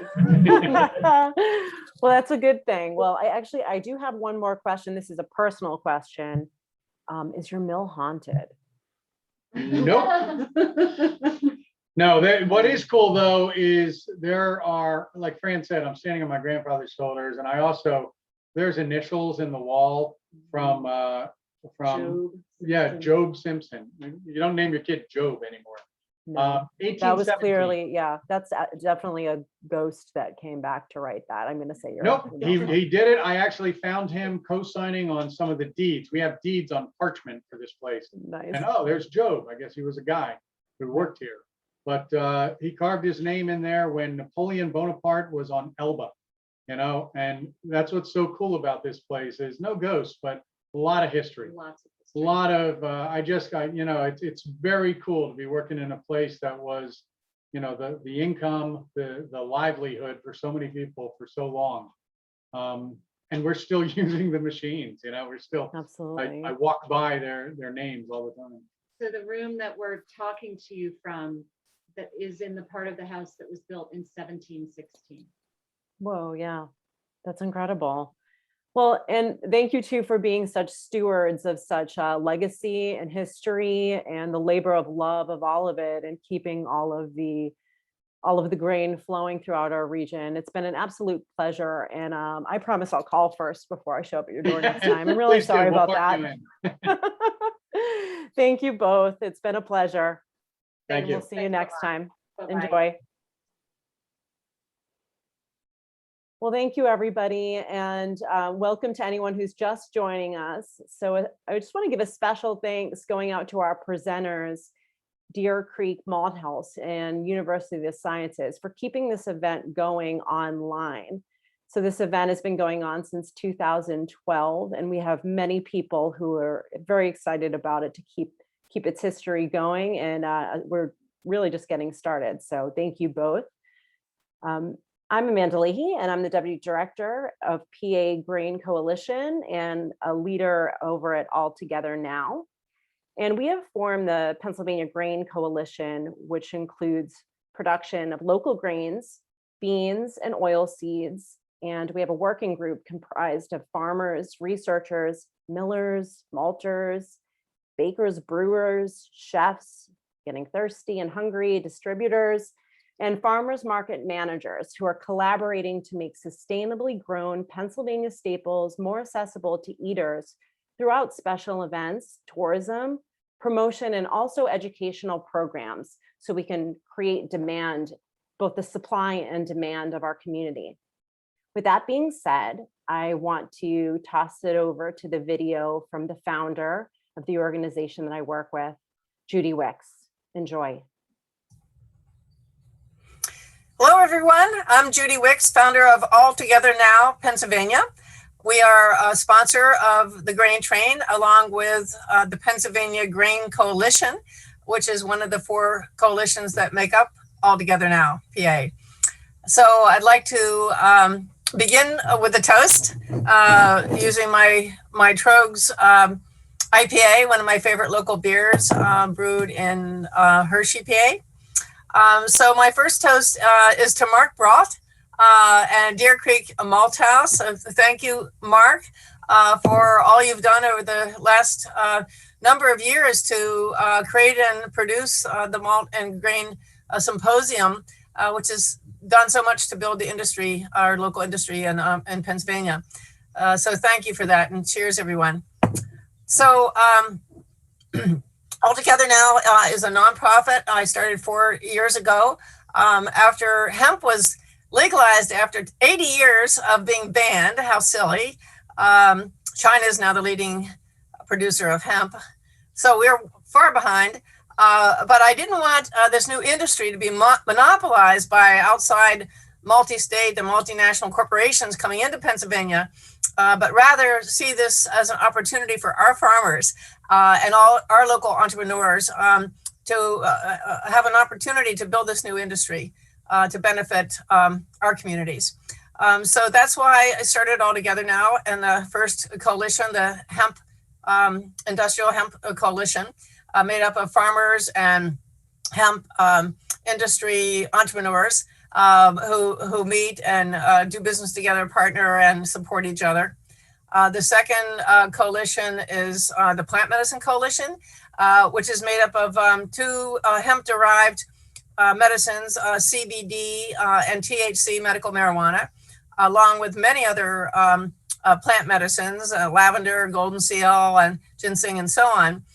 We have a number of wonderful herbal farms in Pennsylvania that produce these herbal medicines. And so our mission is to introduce these plant medicines to all of you, to our general population, and how to use plant medicines and where to buy them locally that supports our farmers. And then the third coalition is the Clothing and Textile Coalition, made up of local clothing and textile designers and manufacturers. Our dream is to not only produce local clothing and sell them in locally owned boutiques, but to have those clothes be part of a dirt to shirt supply chain that connects our local farmers growing fiber crops like hemp and flax to local manufacturing. And then the fourth coalition is the Plant Coalition, is the Grain Coalition that I mentioned, sponsoring this, and many members of the Grain Coalition are putting on sessions that you've either seen this morning or will this afternoon. The Grain Coalition was actually founded by Catherine Rappin, who you'll hear from later, and Catherine also created and organized last year's in-person Grain Coalition. This is the second one, a virtual rendition. I'd like to also recognize Amanda Leahy. Amanda is the Deputy Director of All Together Now, PA, and she is the coordinator for the Pennsylvania Grain Coalition and has helped to put on the Grain Train this year. And Amanda will also be moderating some of the sessions, so you'll meet her coming up. If you want to know more about All Together Now Pennsylvania, our website is alltogethernowpa.org. You can go to our Grains Coalition section and sign up to be a member of the Grain Coalition and receive our updates. I'd like to end with my last toast, which is to all of those businesses out there that are part of the Grain Coalition and beyond, who buy from local farmers, the distillers, the beer brewers, the bakers, the pasta makers, and here's my lost bread back here. I already was taking bites out of it. But anyway, so here's to all of you, the empanada makers, the noodle makers, all of the wonderful foods and drinks who buy ingredients from local farmers. For cheers to you. Thank you.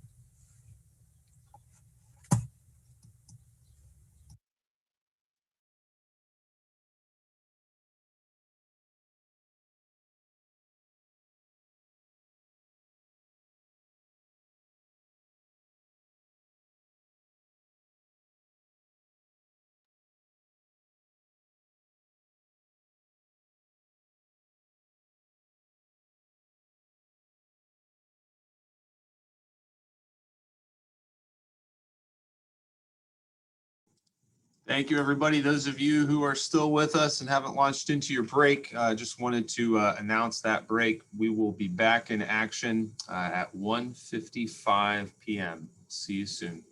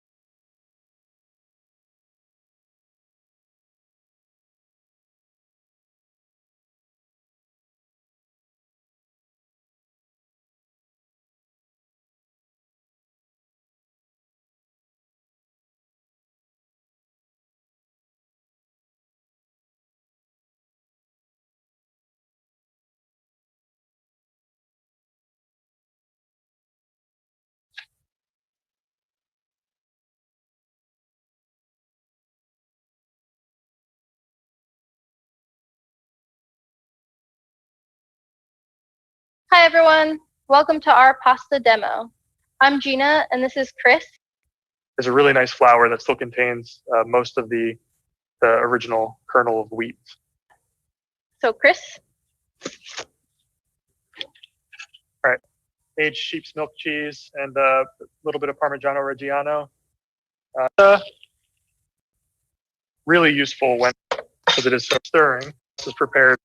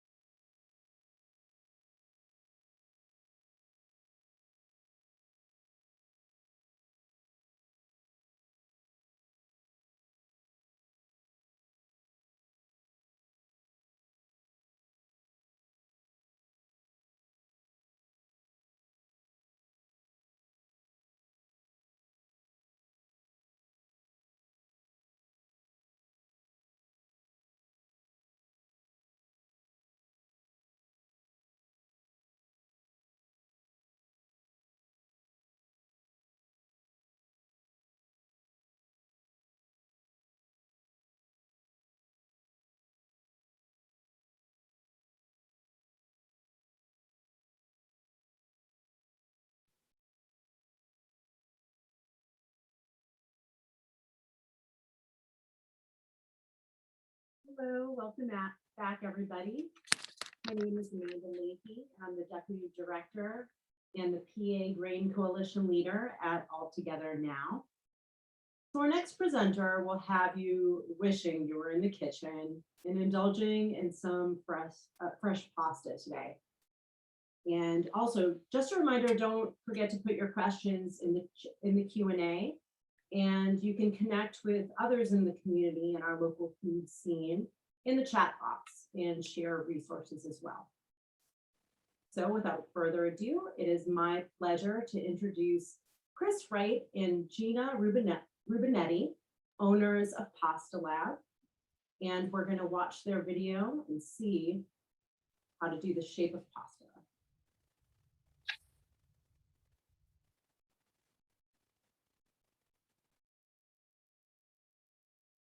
Hi, everyone. Welcome to our pasta demo. I'm Gina, and this is Chris. We are the owners of the Pasta Lab here in Philadelphia. We are fresh pasta makers, highlighting locally sourced grains and ingredients from the Mid-Atlantic region. We spend our week making a handful of different varieties of fresh pasta, and we sell them exclusively at farmers markets in and around Philly. We also do a little bit of local delivery, and who knows, maybe some wholesale in the future. Yeah, so Chris is going to talk to you a little bit about why our pasta is so special. We're sharing a microphone if you're wondering what we're doing. All right, so what makes our pasta so unique is that we're treating flour as a fresh ingredient. The same can't be said for a lot of the commodity dried pasta that you find in the world in your local grocery store. That product most likely uses a highly refined semolina or 00 flour, which means that the most nutritious and delicious parts of the grain, the bran and the germ, have been stripped away in order to create a more shelf-stable product. So what you're left with in that case is mostly starch that doesn't have a whole lot of flavor. So in our case, we're utilizing a stone ground flour, which contains the germ, which is the embryo of the kernel of wheat. That's where a majority of the flavor and the nutrition, and most importantly, the vitamins reside. And the bran is something that we remove when we are producing our product. The bran can be problematic for a number of reasons. We've removed most of it for reasons of texture. It can give whole wheat products a slightly gritty texture if the bran isn't milled very fine. So we sift off the coarse bran, and what we're left with is a really nice flour that still contains most of the original kernel of wheat. So Gina is going to talk about the different types of pasta that we make.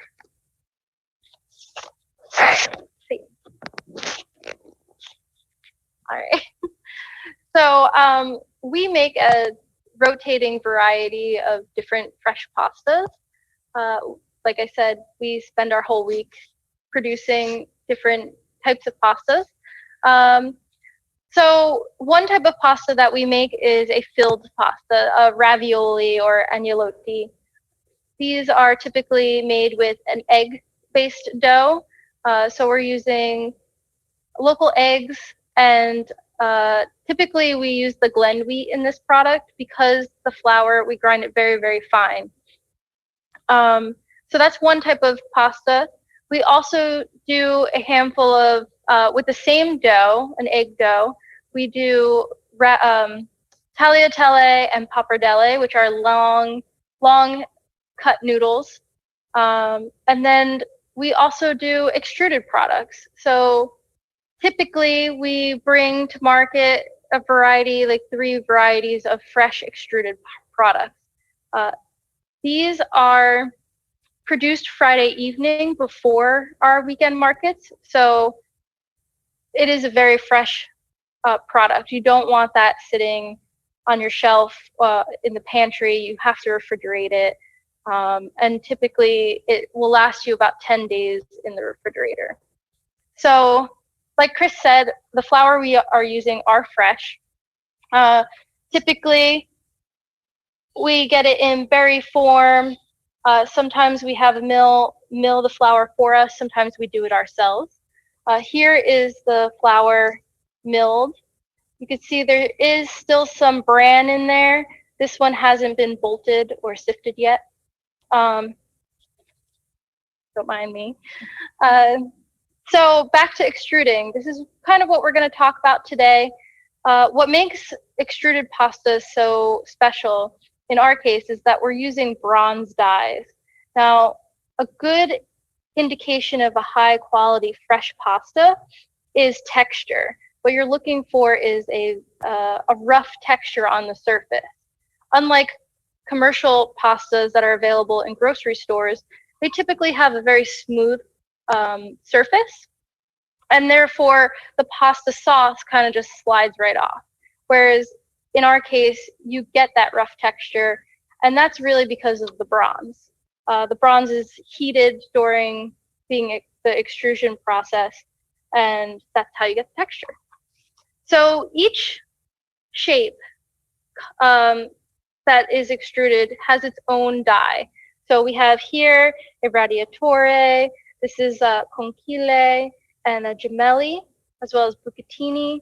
So we send to market usually 3 different varieties a week, and we rotate them as well.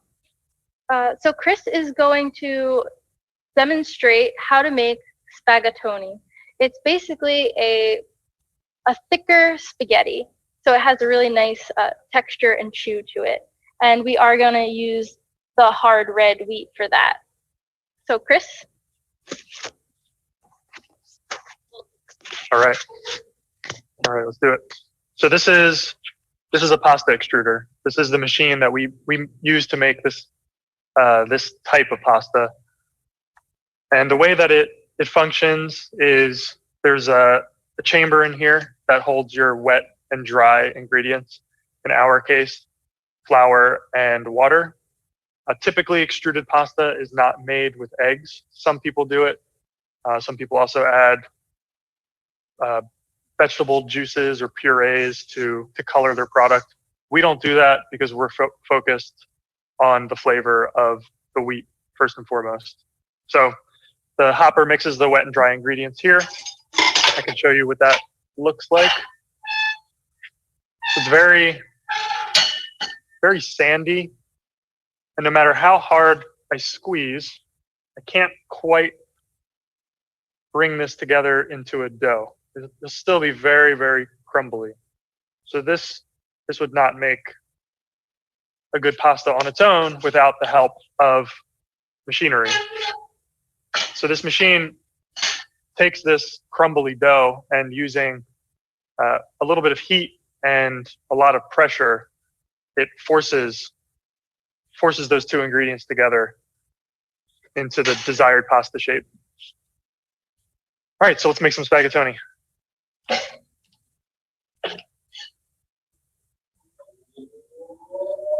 So what you can't see in here is a giant screw, this auger, and it slowly is pushing the sandy mixture towards the front of the pasta die where it's currently being extruded.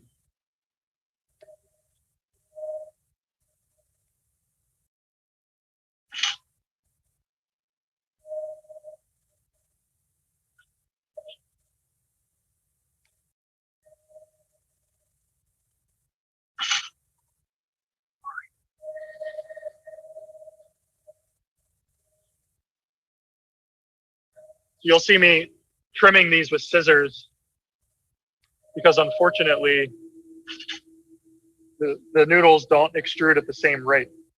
So we would prefer not to sell these without trimming, so we give them a little trim. Luckily, this can all be reused.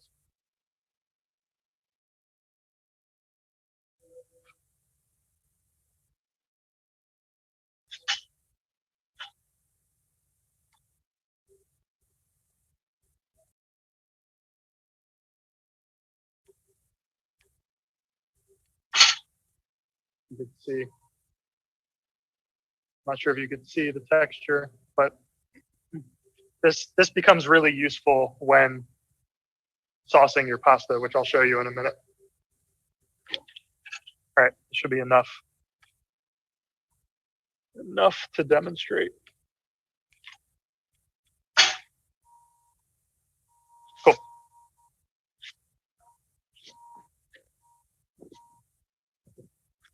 All right. So, like Chris said, you could really see that texture. That is a good indication of a high quality fresh pasta. That texture right there is really going to cling to your sauce. So this is typically what we do on a Friday night. We make fresh pasta and we bundle it up like this. So typically I would weigh this like he said, but I kind of know my portions by now. So once the pasta is bundled, we would put it on the rack and have it sit in the walk-in to chill. Once cooled properly, we can package that and send it to market. So you just visited the market and you picked up some fresh spaghettoni. Now what? So Chris is going to demonstrate how to cook this spaghettoni.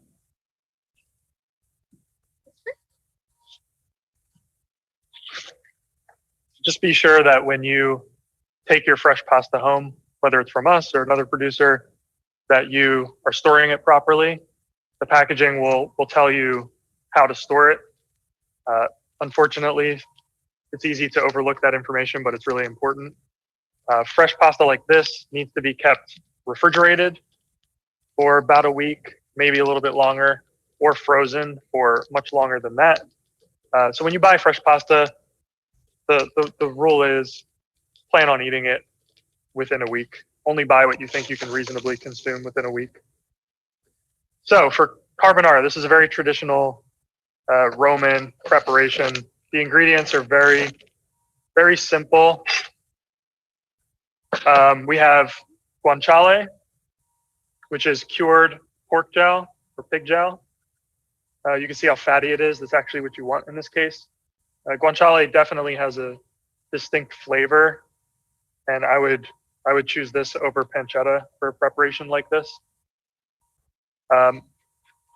And for 2 servings, so 2 servings of fresh pasta, we recommend 4 ounces per serving. For this recipe, we're making a ½ pound or 8 ounces of fresh pasta. And so this is about 2 to 3 ounces of guanciale that I diced up here that I'm slowly rendering the fat out of. I also have a mixture of cheese. This is aged sheep's milk cheese and a little bit of Parmigiano Reggiano. A couple egg yolks. I'm using 1 egg yolk per serving in this case. And black pepper, I'm not using all of this, don't worry. I'm using just a healthy 4-finger pinch. Works out to about a teaspoon. And the quantity on the cheese is about 2 ounces, so about 1 ounce per serving. You can always add a little bit more at the end. And you'll also notice that I'm not adding any salt because the guanciale and the cheese is very salty already. So you likely won't need any salt. Although I did salt my pasta water. I don't typically weigh out or measure the salt for this water. I just add a bunch of salt until it tastes pleasantly salty. If it tastes like seawater, you've oversalted it. It should not taste like seawater, although I'm sure you've seen that suggested before. So you'll see that the guanciale is slowly turning translucent. Nothing's burning. It's just cooking gently. I'm going to drop my pasta.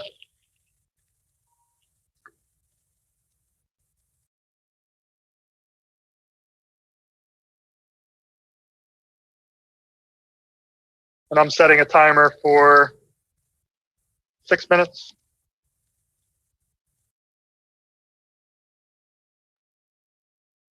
Great. So for this kind of pasta, anything except ravioli or stuffed pasta, you can cook at a full boil. But for any kind of ravioli, that's typically too aggressive. So you would cook that type of pasta at a gentle simmer.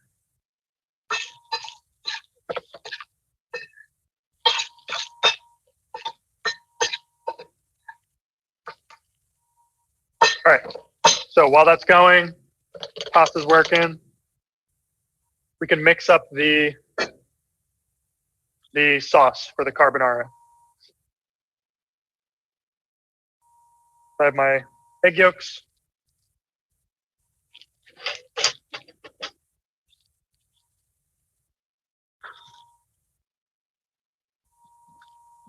I have my cheese.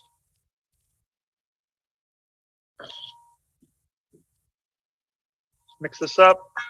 Take my 4-finger pinch, about a teaspoon, pepper.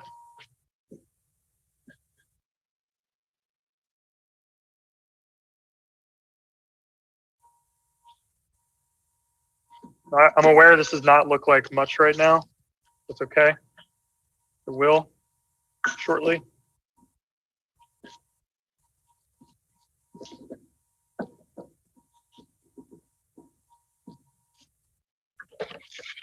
All right.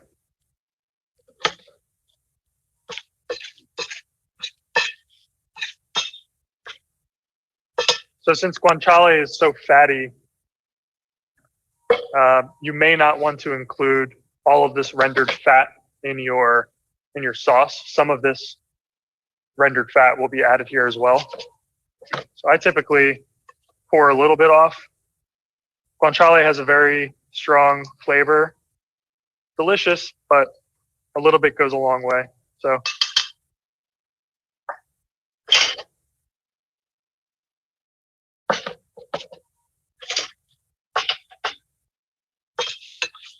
there we go.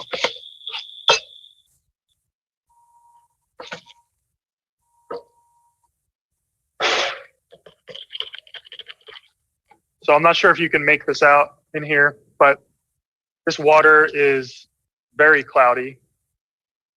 This would look very different if this was a extruded pasta that was made with Teflon dyes. It would have a very smooth surface texture. So the brass is what gives it this really, really rough texture, and it throws off a lot of starch. And that starch is really useful when preparing your sauce.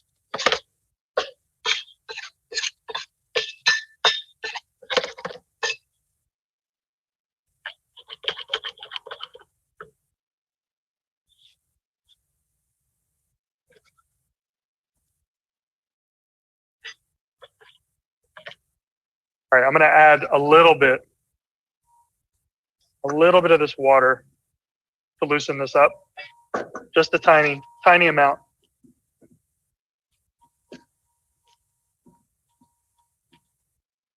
Because that water is so hot, there's a good chance that the eggs would curdle if you added too much. So since these yolks are straight from the fridge, they're still quite cold. So I'm not too concerned about curdling anything.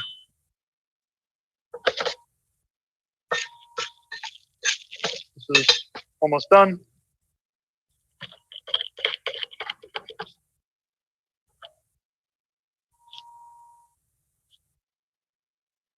So when all is said and done, this whole dish should come together in 10 minutes. We typically prepare this once a week, often when we get back from a night of extruding pasta, because it is so quick.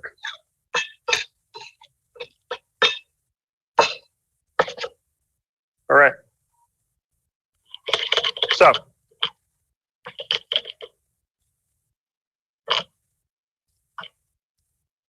All right, this is ready to go. You do not want to drain all of this water because that will become your sauce. So add your hot pasta and keep it moving. That's really important. What's happening right now is you're cooking these egg yolks and it's slowly thickening. It may look very grainy at first because the cheese has not melted yet. But if you keep stirring, you'll notice it gets very, very creamy.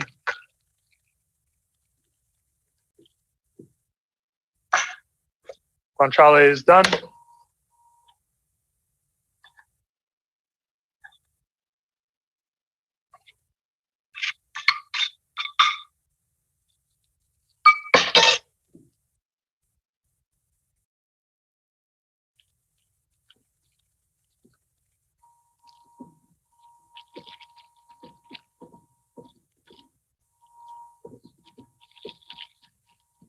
Just keep stirring it up, keep it moving. So for most pasta recipes, you would boil your pasta and then finish that pasta in a separate saute pan over medium heat. But you'll notice we're not doing that today. The sauce is prepared off of the heat. This is how you would do pesto as well if you had a pesto sauce. You would mix it up off of the heat. So my sauce is a little thick. I'm just adding a couple spoonfuls of water. Send it out. Mix, mix, mix.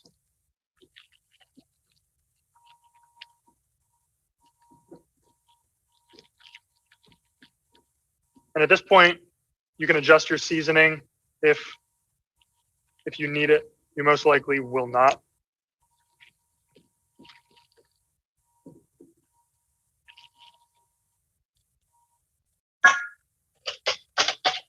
All right, I need a tiny bit more.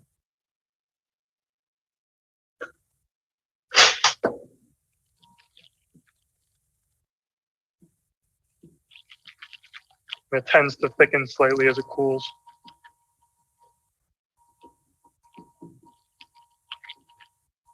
So we typically make these a little bit looser when we're preparing the sauce, knowing that it's going to tighten up a little bit in the bowl. Okay.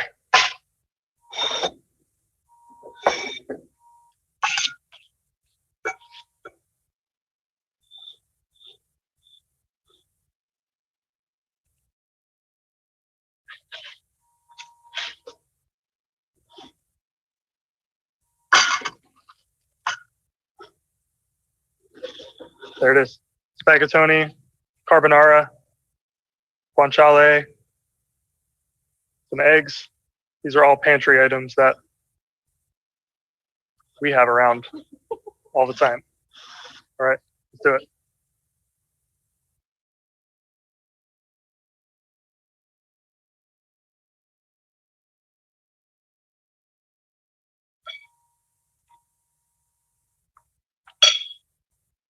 No slippery noodles here. Thanks, guys. Thanks for joining. Thank you.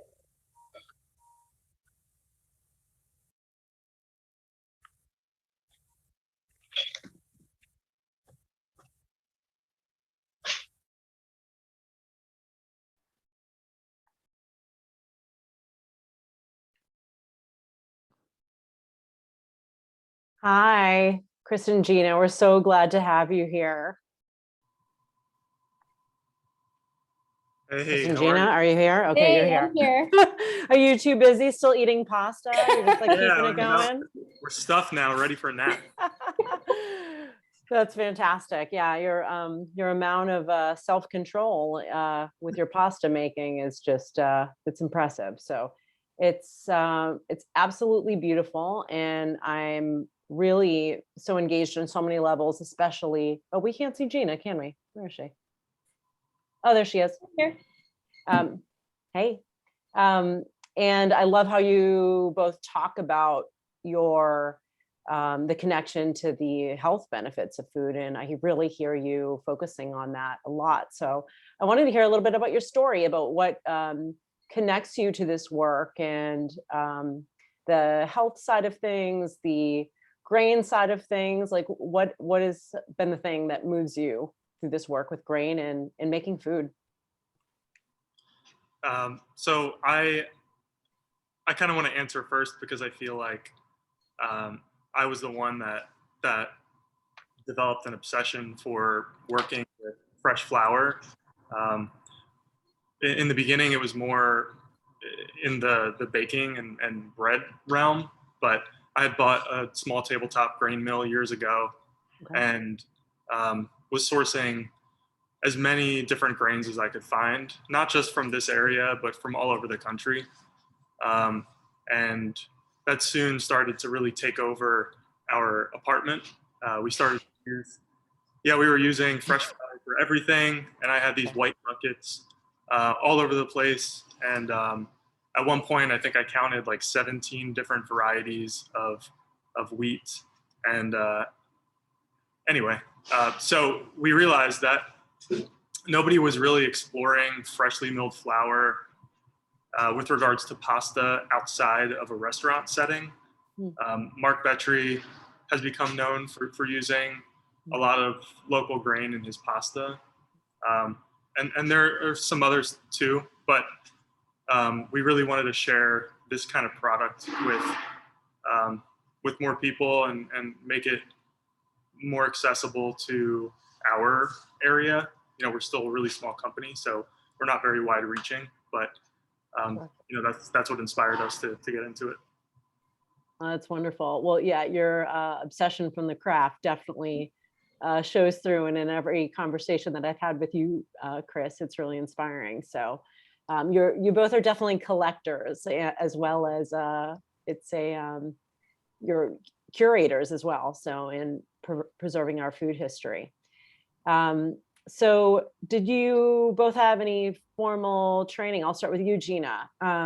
Like, how did you, was this through cooking with family, or did you decide to go to culinary school? No, I didn't go to culinary school. I spent some time working in a kitchen, actually as a pastry chef for a little while at the Penn Museum, actually. Oh. And kind of worked my way through pastry there. And but mostly I spent my time front of the house in the catering industry. So collectively, Chris and I have spent many years in catering. And you know, just being around food all the time, eating food all the time, tasting it, seeing what the chefs were doing, and really going home and being inspired to kind of play with food. And then just cooking at home, we would cook at home all the time. And once Chris threw out all the white flour in our apartment, we really had to mill everything fresh. So if I came home and I wanted to make pasta for dinner, we had to mill our grain and sift it and make the dough. And we just got really obsessed with the flavor and the process, and just practiced our craft over a few years, and just really wanted to share that with everyone. Yeah, it was like a bit of a dance watching you too. So it's a lot of fun, really a lot of fun.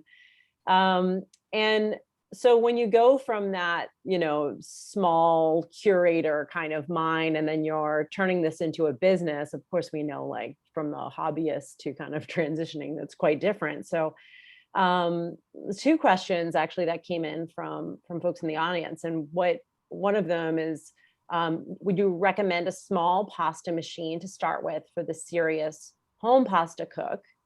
And then a high volume question, like, what would it take to produce high volume pasta the way that you both make it? So yes, the Arcobaleno is a company in Lancaster who started producing a small pasta machine that I believe was demoed last year at the grain train. So if anybody was there last year, you saw the small machine used. But Yeah, it's about the size of a blender. It's not cheap. It's about $2,000, but it makes the same type of pasta, the same quality that we make here. So if you're really passionate about pasta, that's a really good option. And then on the other end, I mean, it just depends how much space you have, how big your budget is. You know, I mean, that's a tough one to answer. Our machine, I think somebody asked what we were using. We're using, our extruder is from a company called Dominioni. They're an Italian brand, and The cappuccino people, we might know them from their, they have cappuccino makers all over the city. Yeah. so that's the machine we're using, and it holds, just to give you an idea, that small Arcobaleno machine that I recommended first would probably hold about a pound of flour. The one that we're using holds about, I think, 50 to 70 pounds of flour. So it's a lot bigger. Yeah, that's a big difference. And it actually leads right into the next question that somebody had, which is it more challenging to train young cooks with using local grains? Because we're, that person's probably thinking about cost margins and scaling up ingredients, scaling up on that, with the small size and trying to make a profit.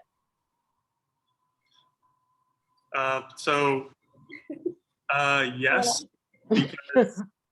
because the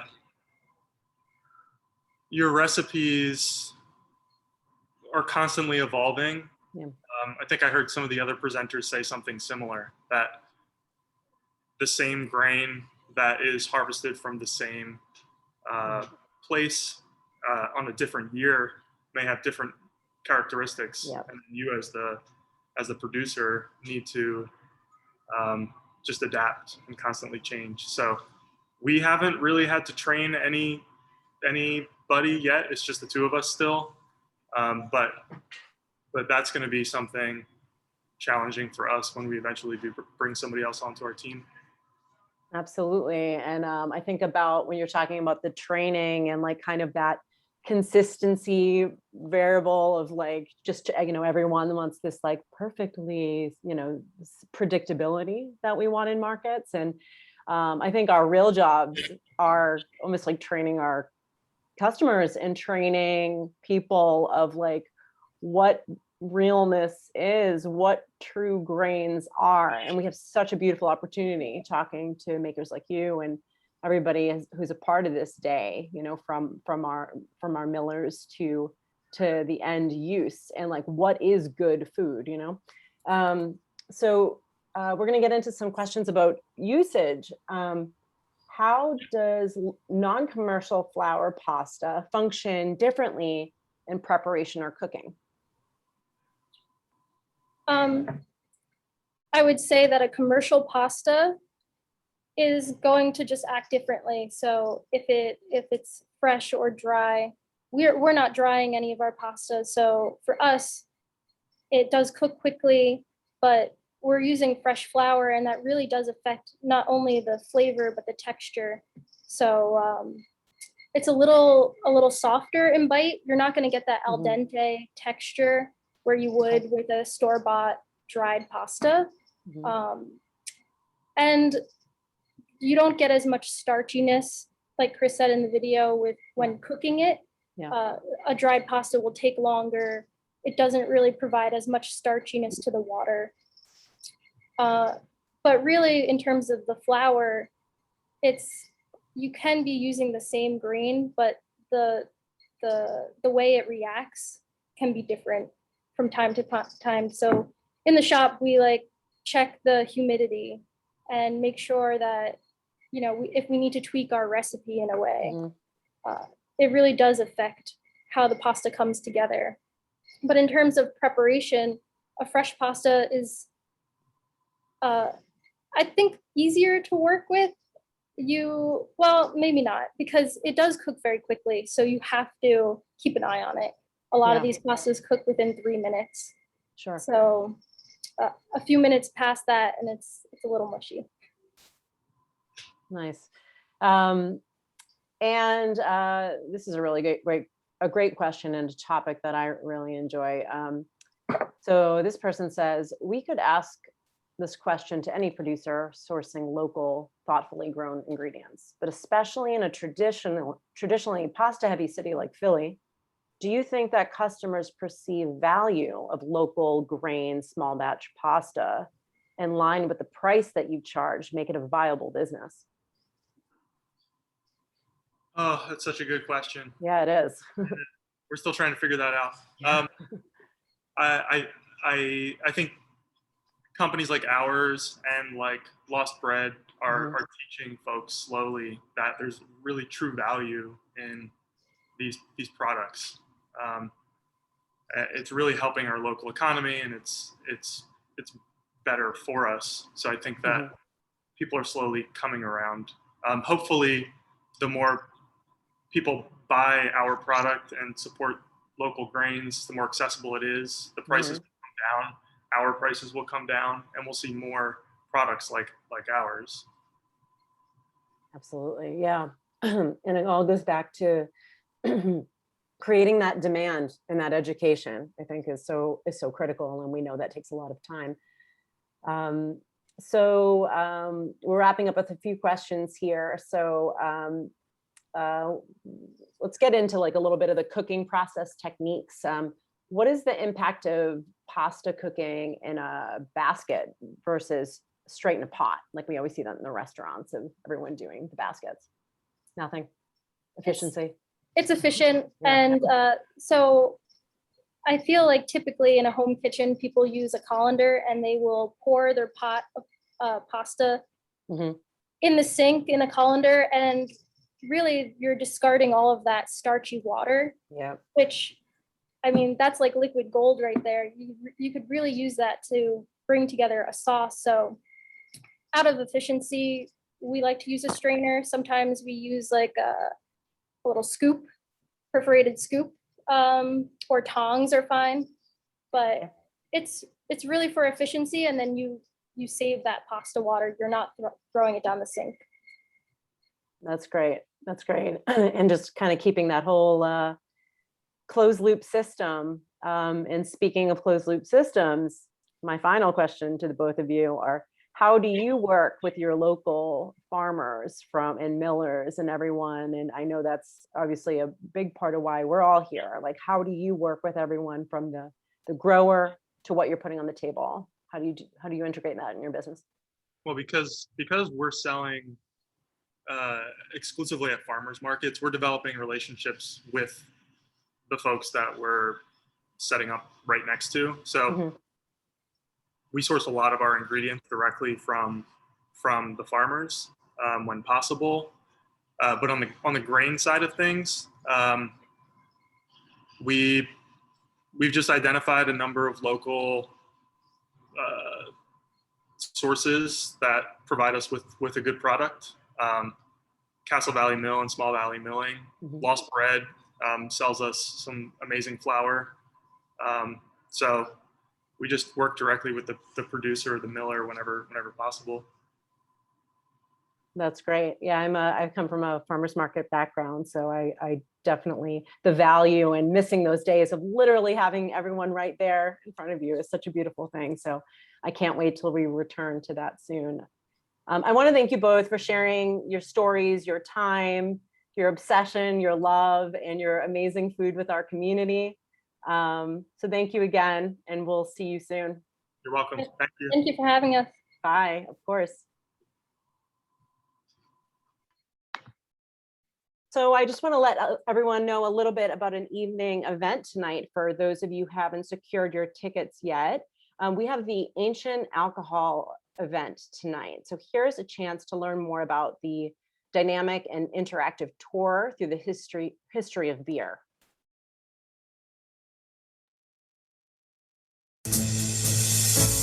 We come from adventurers.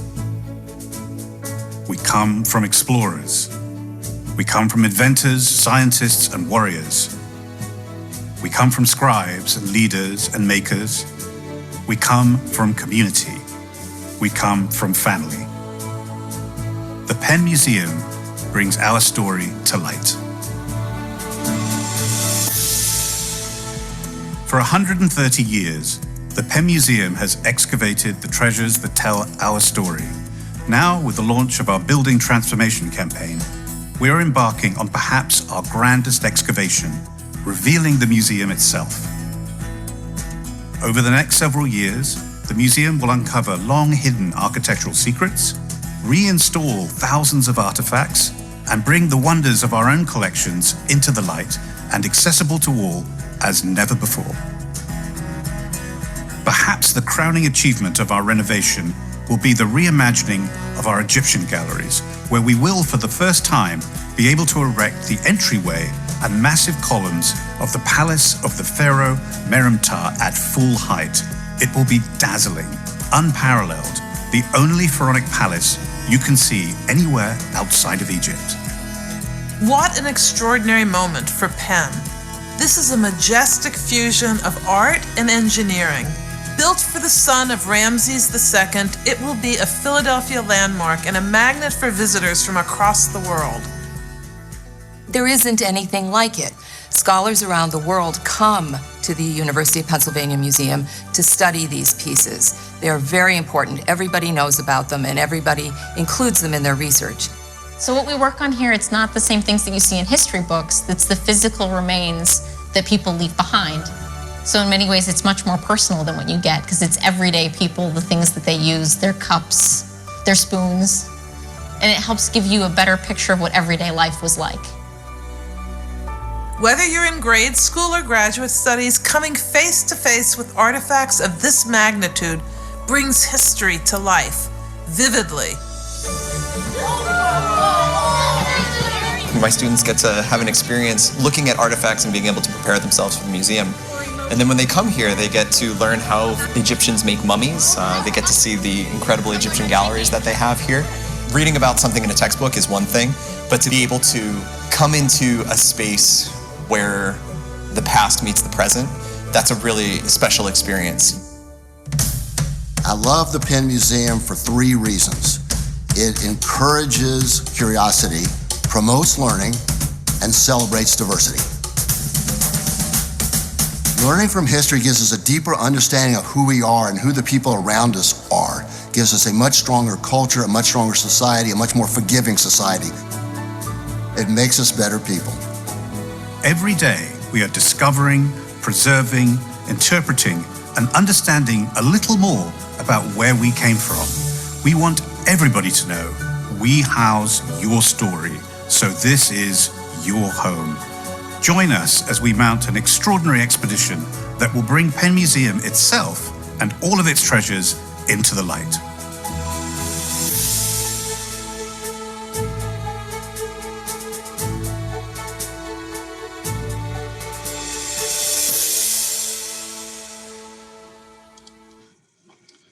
All right, folks, thanks. I just wanted to chime in with a little bit more details about the event tonight.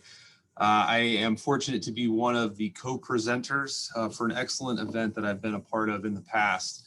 Cristina Dowd from Philly Loves Beer has worked with the team at the Penn Museum to put together a really good virtual event that walks through a lot of the artifacts that are available for viewing at Penn Museum, which of course we cannot easily see right now.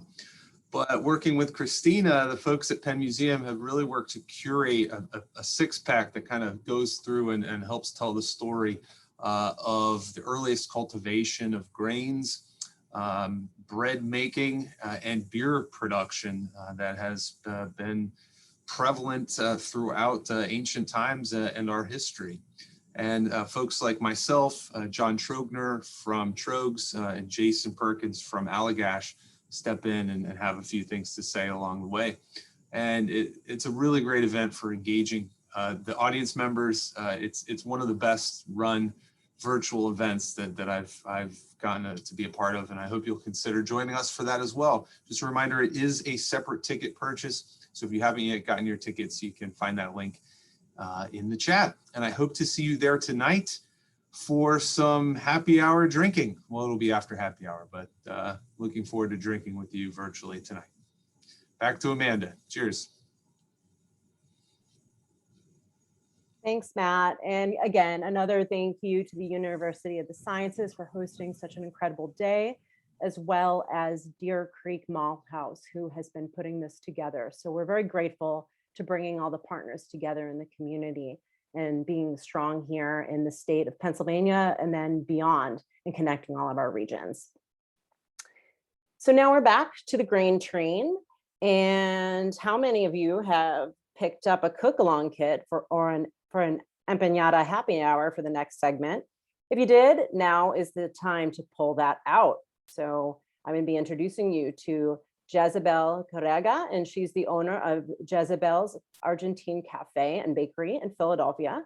Jezebel's going to share with us the secrets of making this delicious Northwestern Argentine staple.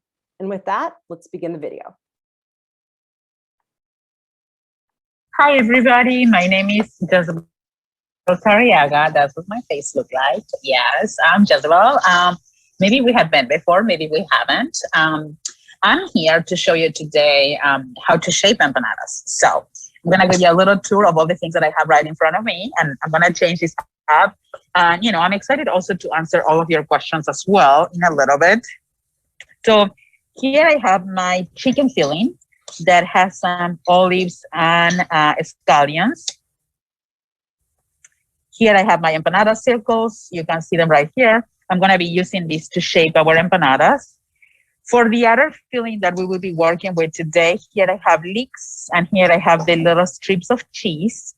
If you have gotten our empanada kits, you have gotten some of these. And then I have my oven warming up right now at 425 degrees. This is a commercial oven, so it tends to run a little bit up higher than normal home ovens. So if you're working at home, maybe your empanadas will take a few extra minutes, more than mine, okay?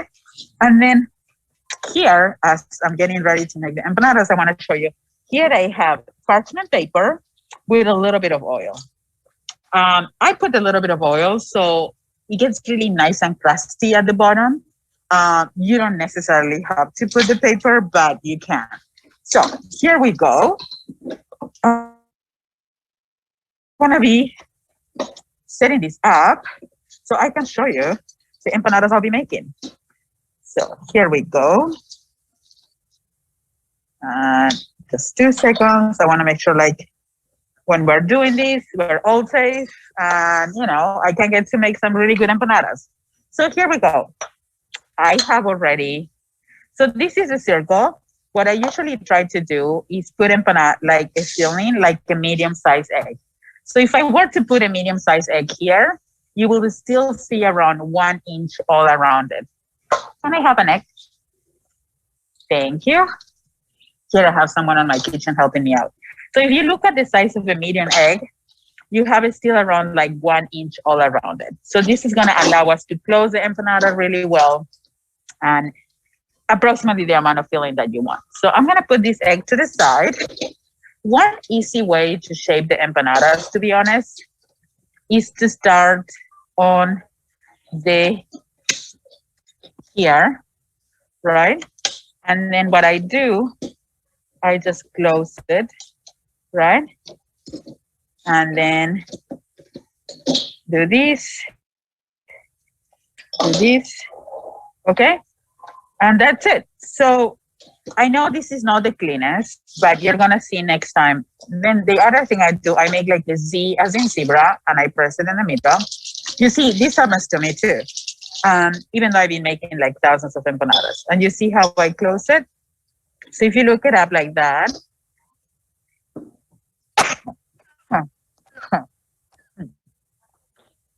sorry about that. I have like a little bit of like a serrated texture on it. So this is our traditional shaping for the chicken empanadas. Here I have my sheet pan. I already put a little bit of oil here. So what I'm gonna do is spread the oil all around it. Here I have another piece of paper because I bake my vegetarians on a different tray than the meat empanadas.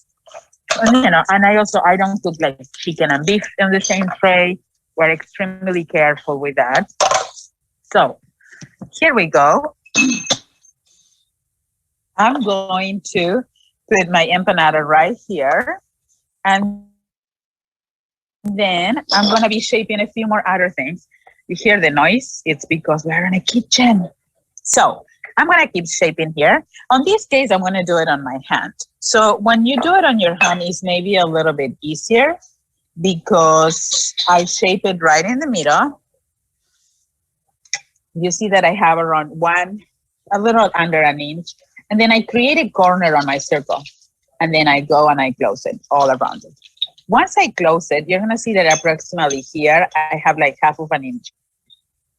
So on this half of an inch that I have here, I'm going to make a Z, close it, make a Z, close it, make a Z, close it. And you see, this is the way that you shape your empanada. So this is for chicken. We also have, I'm gonna show you how to make the other closings as well. So here we go. Again, if you get to tie this really well, this is gonna be like definitely a life changer. One thing, you don't want your filling all around it. So I'm going to close it like that. Okay, and now what I'm gonna do is like what I call the bunny ears. So you make like a little pinch here, here, and then you do one little pinch at the end. I call it the bunny ears because this to me has the resemblance of a little bunny. So that's the shape that we will usually use for our beef empanadas. You necessarily don't have to shape your empanadas like that, but you can if you are, you know, you can try any shape, whatever you would like. I'm going to make our shape for a ham empanada, which is going to be closing it this way. And now I'm gonna lay it flat on a surface. Once it's laying flat, I'm just gonna like go around it like a little tortellini, and I'm gonna close it just like that. Okay? And this is going to be our ham shape. You see, look how cute that looks like. That looks amazing. This is one of my favorite shapes. Now, if you look at the options that I have right here, so we have the traditional, like how we close the chicken empanada, right? We have the little Z as in zebra pressed in the middle. We have the little bunny ears, right? We have 1, 2, 3, 4. If you want to use a different shape, you can. If you want to do 5 instead of 4, that's totally fine. And here we have the one shape we will use for the ham empanada. I'm gonna do one of each again, just in case you would like to see a little more of the technique. I love to shape the empanada on my hand. So I stretch it a little bit, put it right in the middle, and then here I go. So I'm gonna do this, and now I'm gonna close it. Again, we're gonna go on the Z as in zebra. Z, press. I make a Z, press in the middle. Make another Z, and press it, right? You see the Z really well? Maybe you might see more something like an S, but on my end, it's more like a Z as in zebra. Like also the Z for Jezebel. So I'm gonna do another one like that. I love this shape because I think it's super versatile. You know, and it's kind of like we do these like little mirrory things because our leek empanada is just like these ones. But instead of having 3 Z's, it's gonna have 4. Here I'll go 1, 2, 3. And that's the way that you can shape it really well. Now I'm gonna do again the bunny ears and the ham empanada close up. So I'm showing you all the options on how we close empanadas with meat, okay? So I do this, I close it really well, right? And now I flatten it, and I'll go all around it, and here, with one in front of the other one, close it. And then I do this, right? And I'm gonna do one now with the little bunny ears, which, remember, by the way, all of these shapes are the ones that we use at Jezebel. You can shape your empanada however you would like to. If you go to Argentina and you see empanadas shaped similarly to the ones that we make, That doesn't mean that exactly they're gonna have the same feeling. It means that they will just might have maybe different feelings. So this is the easiest one. I do the little bunny ears, and that's it. Look at this. I think this is super cute. So, and I'm gonna put this on the side. Now, the one thing I always make sure is like that my empanadas are spaced properly. So you don't want your empanadas really close to one another, because what's gonna happen is we are going to, if our empanadas are close to one another, they are by nature, they're going to kind of like get really puffy in the oven. So you want to make sure that, you know, if they get like really puffy, it's not that bad, okay? When it comes to this empanada, the chicken one, I always assume like it has two faces. So I like to have one face looking at me, and then I'll egg wash it. And then I like to flip it, and then I like to do this. Okay, once I do that, here I have a little toothpick. So this toothpick, what I'm gonna do is I'm just gonna poke them. 1, 1, 1, 1, 1, 1, 1. And that's it. So this is going to the oven right now. So we're gonna count the time since we send it in. This is gonna be, remember guys, this is gonna be super fast, okay? So just like that, it's going to the oven. Here I have my tray ready for the next one. So let's see what happens. My empanadas, my chicken empanadas are on the oven. Right now, we're gonna get our hands on the leek and cheese empanadas. So here we go. Look, this is leek, onion, salt, oregano, and here we have the little strips of cheese. The reason why I do that is actually because, wow, what happened? I'm back. Please, I'm back. Okay. The reason that I'm back here, it's because I like to add the cheese like a little strip, and you're gonna see now why. So what I do is put this in here. I'm gonna put this on the middle. And now, again, medium-sized egg, I'm gonna put the cheese, and the cheese is gonna help me hold my filling. So while I hold the filling with the cheese, I finish closing. I always wanna have this super nice, clean, done well. So now here I do my Z as in zebra, 1, 2, 3, 4. And you see, instead of like the other one, this one has 4. So again, I'm gonna space it here. Here I go for the next one. So here we go.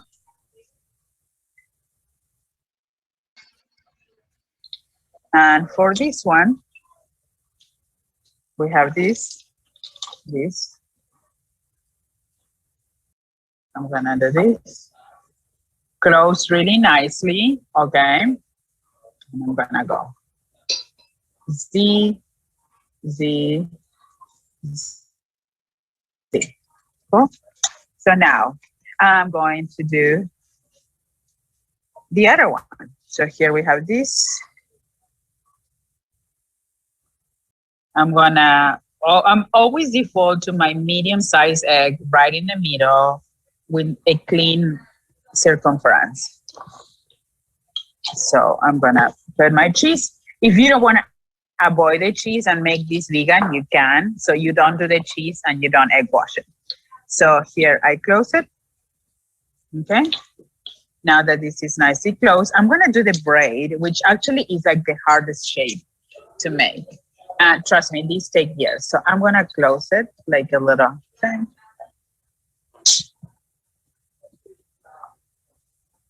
Okay, you see that beautiful braid? This is the hardest shape we will ever make, and it takes years to master. So please don't feel like this is something you want to do. I'm gonna do it again because this is everyone's favorite shape.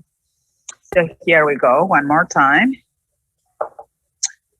So here I'm gonna have my filling. So what happened here is like I put a little too much, but you always wanna like always default to your medium-sized egg. I'm gonna close it. This side is wet and that side is not. So this is gonna close well, but you know, you have to make sure like your borders are not too wet. If they're too dry, they're not gonna close well. If they're too wet, they're not gonna close well either. So here I go.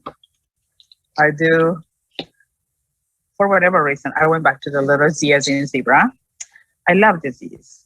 So I'm gonna go to the braid again because I know that's everyone's favorite. And then I'm gonna show you the way that we shape the corn empanadas and also the vegan lentil empanadas. Okay, so I measure how much filling I want. Remember to keep all around it clean. I know it sounds maybe a little repetitive, but it's super important because if you pay attention to those little details, you're gonna get a beautiful empanada. So now I go and I do my braid. Okay. So you see my braid there? Great. So now I'm gonna do the one that you remember, like the ham filling. So here we go. So this is it. And now I'm gonna put it again in the middle. I'm gonna make like the little round shape, but then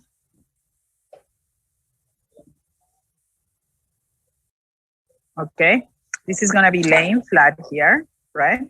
I'm gonna close it right here on the front, okay? And now what I'm gonna do is the little pinch. So that little pinch, if this didn't have the little pinch, that's a ham empanada. Because here has a little pinch, that means that's a corn empanada. So this is how we use like little tiny things to differentiate. I'm gonna make also my lentil empanada. So for my lentil empanada, instead of 4 pinches like we had the little bunny ears for the beef empanada, this one is gonna have 5. And here we go. So here I love to do the same thing over and over and over again. You know, in practice is a master. So here now I have these, and instead of making 4 little pinches, I'm gonna make 5. 1, 2, 3, 4, 5. And you see the difference between this one and then the one that I made earlier, which actually had only 4 and it looked a little more like bunny ears. So this is another shape. And now I'm going to do one more leek empanada. Because, you know, that's the way that we fold the leek. So I thought you should see it again. And I have my other empanadas in the oven. They're gonna come out soon. So here we go. Okay, so I'm gonna do the Z as in zebra, press it, Z, press it, Z, press it, Z, press it.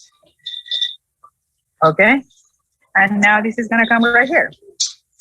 So this is it. These are my veggie empanada. Look at them, they look so nice. Perfect angle. So this is the little braid we use for the spinach empanada. This is the traditional shape folding we use for the leek and cheese empanada. Here we have, this is how we shape the spicy corn empanada. And this will be the we will use for our vegan lentil. So here you have 1, 2, 3, 4 different shapes of how to, 4 different shapes on how to, you know, fold your empanadas. So remember, these are all our vegetarians. Again, remember the little trick that I showed you when I did my, when I was egg washing the chicken ones, I egg wash one side and then I flip the tray and then I do the other one. So here I'm gonna use the same technique. I always feel like empanadas could have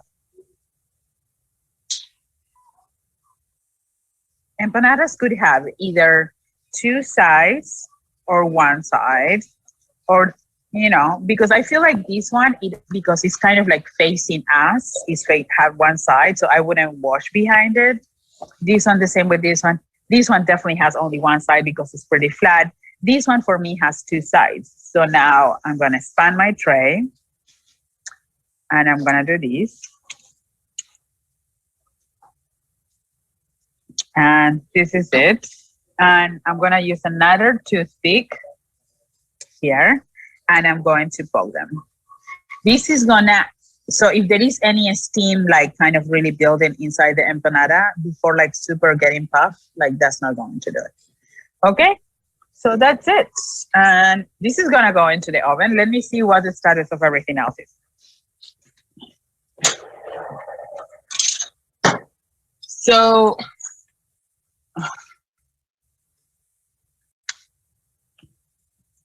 look at this. Empanadas are made, are ready to be eaten. So that only took a few minutes. And the reason why it only took a few minutes is because we're talking about a commercial oven. A commercial oven is just going to do that, you know, like it's different than a home oven. What happens is the temperatures are way higher. Every time I open the door, I don't lose as much heat as you will usually do if you do it with your home oven. And, you know, it's just set up to do this like very high baking. And here you're going to have a little look. Look at those empanadas. They look amazing. I'm going to flip them. Going to span the tray. There you go. Look at that. Do you see how they look nice and golden and shiny? People have asked me in the past, how do I know if they're baked? And you know what? Let me grab a tongue, and I'm gonna show you kind of like a few little things that you have to look around if you want to know if the empanadas are fully baked all the way. So let me put this down here. So one thing that you're gonna do for sure is actually look up at the lighter sides. So if you look up at the lighter sides and then you see like this is baked, but it's not fully golden. You know, you don't want to have, look at the bottom. Look at that nice crusty bottom. So, you know, that's gonna give you, look at this. So this is what you want. You want your empanadas nice golden sheen, but without being like burnt, of course, unless you like things a little bit burnt. And right now, I'm just gonna wait for my, you know, I could put these in a few more minutes and I can do that. And I'm gonna show you Jezebel's. So, let me see what happens. But I'm going to show you here. We are at Jezebel's today. This is, you know, I'm gonna flip the camera a little bit. So if you haven't been here, this is our room, which we haven't had people sitting here for a while. This is our newest space. It's called Jezebel's Atelier. We have a lot of like things to do. Like, you know, I made the cutting boards. I made all the furniture on this space. And then we also have our cafe where you can come. This is my beautiful kitchen. I love this kitchen. It's so wide and open. And this is our cafe where you can come and order some food. Now, right now we have a customer here, but you know, you can come in, order your food, see what's up, say hello. I'm back here. And let's see what happened with the chicken empanadas that I put in for a few more minutes. So, look at this. So, you know, the temperature is pretty high. You can't even hear them like, there is slightly a little more baked, but it's up to you. So you always want to make sure, like, here they are. Much has not changed. Again, this is nice and toasty. And that's what I have for you today. I'm going to be answering all your questions. Also, please follow us on social media. If you follow at Jezebel's Cafe, let me see if I have a sign. Oh, look what I have right here. So get social with us at Jezebel's Cafe. So if you follow us there, you can see what we have going on. You can always send me your questions there as well, you know. And here, I'm just gonna wait for my leek empanadas to come out. And, I'll be here answering your questions soon. Thank you so much. I hope this was very helpful and you're enjoying your empanadas wherever you find yourself.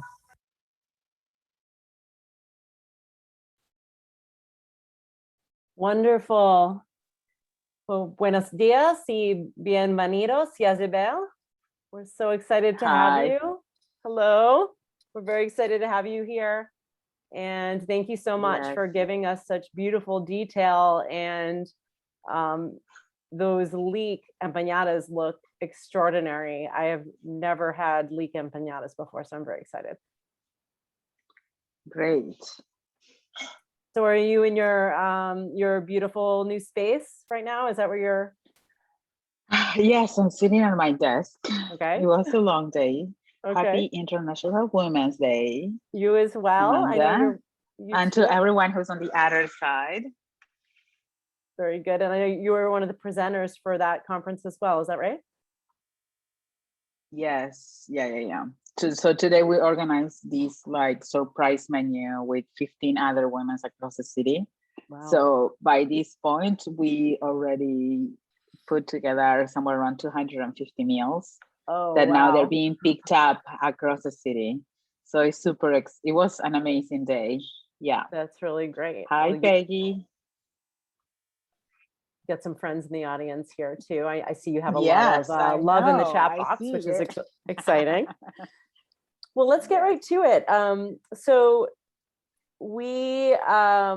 I'm a lover of stories. And I know that you have so many food waste stories. So I would love for you to share a little bit about your experience about growing up in Argentina and how you became deeply connected to your foodways and also in local economy work. Yeah, so I mean, I'm born and raised in Northwest Argentina. I grew up around my grandma's home. I was one lucky child who had, my grandma took care of me instead of going to daycare. And, I grew up with these very strong women around me that they really care about like reusing a bag every single day, making sure like your food was local, that we were we were like walk half an hour and be at a small farm, and just to see how you will get milk.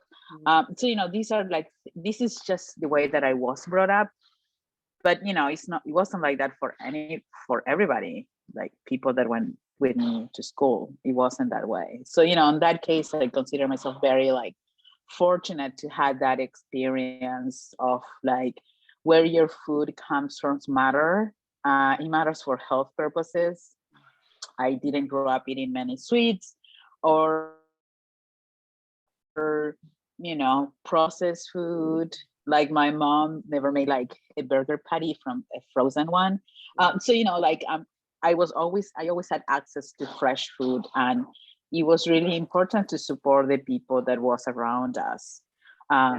So even though, then I moved on and then I went to school and I did all of these things, but I think Philadelphia in a way brought me back to this full circle moment.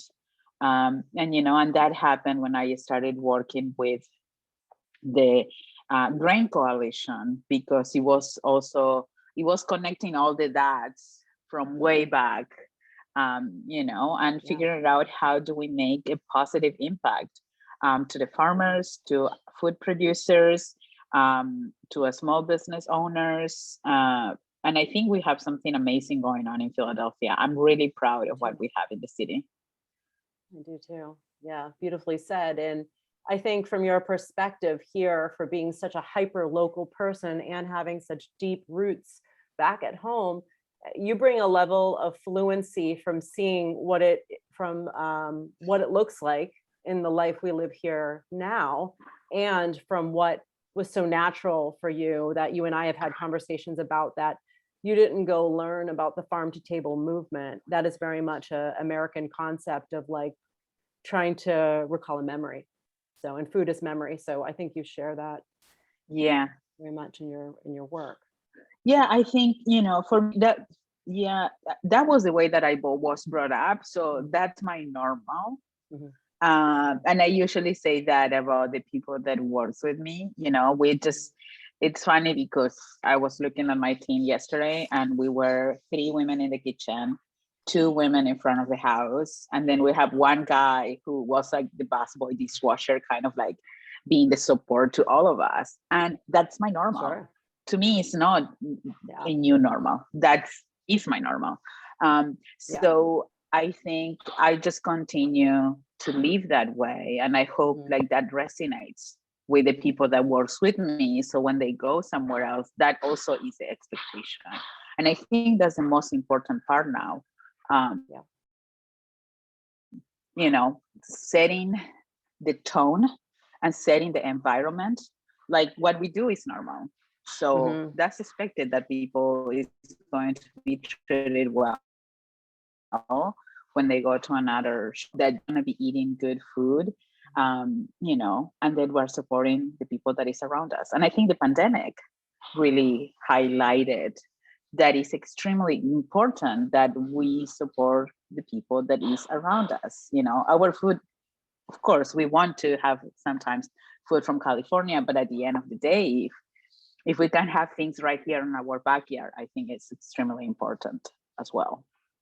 Absolutely. Yeah, it is very well said. It's the most powerful thing that we can do in terms of being local is to actually celebrate and think about where we're putting our dollar, where we're putting our work, where we're putting our care and our love, because that is what we're doing with our food and with each other and these exchanges we make, which are so vital right now. Like we can't even be sitting in the room together. So we're constantly now thinking about this.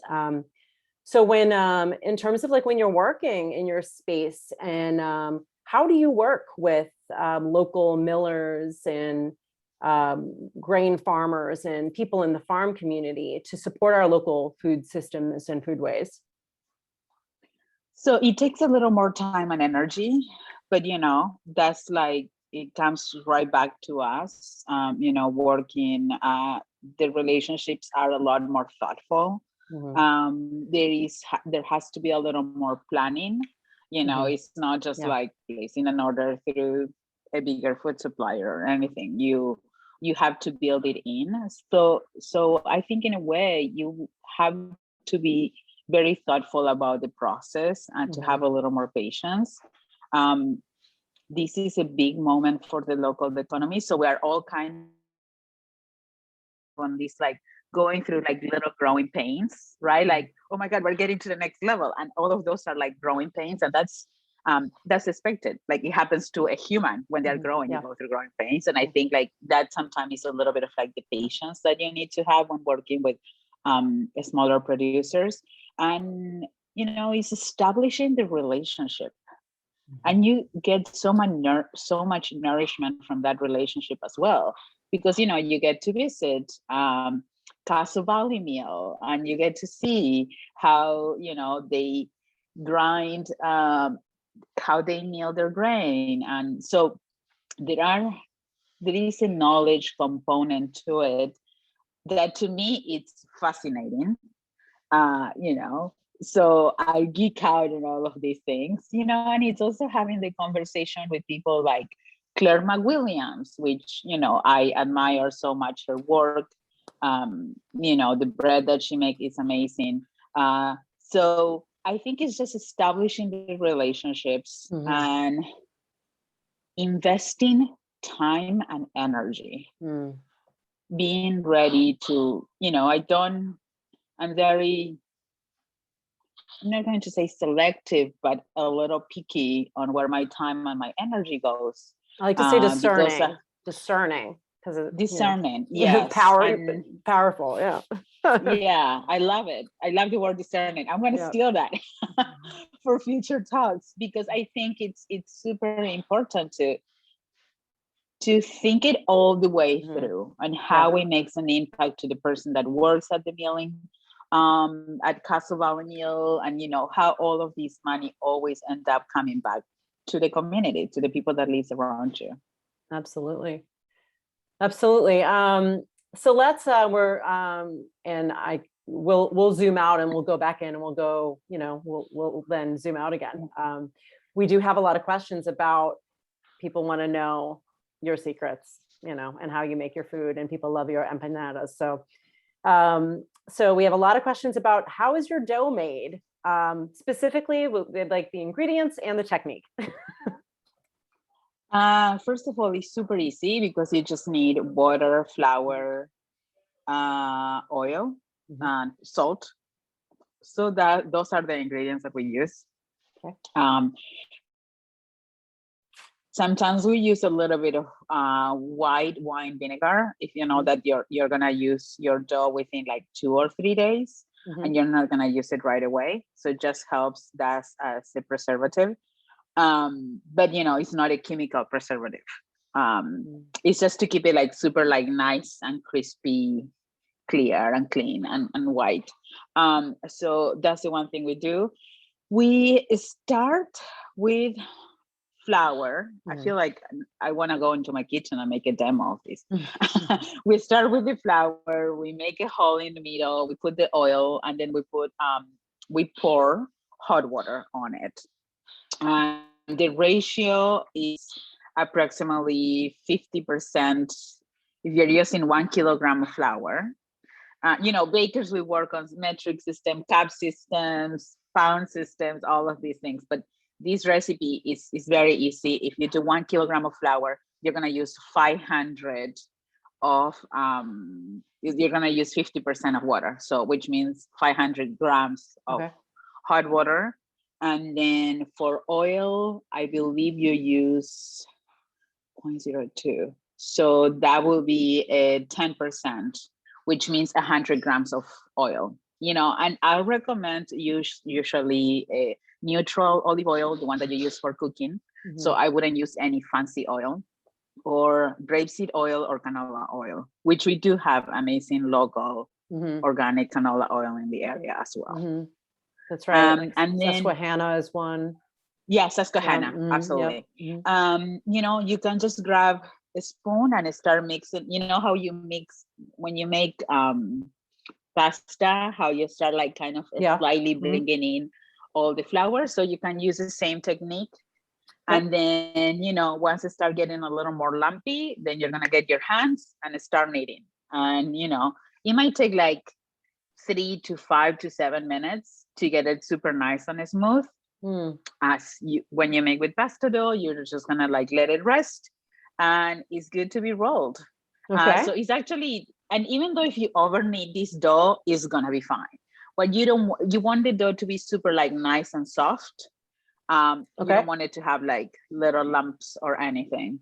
So you can over knead the dough. If you have a kitchenette, just use a hook attachment, and like do it there for like 5 to 7 minutes. The dough is gonna be great. And this is like a foolproof dough. Like you can't. It's just that's the way it goes. It's pretty easy. Did I? I think I saw some questions when I was on the video. That was great. Yeah, that's great. And a few rapid fire questions that I have for you here. Hot water, not cold water in the empanadas? Which one? Yes. Okay, so hot water. Hot water. Hot water, okay. Yeah.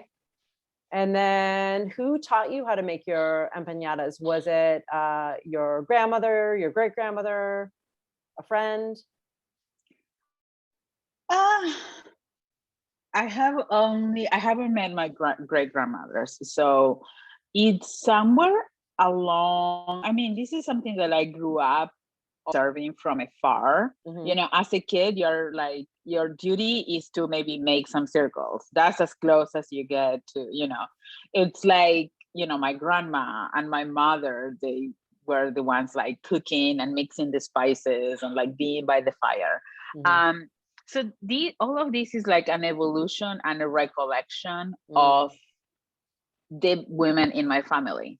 It's a little more like spicier than normal empanadas. So that's a little more like my grandmas will make it. But one of my aunts always added raisins. And my mom wouldn't add raisins when she would make empanadas at the house, but in honor of my aunt, I always add raisins. So, it's a little bit of everything, the spicy, the sweetness of the raisins, and, it's always fresh. Yeah, and a little history too, because then we get our stories of our families and memories that come in our food. And I think that's what makes it so special. And we can share that, with our friends and neighbors and our children. So it's beautiful. And then some questions about, do you ever make a seafood filling at all? I grew up. Okay. Yeah, what I remember from seafood, which I haven't tried it yet, and I have to do it soon, so we might do it soon, is actually empanada de bacalao. Bacalao is the salted cod. Yep. So that was like one empanada I used to have as a kid. And you know what? As I'm speaking right now and remembering it, I'm craving one. So we might do it soon. Who knows?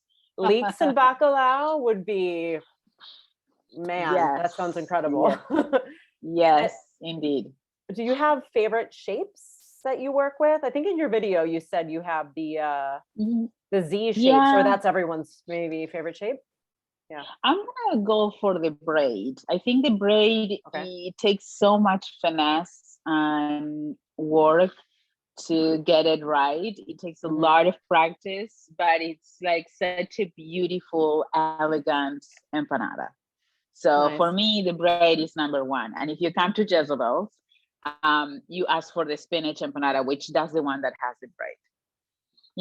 We differentiate the filling of the empanada by the braid and the crimping that it has around it. Beautiful. And when you're using your flour, are you using all Castle Valley Mill, or do you work with Deer Creek or some of the other partners that we have on our team? I've been working with Lost Bread, actually. Okay. So if you get our empanada circles, they are, I believe it's 80% Lost Bread flour. Okay. We do mix it with a little bit of white flour because it's just to make it, to have like a nicer crust, and to make it a little bit chewy. So we do mix it with some other flours, but Lost Bread is like, they get small valley grains. They mill it right here in Philadelphia, and then they drop it off to us. Yep. So you're using Small Valley and Deer Creek then, because I know they're using both of their grains too. So that's beautiful. You're getting the blend of all the different people in the region. Exactly. So that's lovely. Yes. And I visited the meal the meal that they have at Lost Bread, and I loved it. I'm just so proud of what they're doing as well. Oh, it's great. Yeah, Alex and his team and Josh they're extraordinary. So yeah, we're very lucky to have them in our community. So to pull back out again in our last few minutes that we have here together, Jezebel. So I'm interested in how you can talk about the opportunity in the Mid-Atlantic to source local grains, like how that compares with your experiences in Northwest Argentina to source local ingredients. I think we are on an amazing place here in Philadelphia, Jersey, South Jersey. We have access to so many farm right around us. So actually, this is an amazing place to be in. I would say in Argentina, things are a little more regional. So if we want grain, it has to travel from a little further away from where I grew up. So you're going a little more to Cordoba, or you're going to more the area of Buenos Aires. Here we have our, grains like within like hour, 2 hours away from Philadelphia, which that's amazing. So, there are certain things that it depends. I think we had like a huge variety and diversity of local ingredients in this area, like Susquehanna oils. So that is pretty unique to this area. And I think we should use it and Yeah. utilize it as much as we can. Yeah, yeah, and that's a really great point. And yeah, thank you so much for bringing all of the pieces together with your food stories, with your experience, with your fluency, with your passion. You're such a nurturer and a giver, and thank you for sharing it and sharing it with the community. And you know, being a part of All Together Now, we're really so proud to have you as one of our founding members that really was in it early with Judy Wicks from the get-go. So everyone really cares about you deeply. So so thank you so much. It's been an absolute pleasure talking to you, and enjoy the rest of your conference at the symposium and also for International Women's Day. Thank you so much for your time, and please stay tuned and figure out like small ways you can support the neighborhood, the neighboring businesses around you. Absolutely. Thank you so much. Bye. Bye, Isabel.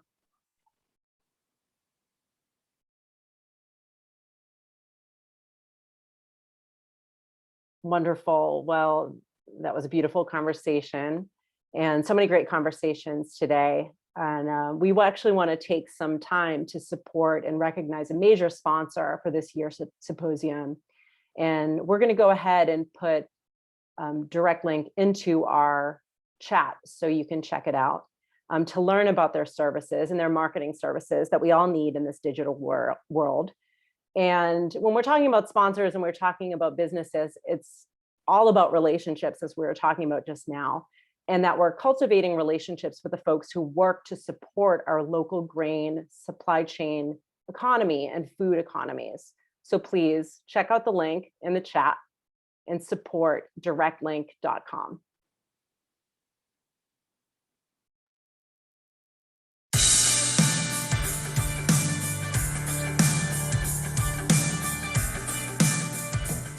Hello, I'm Kevin Lynch, the founder of DirectLink. And we're happy to be part of the 2021 Philadelphia Grain and Malt Symposium.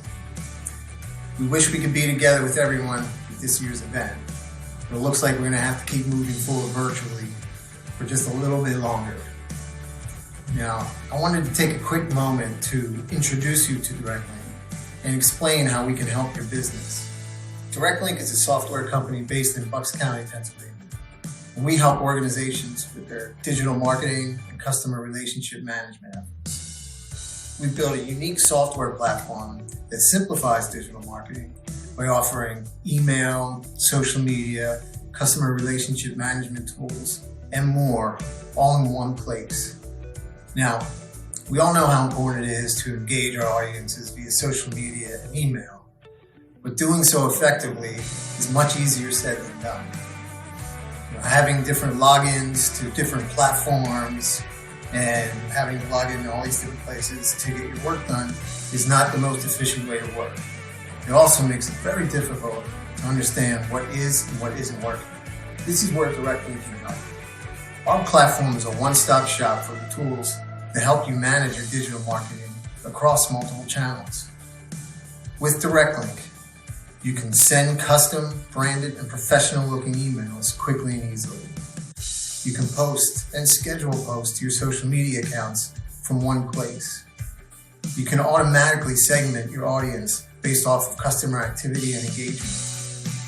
And you can gain better insight into the effects of your outreach with no hassle cross-channel reporting.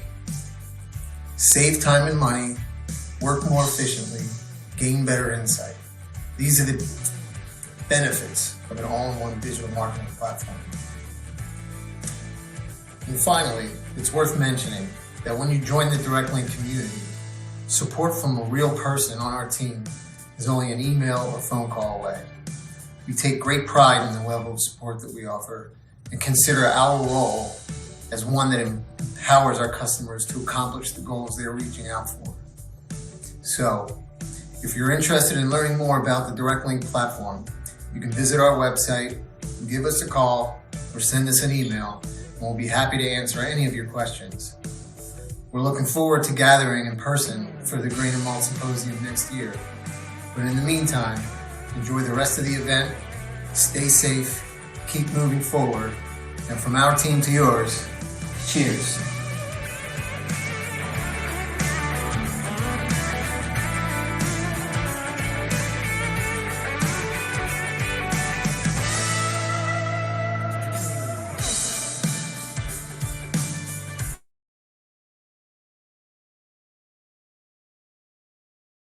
Again, I just want to say thank you again to DirectLink and all of our sponsors for making this possible today. University of the Sciences, one of the founders and producers of this event, along with Deer Creek Malt House, again, producer of this event, making this possible to connect all of our partners, both on the supply side and on the side of demand. So, well, welcome back to the Grain Train. And I'm Amanda Leahy, the Deputy Director of the PA Grain Coalition at All Together Now. And next up, we're going to learn about some barley traditions carried from Tibet. We're going to hear stories and learn to make traditional Tibetan food with local barley here in PA. So tsampa is more than food. It evokes memory, culture, and heritage through careful manipulation through thoughtfully grown grains. Today we welcome Lama Losang, former assistant to the Dalai Lama, and Philadelphia journalist, local grain advocate, Catherine Rappin. She's also the founder of the PA Grain Coalition, which I have some shoes to fill there. And we're going to see a demonstration and discussion of tsampa. So with that, let's begin. Hello, everyone. Thank you so much for joining us today. My name is Catherine Rappin. I am the managing editor at the Philadelphia Citizen. I'm also a freelance journalist and food writer. And I am here with Lama Losang Samten. He's the spiritual director of the Chenrezig Tibetan Buddhist Center in Philadelphia, as well as other Buddhist centers across North America. He actually studied for more than 20 years at the Namgyal Monastery and was the personal attendant for the 14th Dalai Lama before moving to the US in 1988. He has created beautiful sand mandala art, which is in galleries across the world. And then he's also the author of 2 books. That's really just the start of his long and incredible life so far. But thank you so much, Lama Losang, for being with us. Thank you, Catherine. Yeah. And so I got to know Losang through my work with Lost Bread Company and our grain zine that we made every month in 2019. And the project's been on hold since the pandemic, but we still have 11 beautiful issues. And the first one we did was the barley legal briefs. And in doing some research on barley, I came across this fascinating Tibetan food called tsampa. And I wondered if there were any Tibetans living in Philadelphia who I could find to talk to about this intriguing dish. And that led me to Losang. And he was very generous with his knowledge and even invited me to make it with him at the center. And we have kept in touch here and there. And so I've always hoped to have an opportunity to share him, hearing it from his words and his experiences with folks, and not just reading it in the pages. But you can also read it in the pages if you're interested. You can get the zines at lostbreadco.com or the new cafe.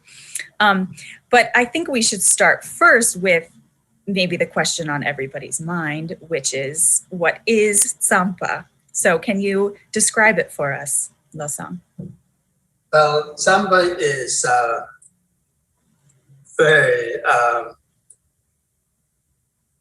very traditional daily routine food or meal in my country of Tibet. I think the Mongolians, they also eat tsampa too, but more in Tibet. So entire Tibet, tsampa is really the daily meal. Tsampa can make a numerous meal, and tsampa is made of barley and roasted and then grounded, and that's a really very good healthy food. Yes. What else is so my understanding is tsampa refers to both the roasted barley itself and also the food you make with it, correct? Yeah. Like a tsampa can make evenings. Well, in Tibet, I remember, like a Tibet, on the stove, or and barley soup. Barley soup is always there. You know, just sort of like so somebody comes in, they serve the barley soup. So the soup, sambal added along with the added whatever they have, you know, cheese or that those young bones, you know, if you make you can make a barley soup with a vegetarian, or also you can add it bones that cook a long time, and that juice and add it with sambal. It's a very and white radish or some of the green, whatever you grow in that region. It's a good soup. Wow. And is it thick? Does the flour, the barley flour add, you know, kind of add a thickening texture to it, or is it before it's milled? So it's actually just the barley grain. Yeah, no, it's a grinded and it's like a sambal, like, you know, it's a sambal. So it's a very, not the thick though, not like a oatmeal when we're eating. So it's not thick like this, but really like a soup, like a really a soup, you know, easily like this, and you can. Yum! That sounds amazing. It's really amazing. It gives you and especially in the winter in Tibet. Well, depending on which part of Tibet, but most of Tibet is the winter is so cold, and so the sambal barley flour soup gives you, you know, warms up your body. It's a really perfect food for that kind of environment. Mm-hmm. And the tsampa that you're going to show us today at the end of our chat here, just tell us a little bit about what are the components of the tsampa that we're going to make. Tsampa, we be here. By the way, this tsampa which I have here today is a roasted barley, and so I think this is you made this sambal, and I tasted, and it's a very good. Very good. Yeah, it's a very good. So that also depending on how you the barley to roast it. If they roast it too long, and then it changed the color, and also there's a taste of the, you know, what do you call it? Like burnt or bitter. Little bitter, right? So that's what, you know, when I you know, who make the sambal at home is there's in Tibet case the mom and the woman's job. That's very important. So they teach to the younger generation how the grain, you know, the barley to roast it, what really the color, and they use that. I remember I see that with the sand, and the sand heated it up, and then put the barley grain, and then just roast it, and then know exactly what time you need to take out, and then like this, and all the sands are coming out of it, only the roasted barley, and put it there, and then ground it, the water ground it. Wow. There's no bean there, water ground. It's a really good taste, because I've been going to, I cannot go to Tibet anymore, but I've been going to in northern India. It's called Ladakh. Ladakh, sometimes they call it Little Tibet. It's very cold. I've been going there so many times. So in something, the barley grows a very high altitude in like a place, and the taste is wow. So good. I'm so glad that we're doing this at a time where, you know, none of us have traveled in a year, and we don't know when we're going to be able to travel. But listening to these stories, it's like we get to kind of go there with you. So, and actually, on that note, some of the stories that you shared with me when we first were talking about tsampa for the zine, or about your memories making it with your mom, which you just mentioned was kind of the woman's job was roasting this barley and milling it in the house. So can you share with us some of those memories of making it with her and what that was like as a child in Tibet? Oh yeah, there's tons of memory. Tons of memory. Especially we all have so much memory about our mom, the mother. Such a important in our life. The mother are our first teacher who taught us an amazing thing. Amazing thing. So back to the samba case. And for example, today I'll be showing you a very tradition of Tibetan cup, wooden cup. So samba, the making the soup is different, but the pak, they call it pak, is making that kind of bowl and putting here, which we're going to show you later. And then the moms, they teach how to this space, how to make that samba without too much mess it up. There's a different way to do it, different way of holding the left hand, the right hand, and then just, roll it and mix it so beautifully. And then it's good to have some kind of little bit of vegetable or something, or potato dish or something goes with the samba. The pak goes well too, right? Or you can just eat only the samba. So the making out of is the family teach, especially mom teach how to make the pak.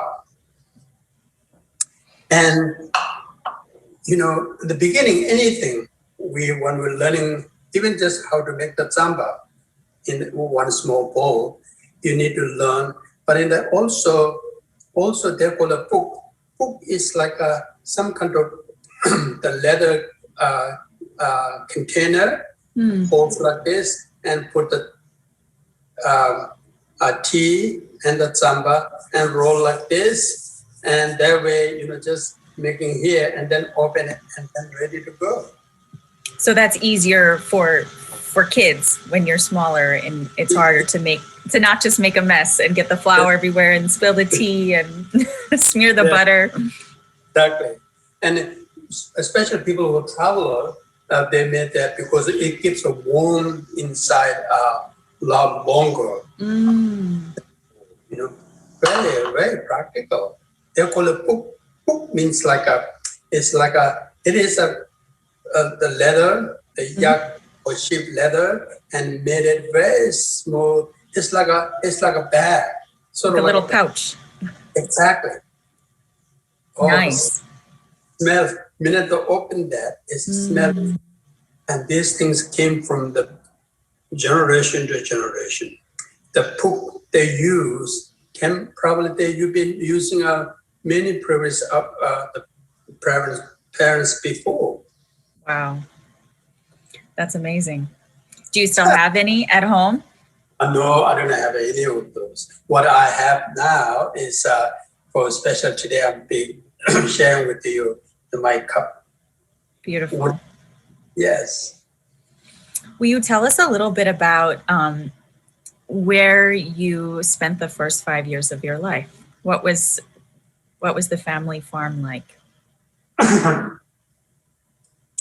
First 5 years,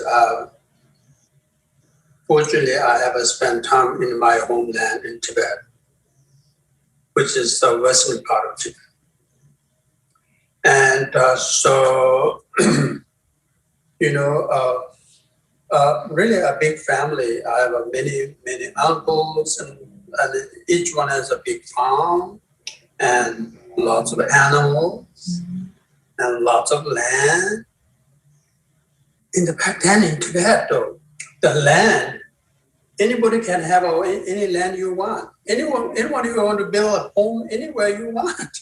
Really, there's no any restriction. Long as you have a water, and you can build anywhere you want in your home. So the animals, lots of animals, but it's geographically Tibet is a huge, really so big. But the population is very small. Since 7th century, since 10th century, the monastic is become a huge, and so many monks and more men become a monk, and so the population dropped.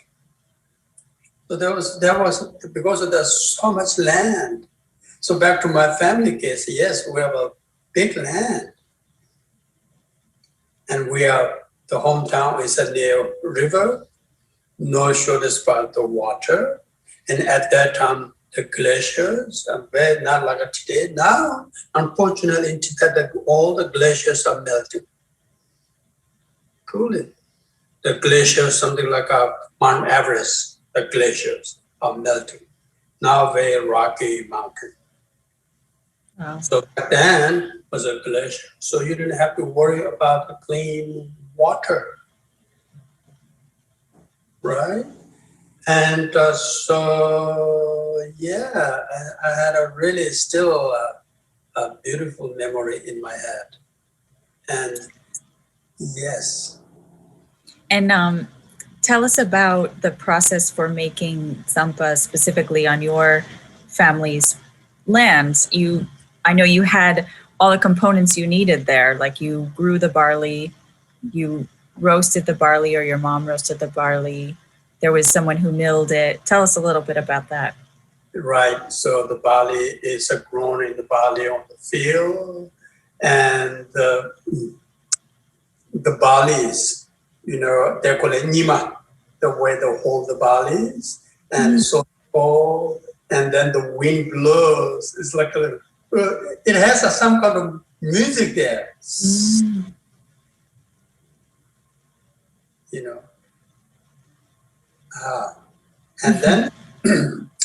And then for the farmers, the summer is the farmers we're very busy. One thing is taking care of the animal, and secondly, taking care of those big fields. And then all this back to the field and ready to make a barley. And then the moms are very busy about, in a way, they're having that's a good time for all the women come together and the girls come together. It's like a picnic themselves. Making the barley flour, but also having a gathering, and along with the songs. Each process they have make a lot of music there, song, the singing and making, but also very smoky. Yeah. Yeah. And then who ground the barley, the man does that, not the woman. Then the man's with either horse or mule or any of their carrying those in the big, lots of bags, and they're coordinated because there's in my hometown probably like a little about 200 families living in my hometown. So the grinder, the water grinder, is one or two. So not that everybody can go one time. So one family goes there, it takes about, usually about a week, and then they rotate. And the whole town keeping eye on the water grinder. In need to fix or changing the water or changing these big rocks. Sometimes you need to, need to pay renovations. All of those taken care by the community. Wow. And then bringing the samba home. And the whole home is a fresh samba smell. Not only humans are appreciating, I think the mice also appreciating too. I'm sure. Lots of delicious crumbs for them. Yeah. The mice. Oh, that's good. Amazing. And then the horses. The horses, the mules, they get the samba too. So the making the samba, I don't know, the size depend on the family. Some are very, very fine, like a unit like here, but some are also very not too fine. So that depends on the family. And just preference, what they like. Or, Exactly. Some they're like a little, not that too fine. I mean, that's an individual taste. So I'm thinking, as you're sharing this story, that many of us are probably thinking like, oh, this was so long ago, these traditions probably don't exist anymore. But tell us, like, what is the importance of tsampa to Tibetan's culture today? And is it still made this way, or is it still eaten? What does it look like? Are there different regional variations? You kind of mentioned that there's variations of texture in households, but tell us like what the tsampa scene is in Tibet today. Well, the Tibet, not only in Tibet, but people who lives in here, Philadelphia, New York, Queens, or New Jersey, or anywhere in Minnesota, California, or Canada, you know, people making a tsampa themselves. And also, I never ever thought, when I came to 30 years ago and lived in New York City, I never ever thought I can buy samba in the Queens. I never ever dreamed about it. Having a samba in the Queens, in Tibetan community. You know, now we can get the many different kinds of samba you can buy, and it's a very, very good read. And so I don't know what way they are growing, but it's they made a very nice like this. It's a very nice. So a lot of people, and also his son is the Dalai Lama. He himself eats a samba quite often, very often, and he thinks that we should eat the samba. It's not eat the samba because of tradition or anything. Not we need to eat samba because of losing the culture or anything. In a way, it is a part of culture, but also very healthy. Very healthy. Really healthy. So now in Tibet, for example, Tibet, more Han Chinese living in Tibet than the Tibetans. The Tibetans in Tibet are already a minority. Majorities are Chinese. Wow. So Chinese themselves, many of I heard, they're eating the tsampa. They like tsampa. When they're going back to mainland China, they're carrying tsampa from Tibet back to where they're originally from. So tsampa is become a big thing in Tibet. Not only big thing in Tibet, but in wherever the Tibetan I think there's some kind of tsampa. And I have been eating tsampa quite often here too. Yeah, you mentioned that to me. Most days, right, for breakfast? Yeah. You can make, and it's easy and tasty, and also that lasts a long time. Keeps you full. Exactly. Well, I think we should get right into it. We've been talking about it too much. So I will mention that, like you said, so you've been getting tsampa in Queens, and after we talked to you, we wondered if we could make something similar at the bakery at Lost Bread Co. So we roasted some barley that we got from Small Valley Milling in Halifax, Pennsylvania. It's actually a purple barley variety, so it does look a little darker, but we also roasted it not knowing exactly how much to roast it, but we did it this morning, and I brought some to the center where Losong and I met, and I have some here.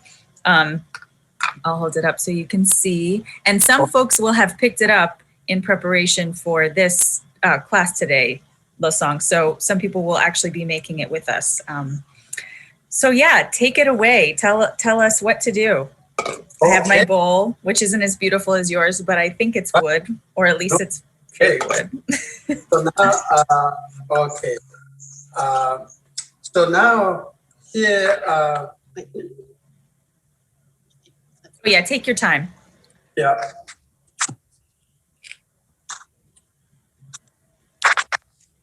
We have new camera duty. Thank you for your help. Awesome. Okay. Perfect. Here's the bowl, And here's a tea. Tea is just black tea, like a Lipton tea or English breakfast tea, just a tea, black tea. So that's what we need. And so you're then, kind of coating you're covering the bottom of the bowl. yes. Well, depending on how big your bowl is.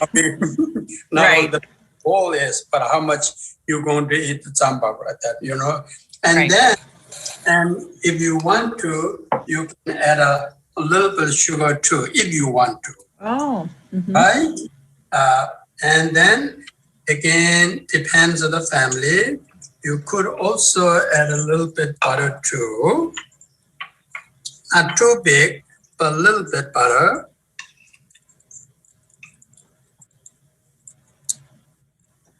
Okay.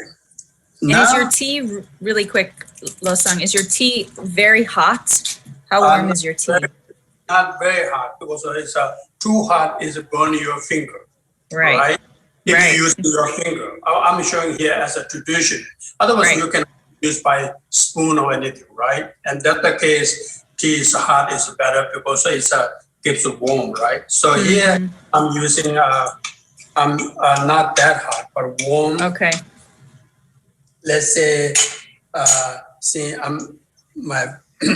yeah, it's warm enough, but also it's not really hurting my finger. Got it.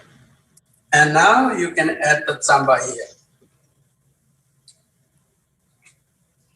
Couple spoonfuls. Couple of spoons.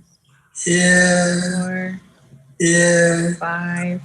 Probably I can say this much based on the, and now look in here, and the 5 fingers dripping to the samba and roll it like this.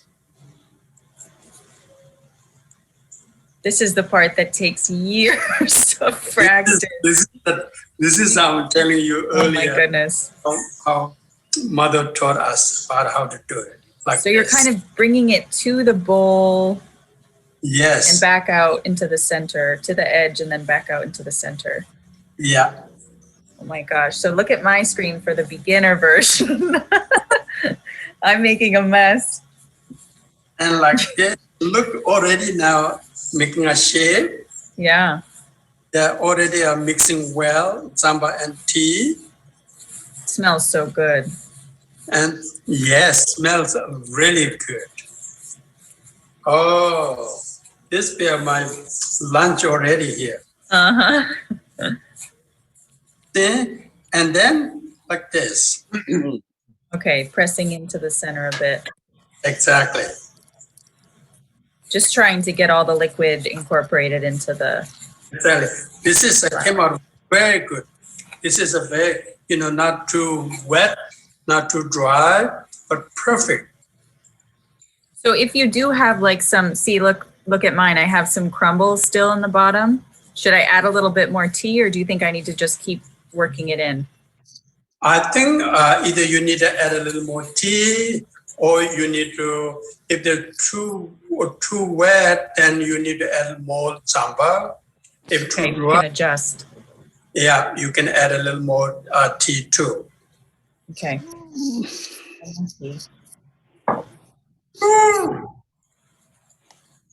Beautiful. And would you make, well, you'll show us, yeah. So now you're making the little like dumplings. Yeah. Sort so of. now here, all the finger press. And that's the traditional shape, right? You can see the imprint of your finger. Right. Of course, before you're making the samba or like this, you have to wash your hand well, right? Of course. So, and then your hand, even, especially when you touch your hand on the samba, and then you eat. Great. Beautiful. Yeah. All right, let me make mine. Will you make one more for me so I can watch your how your hand shapes it? like this. Okay, yep.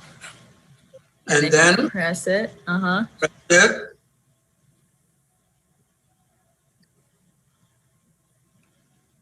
Look at how clean his hands are. Look at how messy mine are. This is oh, for you. beautiful. That one's beautiful. Okay, I'll show you mine. How does it look? Too big? I need to check. Oh, that's okay. If you can't see it, that's okay. Good. That's good. It looks okay? Yeah, looks good. All right. Looks good. Looks good. Looks good. Looks good. Oh. It's so satisfying. Yeah. And we have saying like a hand like this, like this.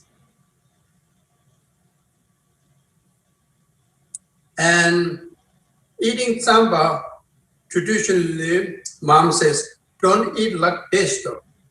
Like not eating from here, eating from here like this. Oh. Yeah. Wait, show me again. This is how we sing it. Samba's head is here, not there. Oh. Even though you pinch in here, the thumb, but you're having the eating from the. I see. From the bottom, like what's touching your pinky? It's a pinky, yeah. And why is that? The pinky has a samba's head. Well, I don't want to think that samba has a head. That's not true, but it's just expression. Just expression. Got it. So that way, in here in Tibet, they already know. They already know like who know how to eat the samba. If they don't know how to eat the samba, they always eat like this. That means, he's new or she's new. So eating like this, they have been eating the samba. They already had a workshop with samba already. Wow. So I would have been called out. They would have known for sure. I was a novice. Well, thank you so much, Lama Losang. I think that we have some time for Q&A.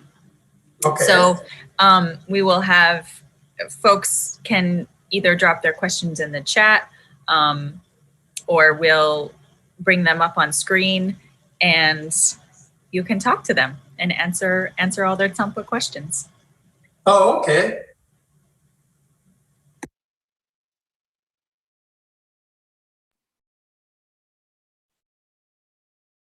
Hello, welcome, Lama Losang and Catherine. Can you both Thank hear you me? so much. Hi, Catherine. How are you? I'm well. How are you? I'm good. And I think Losang Losang is unmuting himself and figuring out his video. Oh, wonderful. We'll let Lama Losang settle in for a minute.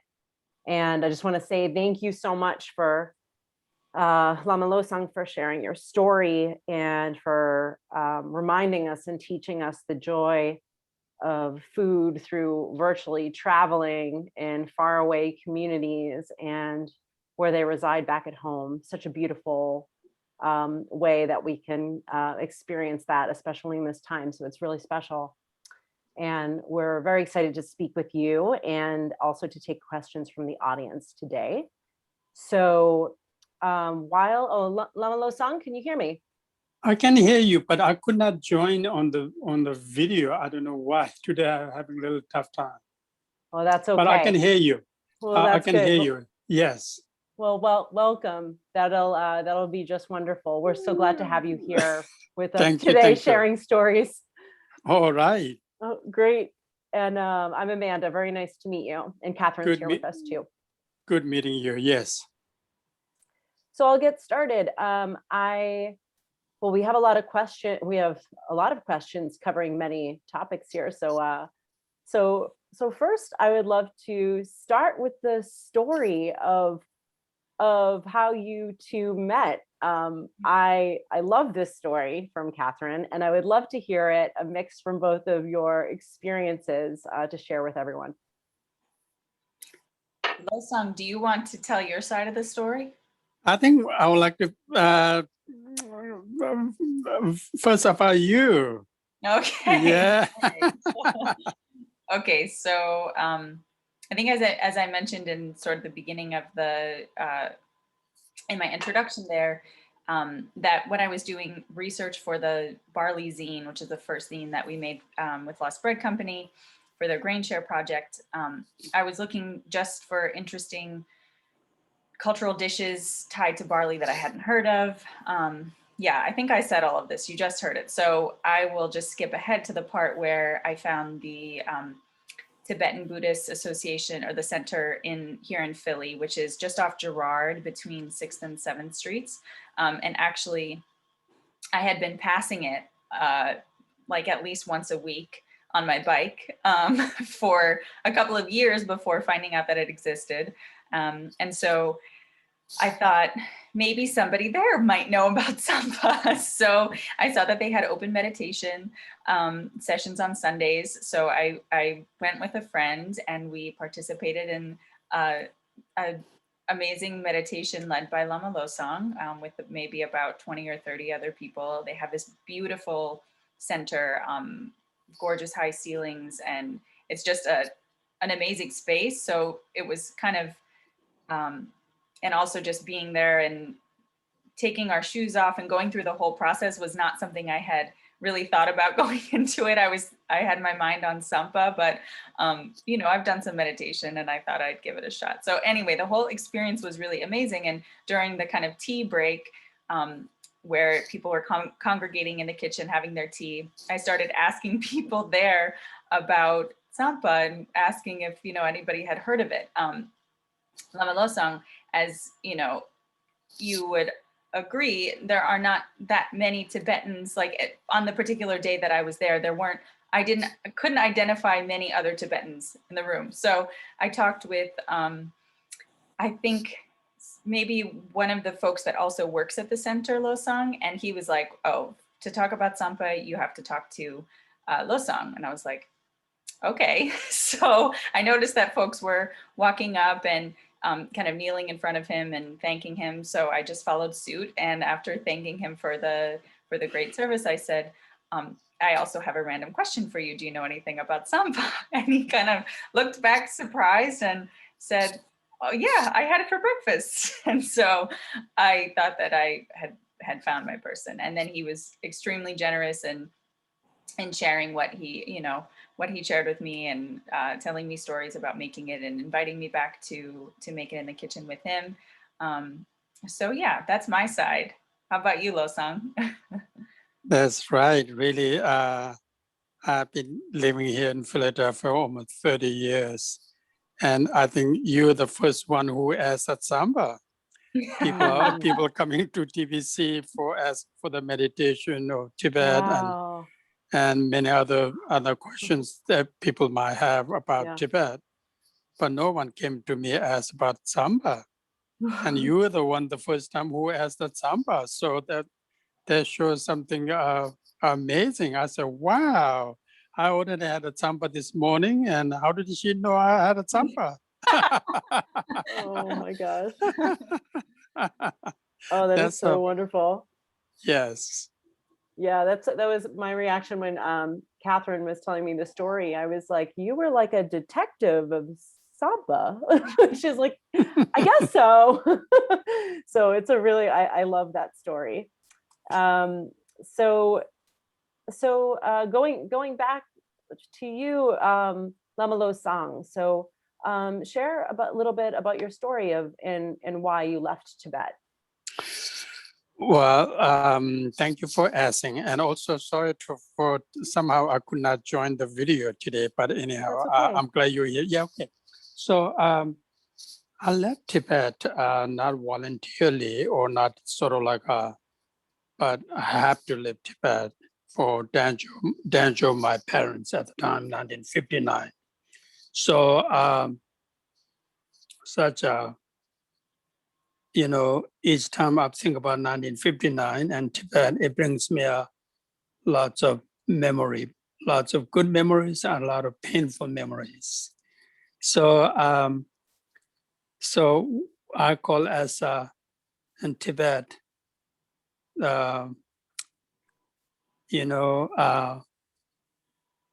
beginning where the Chinese came to Tibet came as to help to our country, and then gradually they told us Tibet is part of China, and they have to control everything.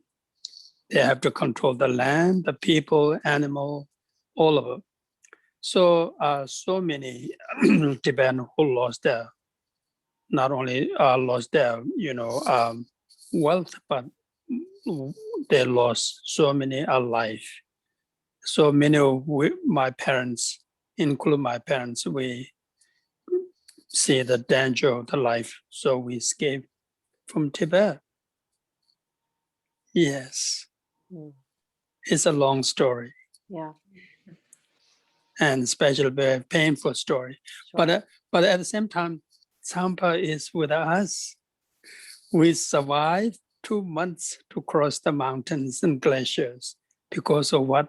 Tsampa. So even I had a Tsampa this morning.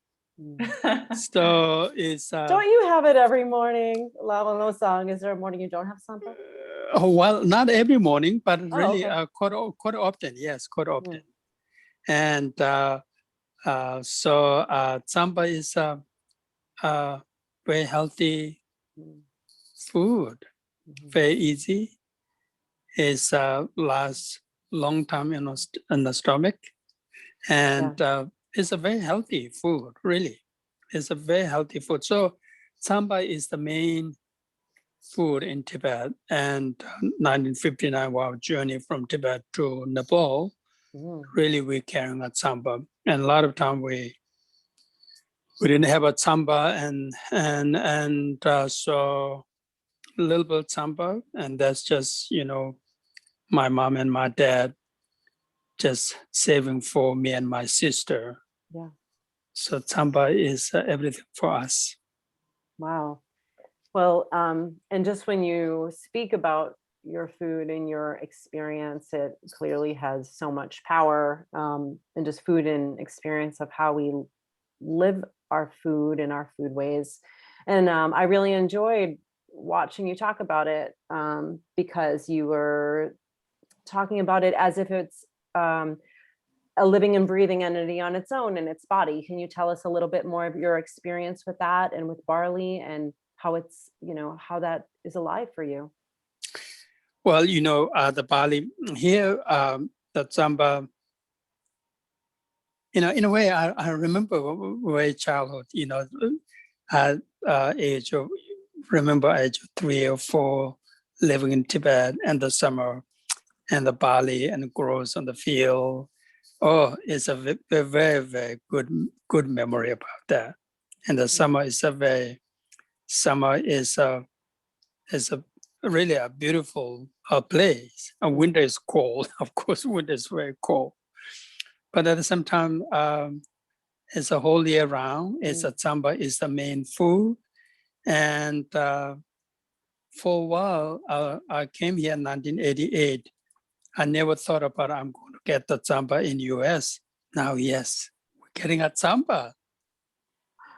Yeah, well, that's incredible. And then even I hear that your community works with local barley here in PA. Can you tell us a little bit about that and your relationships with the local farmers? Well, the local now, Catherine, make a good Tsampa. Not only I receive a wonderful bread. Yeah, yes, I enjoy. Good. I'm so glad. It's kind of in the works. So like Losang mentioned in our chat, he's been getting it from Queens. And once we, were talking about it, I was thinking, well, we source a lot of local barley at the bakery, Lost Bread. I wonder if we could try to replicate, try to make it obviously not with hot sand, but with our ovens. And, we do a lot of roasted flours, as you guys heard in Lex's presentation earlier, roasted grain flours and burnt grain flours. So wow. yeah, we tried for this, specifically for this demonstration, we roasted some barley and gave it to Losang to try for the demo. And as he said, it's a little over roasted. So we're still in the R&D process, That's but right. we're hoping to sell those grains and those roasted grain flours in a variety. I know we have to jump, but thanks for letting me chime in there. Oh yeah, no, that's absolutely wonderful. And I think that's really great to continue to experiment with that, and that you're able to use grains from, I'm assuming you're using the Deer Creek then. This is actually purple barley from Small Valley Milling. It was a special variety that they grew on a smaller scale than they're growing a lot of their other grains, but I think they're continuing with production. We use it for a couple of other things at the bakery too. Oh, beautiful. That is amazing. I know. So now used to go, go get the samba from the Queens, because of Tibetan, relatively good community in Queens, Tibetans. So they make samba down there. So now I didn't have to go get the samba from Queens, where I can get samba right in here. Catherine makes a great samba. That's really wonderful. So exciting. Yes, yes. So I wanted to ask you, Lama Losang, yeah. Can you talk about your time working as the assistant to the Dalai Lama? Well, it's another, that is a really remarkable, joyful experiences over almost 25 years. Wow. It's really, I really don't know how I get that job, but it was remarkable, great memory. And so that's why in my room, I was living in here, my room, each wall has a Dalai Lama's photo. And so not only his photo on my wall, but his photo is in my heart and so it's a very thankful for His Holiness Dalai Lama. He is the one who really pillar of the Tibetan people and Tibet as a nation. And so answer your question, it was really,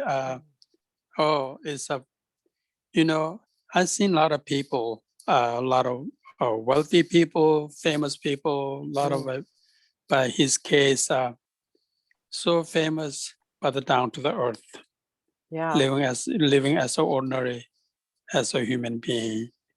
How much people call him a living a Buddha, emanation of the Buddha of compassion, a lot of titles, but he himself see as another person like you and me, and living very kind, compassion, down to the earth, simplicity, always thinks about others' welfare. It was remarkable, like him and the Mother Teresa. This to me is really like a role model for us. Thank you for asking. Yes. Yes. Well, thank you for sharing. It's so beautiful. When I read about your story, I thought I was reading a story that Catherine was writing, a creative fiction story. I didn't realize she was writing a real story. I was like, wait, what? So it's absolutely so magical, and to be reminded of what is so beautiful and these connections with food. So do you consider with your food with barley and your relationship with that as a spiritual practice? No, guys, I just wanted to jump in because I know we're running a little over time, and I know that both we have to get to other presentations, and I know we're okay, Catherine. Thank you. Okay, unless you have to jump off, we're okay. Okay. Oh, go ahead, Losang. Oh, I'm sorry. So we're talking about Samba and the Dalai Lama, and his son is his son is Dalai. Can you hear me? Yes, I can. Go Okay, ahead. so his son is Dalai Lama having Samba is one of his main breakfasts which is a samba. And he's encouraging for the younger Tibetans to go to have a breakfast at samba. So he's promoting at samba because of a healthy food. Yes. Wonderful. Yeah, and that makes sense because we take care of our bodies and we take care of our minds. Exactly. And we take care of our earth. Exactly. Answer your question is samba. Generally speaking, the Buddhist is main meal which has, they recommended be as a vegetarian meals. And so the samba is, it's a good meal, it's very easy to make. And so many ways is that samba is, each time we're talking about that samba makes me already hungry, even though I had this morning. That's great. I love that. Thank you. Yes. Yeah, well, thank you. Thank you. And I have a question for Catherine about, you're a writer, you're always telling stories, you're always weaving the anthropology in our foodways. And I know this is very important to you. So how do you find stories like Losang's story and stories of Sampa?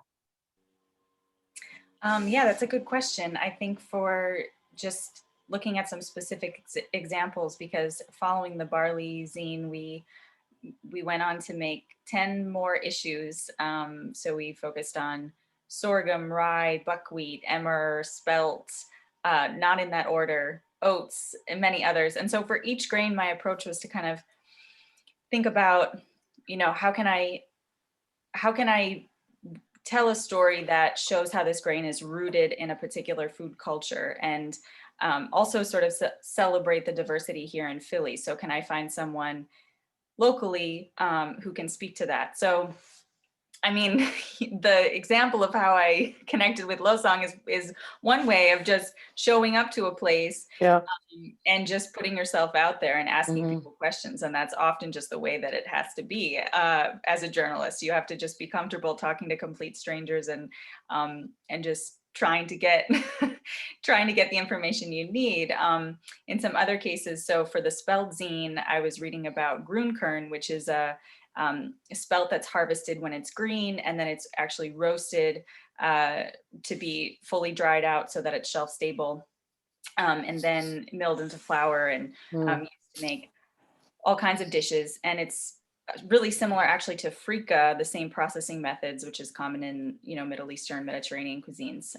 So anyway, I was intrigued because I had not heard of this German version. And so I just started looking like, okay, what are the German restaurants in Philly? And I wonder if there's any chefs who are actually German running these places who I could talk to. So I actually did find Valentin Bay, who was running Brauhaus Schmidt at the time on South Street.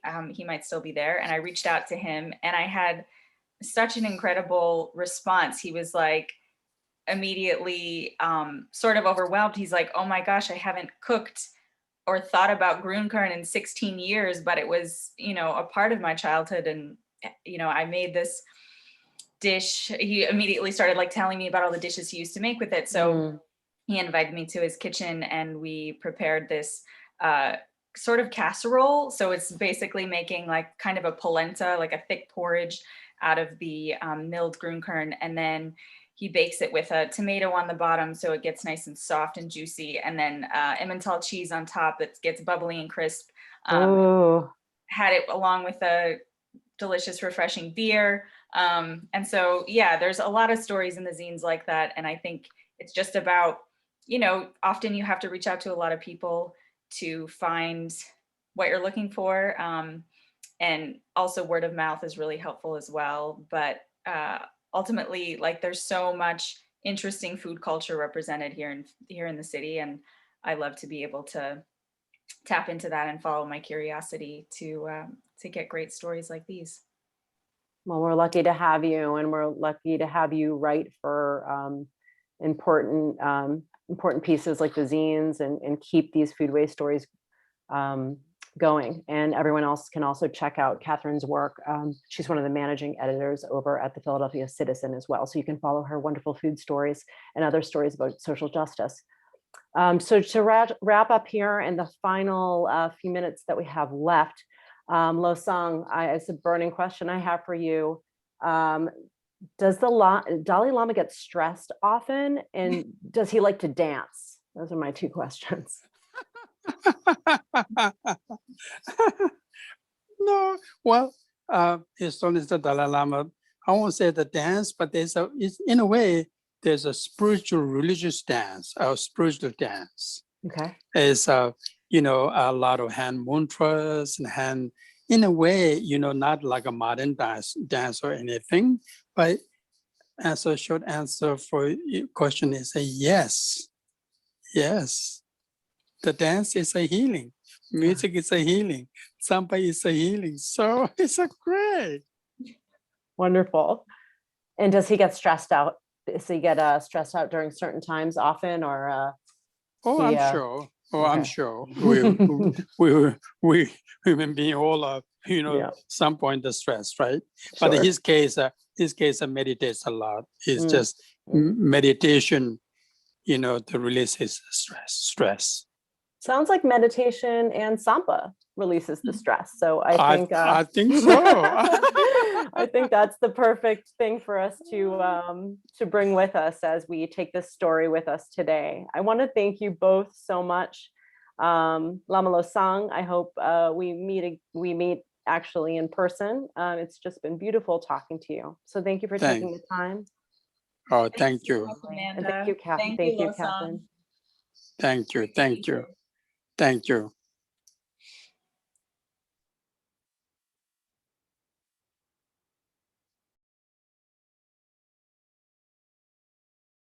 Hello, everybody.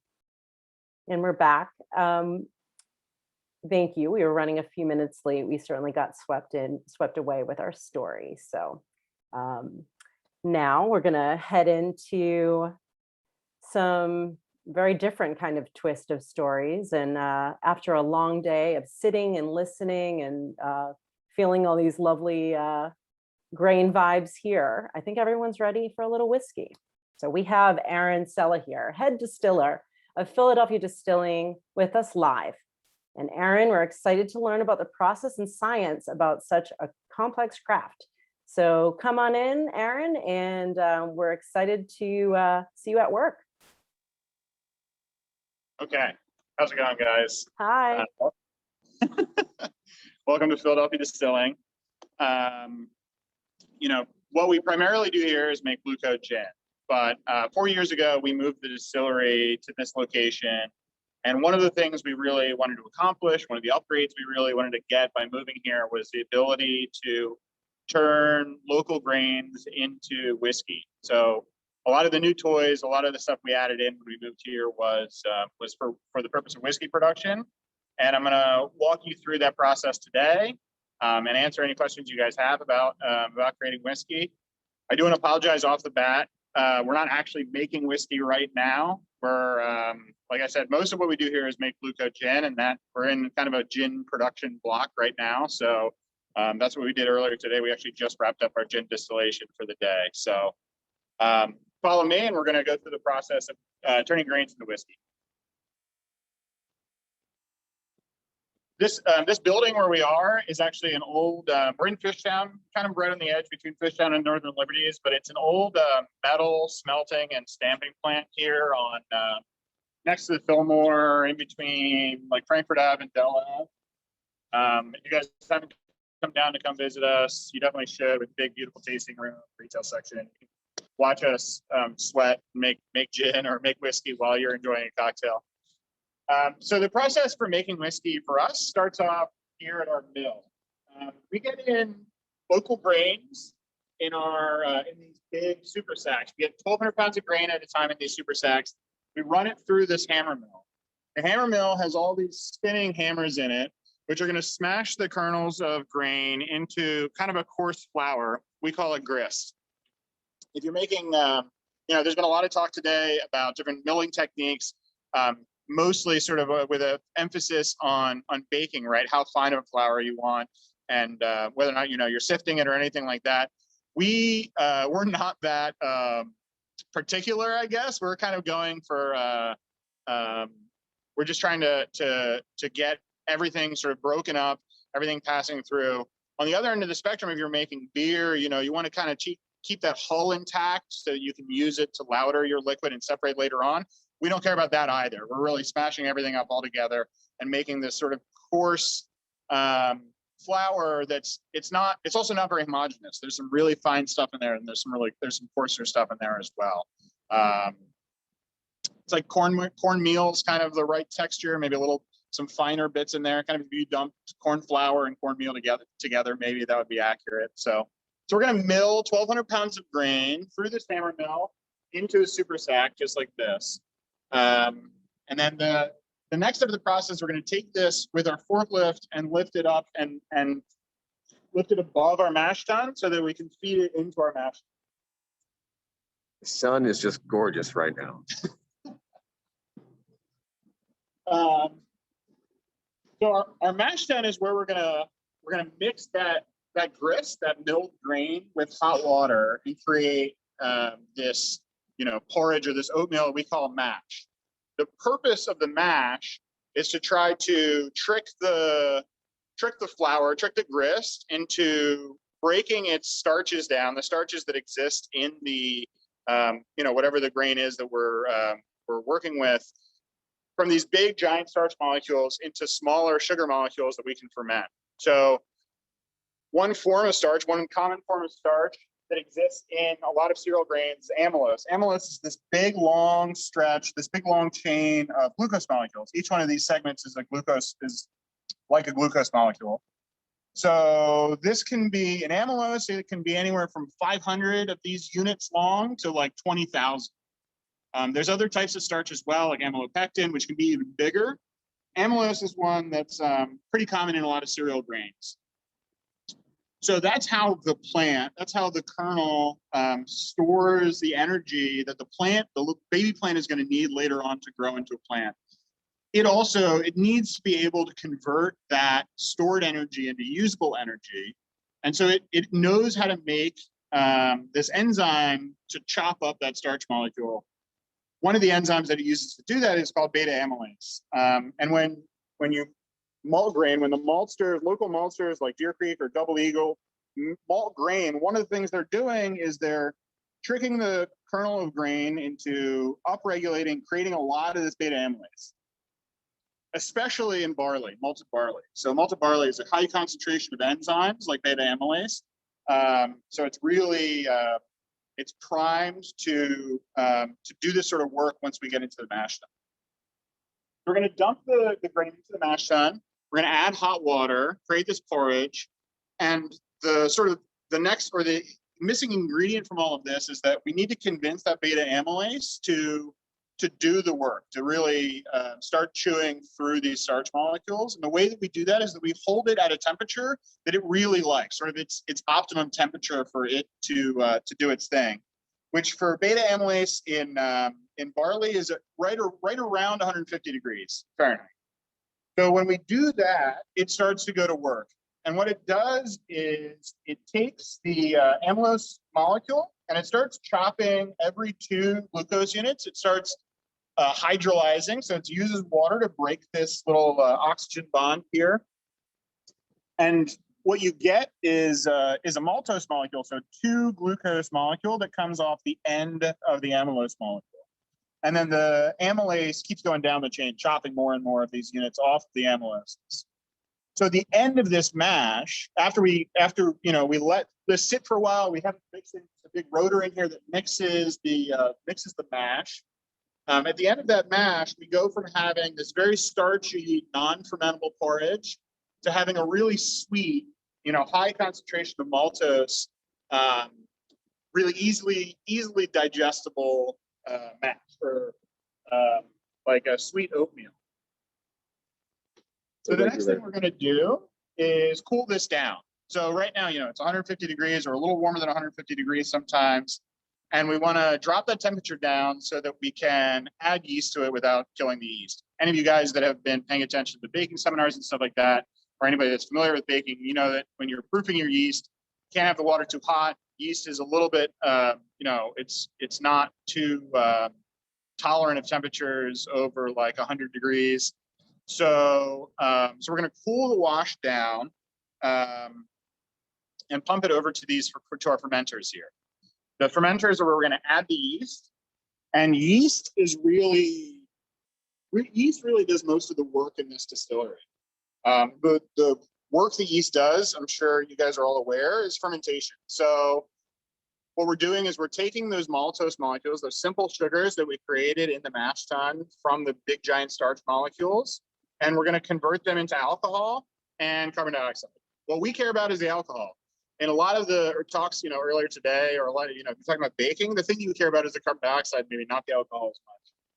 This is generally the process for creating ethanol and fermentation. This is what happens inside of a yeast cell. There's a bunch of steps that I skipped here, and there's some steps that I'm skipping in this middle part as well. But that maltose molecule that I showed on the other board is like two glucose molecules stuck together.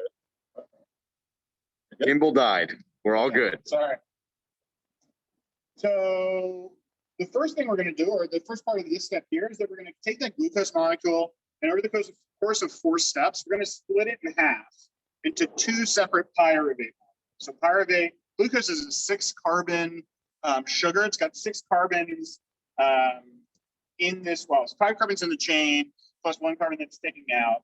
We're going to split it into 2 of these 3-carbon pyruvate molecules. Then pyruvate, we're going to lose one of those carbons in the form of CO2. So this step here where we're losing pyruvate, converting the acetaldehyde and CO2, that's the part of the distillation, or that's the part of the fermentation where we're creating those bubbles of gas. We're creating the CO2 is leaving the fermentation. For us, it's a byproduct. It does have a nice effect of creating a blanket over the top of the fermentation that's neutral. Carbon dioxide is a little bit heavier than air, so it'll sit in the fermenter and it'll help protect the fermentation from oxygen. During the part of the fermentation, most of our fermentation, oxygen is kind of the enemy. We don't want too much oxygen in there because it'll tell the yeast to stop fermenting and to start growing. So that's the part of where we generate the CO2. The next steps, or the last step of this part of the fermentation, is we're going to convert from this 2-carbon acetaldehyde. We're going to dehydrate it to ethanol. Ethanol is the alcohol that we care about. It's the alcohol that we talk about when we talk about all beer, wine, spirits. That's sort of the primary alcohol that we're talking about. So it's this little 2-carbon alcohol. You're right there? Hopefully. For every molecule of glucose, we're going to get 2 of these ethanol molecules, 2 molecules of CO2, 2 of these ethanol molecules out. So this fermentation for us takes place over about 48 hours. So our mash, we started on day 1, maybe it takes 6 hours to do. And then on day 3, our fermentation's done and we're ready to distill. At this point, we've gone from this, we've gone from a very starchy sort of oatmeal-like product in the mash tun to a really sweet oatmeal with no alcohol in it in the fermenter. And then fermentation has converted it from this really, sugar-rich oatmeal, slurry to low sugar and relatively high alcohol content. We go for about 8% alcohol is kind of our target for our washes here. At this point, we call it a wash. We're a brewery. This is kind of like the end result. Obviously, there's a bunch of different steps in brewing, boiling it, you're, adding hops and other stuff. But for us, it's just sort of the first step in the process is that generation of alcohol. We get this 8% wash. We're going to pump the wash from the fermenter after it's done fermenting up to our stills. So follow me up to the still platform here.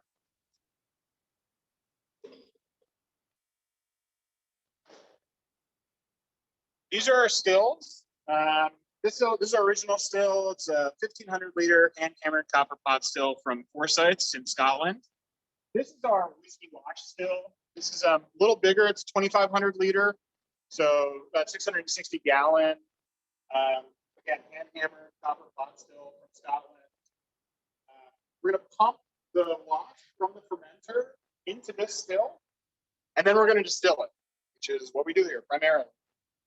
Both of our stills have these jackets, these steam jackets on the bottom of them. So we have this big, sorry guys.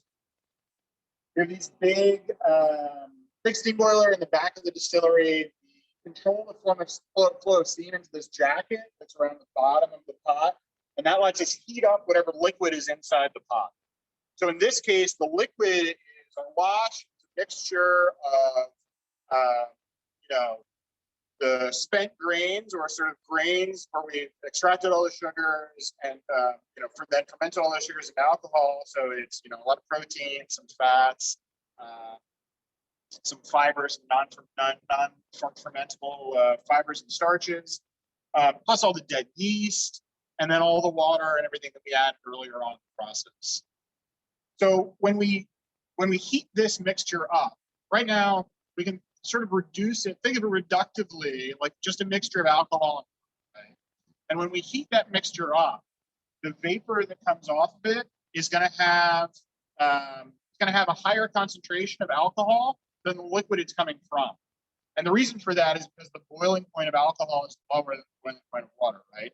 So at any point in this distillation, if we could somehow take a snapshot and test the alcohol content of the vapor and the alcohol content of the liquid, the vapor would always be higher because the boiling point of alcohol is lower, right? So we're driving the alcohol off preferentially. What we're really doing is we're concentrating the alcohol.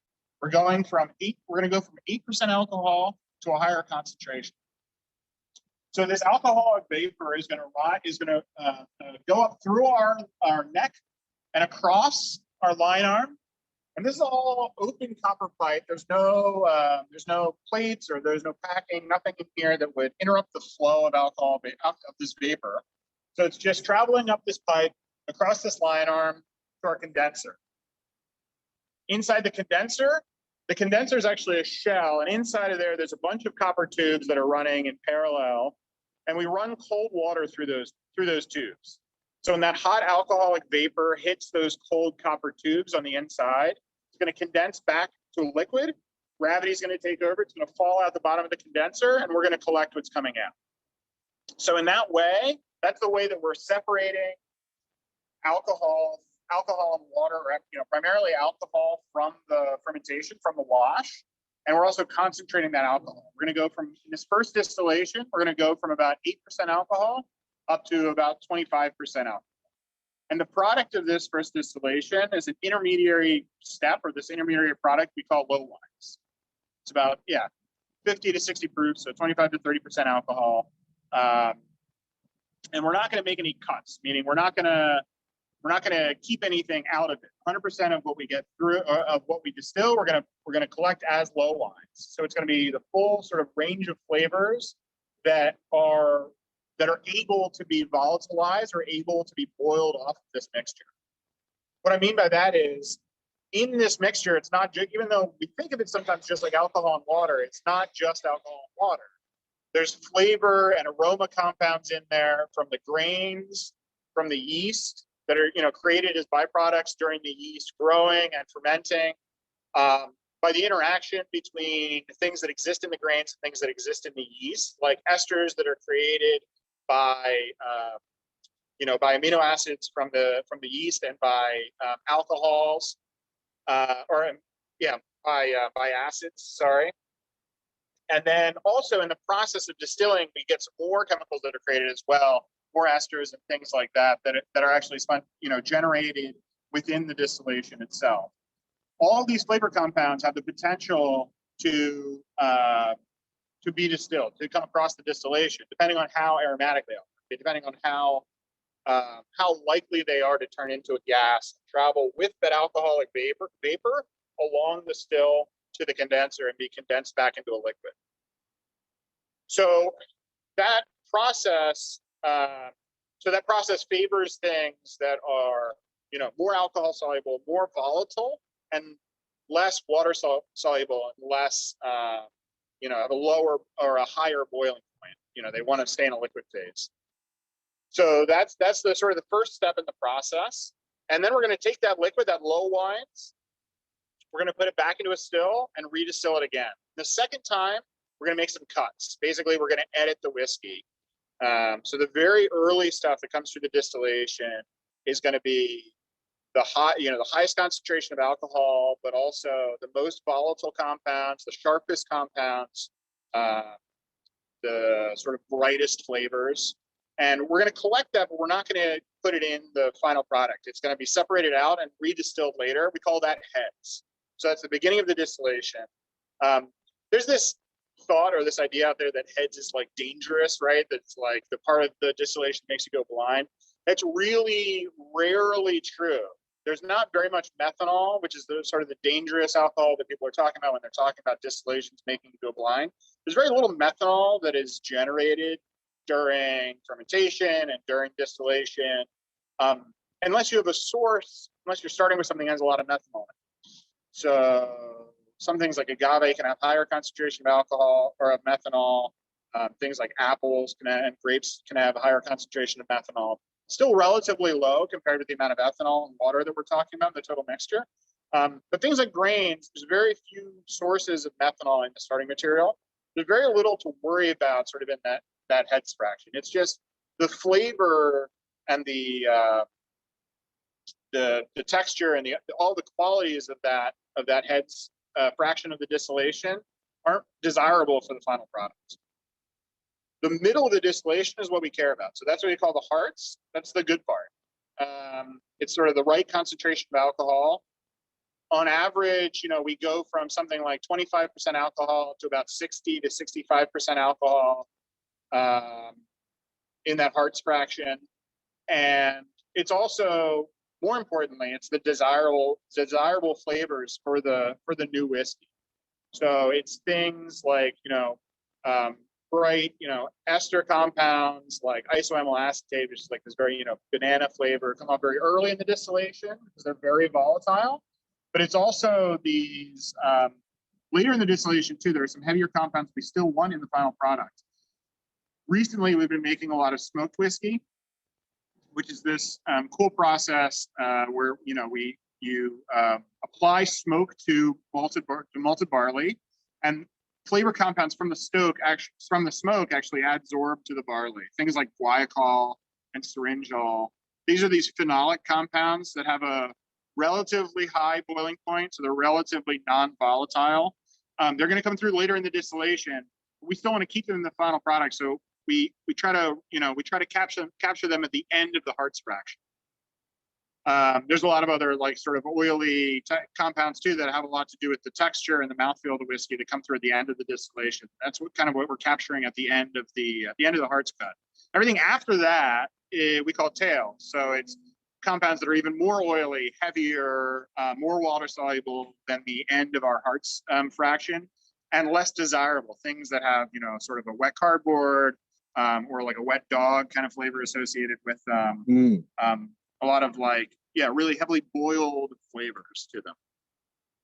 We do also capture that, and we recycle that because some of those flavors we want to encourage and build up and have them reinforced in the hearts fraction. But generally, the process for selecting what goes into the final or into the hearts or into the final product is a process of selecting when to start collecting the hearts, what flavors are coming through that you want to collect in the hearts, and when are flavors coming through at the end of the hearts that you no longer want to collect.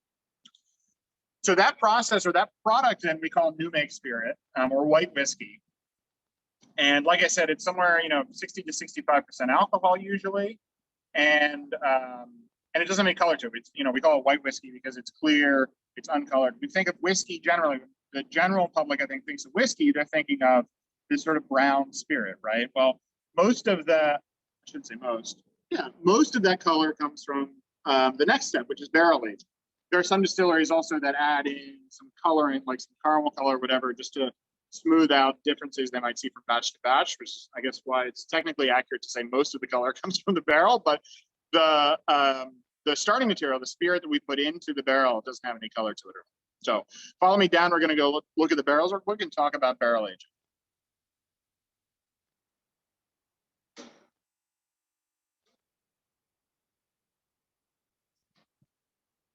Golden hour at the distillery.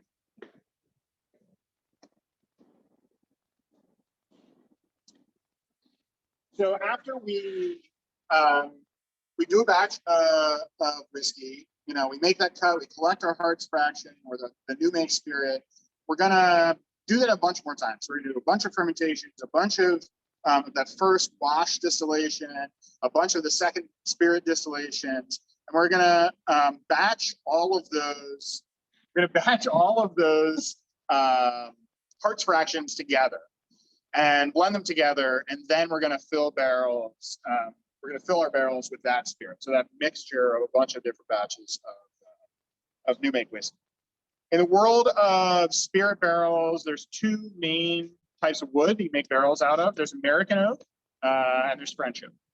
So bourbons, for example, tend to be made out of, are aged in American oak, whereas things like cognacs are aged in French oak. There's different qualities to the oak. Both of them are really good at holding liquids in, right? So that's why they're used to make barrels. But there's different physical, but more importantly, chemical qualities to the two different types of oak that differentiate the flavors that come out in the final product.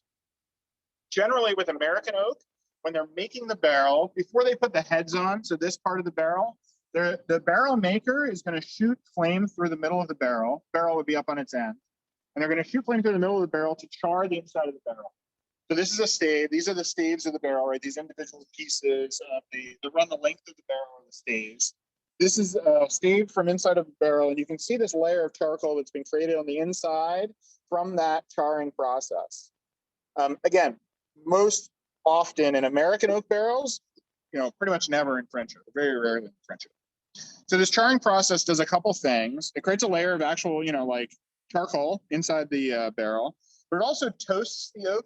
It causes a bunch of chemical changes in the sort of layer of oak immediately on the inside of the barrel.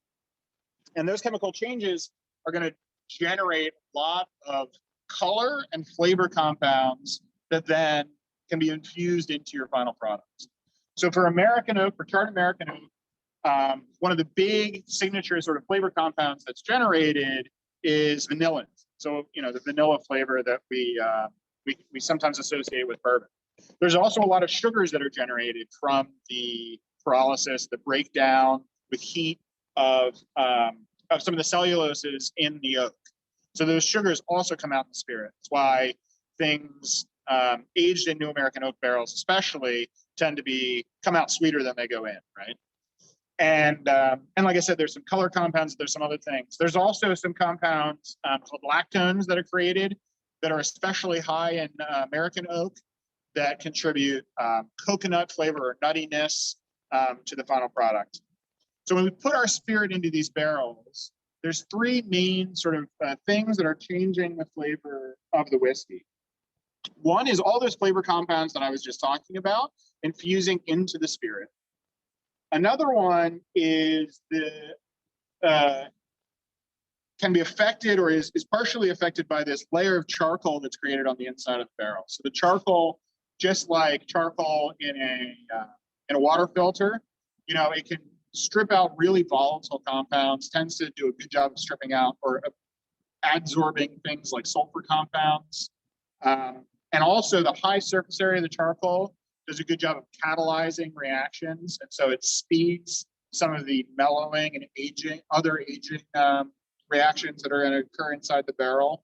And then the third big sort of flavor change that happens inside the barrel is a product of the fact that barrels are imperfect vessels, right? So you have all these staves of wood that are just sort of held together by friction, by these hoops that hold the barrels together. And the surfaces, the cracks in between the staves can allow slow transit of gases in both directions, right? So you get a little bit of oxygen that can get in, and you get some alcohol and water vapors and other, volatile compounds that can come out of the barrel too. And this process, this is the primary sort of thing when we think about the mellowing of barrel aging. It's this very slow evaporation of highly volatile flavors and oxidation, micro-oxidation of really sort of reactive compounds inside the whiskey. This happens really slowly over time. there's always people that are trying to create new ways to speed it up, either with ultrasonicating or even just with like playing music to the barrels and trying to get the vibrations of the music to facilitate that process. The other thing that happens, I should say, there's a fourth thing, flavor change that happens inside the barrel, which is a function of the fact that over time, we're not adding any more liquid to this barrel, right? So if we have this slow evaporation of water and alcohol out of in between the staves, and we're not adding anything more to it, then we're going to be concentrating the flavors inside the barrel. So the level over time is going to go down. We're going to lose liquid over time. Like the flavors are going to concentrate. And so, as an example, you can see something like, this is a 1-year-old whiskey. We've extracted most of the flavor or the color compounds we're going to get out of the wood. But then after 5 years, we've also concentrated those color compounds down a little bit more as well. So we get a darker flavor, not just from the extraction of the color compounds from the wood, but also from the concentration of those compounds. And so that's generally the process. After it mellows, after it sits in the barrel for a couple of years, we decide when it's ready to empty based on taste, based on when we think it's sort of at its optimum. There's a balance between, allowing the spirit to mellow and age and extracting some flavors from the wood. Maybe we don't. There's things in the wood here like tannins, which can, over time can over-extract and cause the spirit, sort of counteract the sugars we extracted earlier in the barrel maturation and cause the spirit to come out really dry, really tannic. We say, especially when we're talking about, like wines and things like that, we talk about the tannic qualities, but it's true in whiskey as well. That these tannins are drying out the final product and causing it to, be perceived as being less sweet than it is. So there's always an optimum time. We're looking sort of tasting as the stages to see what the optimum time is to leave the barrel. And then when we're, afterwards, post barrel maturation, there's not too much left in the process. We're going to filter out any little bits of wood or charcoal that may be in the liquid. We're going to maybe add some water to it if we want to drop the proof down a little bit. Usually when we barrel age, we're aging somewhere between 100 proof and 130 proof. Depends on the type of spirit we're aging. Depends on how long we think it's going to sit there. Depends on the type of barrel we're using, the char levels of the barrel. There's a lot of variables that go into that decision-making process. But maybe we don't want to bottle at that high of a proof. We want to bottle a little bit lower. A lot of whiskeys are bottled between 80 and 100 proof. So maybe we add a little bit of water to get down to that proof, and then we put into a bottle, and that's it. That's pretty much the process that we go through. Again, we really sort of happy or blessed to be to have this sort of facility at our disposal. We're not only able to participate in a global market, and we're selling our products in I don't know how many countries right now, at least a dozen countries outside the United States, but also interacting with local growers and producers, and being able to help educate local scene as well. So that's it for me. Got some questions. Okay. So actually, I'm going to switch the camera here. We're going to do a little technical deal. Switch the camera, take it off this thing that doesn't work. It died. Yeah. Sorry, that's my hand. And there's your guy right there. All right. Hey, Aaron, thank you so much. That was fantastic. Thanks for Yeah, no being problem. here today. Yeah, sorry, it was a little quick. I have a tendency to talk fast, so. No. We're all the local people will be able to understand you better. It's great. It's right at our speed, and we're all excited to jump in to ask some questions as well. So thank you for the wonderful tour and the wealth of knowledge. Distilling is obviously your passion.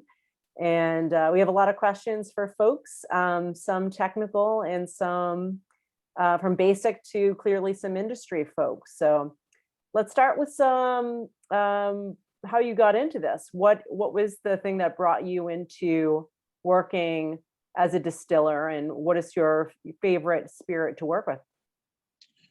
Yeah, so I used to work at a brewery out in Salt Lake City. I was in charge of the barrel program there. It was one of my responsibilities was sort of managing the barrel program there. They had a pretty large barrel program.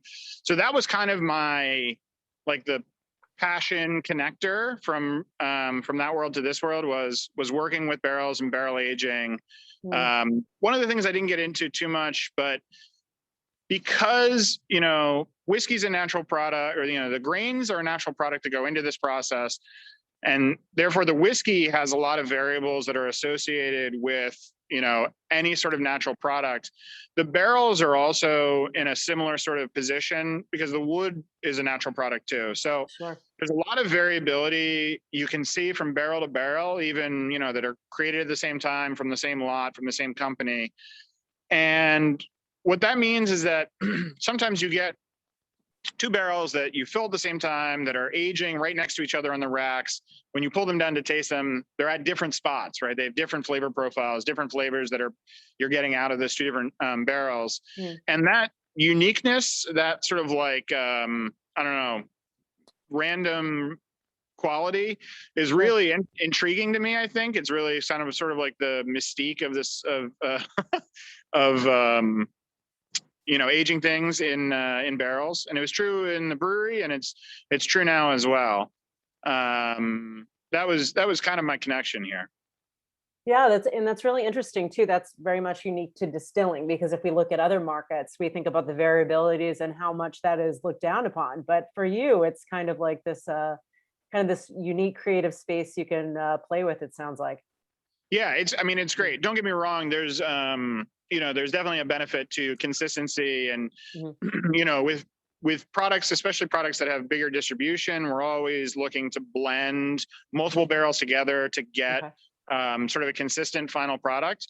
But maybe just the joy, the behind the scenes joy of being able to see all the unique barrels along the way is really great. That's beautiful. Well, yeah, I know, and you mentioned too in your tour and your talk, and how your, you know, connection with you know, the barrels and distilling. So how do you determine which style of whiskey to distill and when things are ready? For us, it's me. You know, it's me and the other distillers here. You know, there's a general, you know, consensus. What we usually do is we do test distillations on a small scale of a different style of whiskey, maybe that we wanted to try out. And we kind of decide as a group if it makes sense or if it doesn't make sense. I mean, there's also bigger pieces to that decision making too, about, you know, what the market looks like, if it makes sense to enter that sort of market or not. But that was my next question. So yeah, exactly. You know, as an example, you know, we think that malt whiskey in the United States has a lot of room to grow. There's a lot of people that are just sort of, a lot of producers that are getting into making malt whiskey now, you know, whiskey primarily from malted barley. And it's also, you know, we have some Scottish heritage to our stills, so it makes some sense for us to do that. And everybody that, you know, was involved in the decision-making process here, we were passionate about malt whiskey. So we proceed, you know, we went down that road. We've also done some rye whiskey. We got a Pennsylvania connection. I think there's a law maybe that if you're a distillery in Pennsylvania, you have to make some rye whiskey. So we've done a little bit of that. And I should be clear here, just not to confuse anybody in the audience. None of this has been released yet, right? This is all stuff that's just in barrels and awaiting release, but we've made it. And we've also done some mixed grain whiskeys. I mean, other whiskeys we'd consider malt whiskey, but that aren't like single malt whiskey, right? So. Absolutely. Yeah, interesting. And in terms of like small, mid-sized scale distilleries, like taking on local sourcing more seriously, what do you think the obstacles and the opportunities are in those spaces? I think it depends on your scale. You know, there's the there's the aspect of consistency, right? If you're trying to get consistent product year after year, and you're dealing with, single batch, or a batch that comes from a single farmer that's, malted in a single batch. And maybe there's, some challenges with that. For us, because we're just starting out making whiskey, it hasn't been as big of a concern, because right now we're just sort of like setting the standards for what we will be making kind of going forward. So we haven't really hit any concerns or issues with being able to source consistent product yet. If your stills are the size that ours are, and I mean, depending on how much whiskey you want to lay down, there could be a little bit of a concern with being able to source enough grain from local growers and local maltsters. We use 1,200 pounds per batch, and we're doing, we could be doing, 40, anywhere between 20 and 40 batches in a block. And if we do a couple of that a year, I mean, we're going through a lot of grain. But, thankfully also we see big growth in local maltsters and local growers with the sorts of products that we're looking for: malted barley, rye, malted rye. There's been a big growth in the last couple of years with the ability of the supply chain to produce those things. So that's been great. That's great. Well, and I actually wanted to pick up on that in terms of like how you enter into that process of relationships with the local farmers. Like, how do you approach working together? So for us, it's been because similar to a brewery, we sort of rely upon the grain to be malted ahead of time. So for us, it's all been through the local maltsters, which have really, there's a lot of work that's done on their end for coordinating farmers and coordinating, who's growing what and what quantities that we don't have to worry about, thankfully. So kudos to, to Deer Creek and to Double Eagle and other, local maltsters like that for doing that sort of legwork. Wonderful. And what do you think has been one of the biggest hurdles for you with getting started and getting to market? I mean, there's a challenge associated with sort of the problem of the decision making of what to make, or not just what to make, but how to have the spirit taste that you're making. So, you go through the hurdle of deciding, okay, we're going to make this style of whiskey. And then there's another hurdle when you actually start making it of how, where do we make our cuts? What sorts of flavors do we want to keep in? What sorts of flavors do we not want to keep in the final product? You're creating a brand, or you're creating sort of a future path for yourself or for the product. And those decisions have to be made at some point without knowing what they're going to taste like down the road, right? We have a control over the flavors that we choose to keep in or not keep in for the white spirit, for the new make spirit. But once it's in the barrel, a lot of it's out of our control, right? It's sort of like where it goes from there. So you have to have a little bit of a crystal ball for being able to forecast, what flavors are going to change and how they're going to change over time in the barrel. And that's tricky for sure. But even if you have that, even if you're perfect at that, just the sort of the decision making of like, we want our, single malt whiskey to have this sort of flavor profile versus another flavor profile is, which one's going to sell better in, 4 years when we release the products. That's I think a trickier crystal ball than what's this flavor going to taste like in 4 years, Yeah. And there's always the market analysis part too. Like, in 4 years, is bourbon still going to be really popular? Is rye whiskey still going to be really popular? Or is some other type of whiskey going to supersede it? Yeah, absolutely. And those kinds of trends, like you have to be, those lead times are real. There's no way to work around that. So Right. Well, people try. I mean, like I mentioned, people are always trying to speed up the aging process and get things quicker. And Oh, is that, that's probably, that might be like sacrilege to say. Cheating, it might not be cheating, but Sorry. Some people call it cheating. no. judge free space. Yeah, yeah. Absolutely. And then in terms of like when we talk about like alcohol and consistently hitting like an 8% level on like a fermented wash, like what is the biggest impact on your ability to hit that? Like how do you do that? Yeah, so consistency in our process is a big thing. You know, consistency with the conducting the mash, keeping the timings right, the time to chill, our timing for you know, how much yeast we pitch and when we pitch the yeast, the timing of controlling the temperature in the fermenter. I didn't mention it, but the fermenters have those big stainless steel plates in them. That's used to control the temperature inside the inside those fermenters. Okay.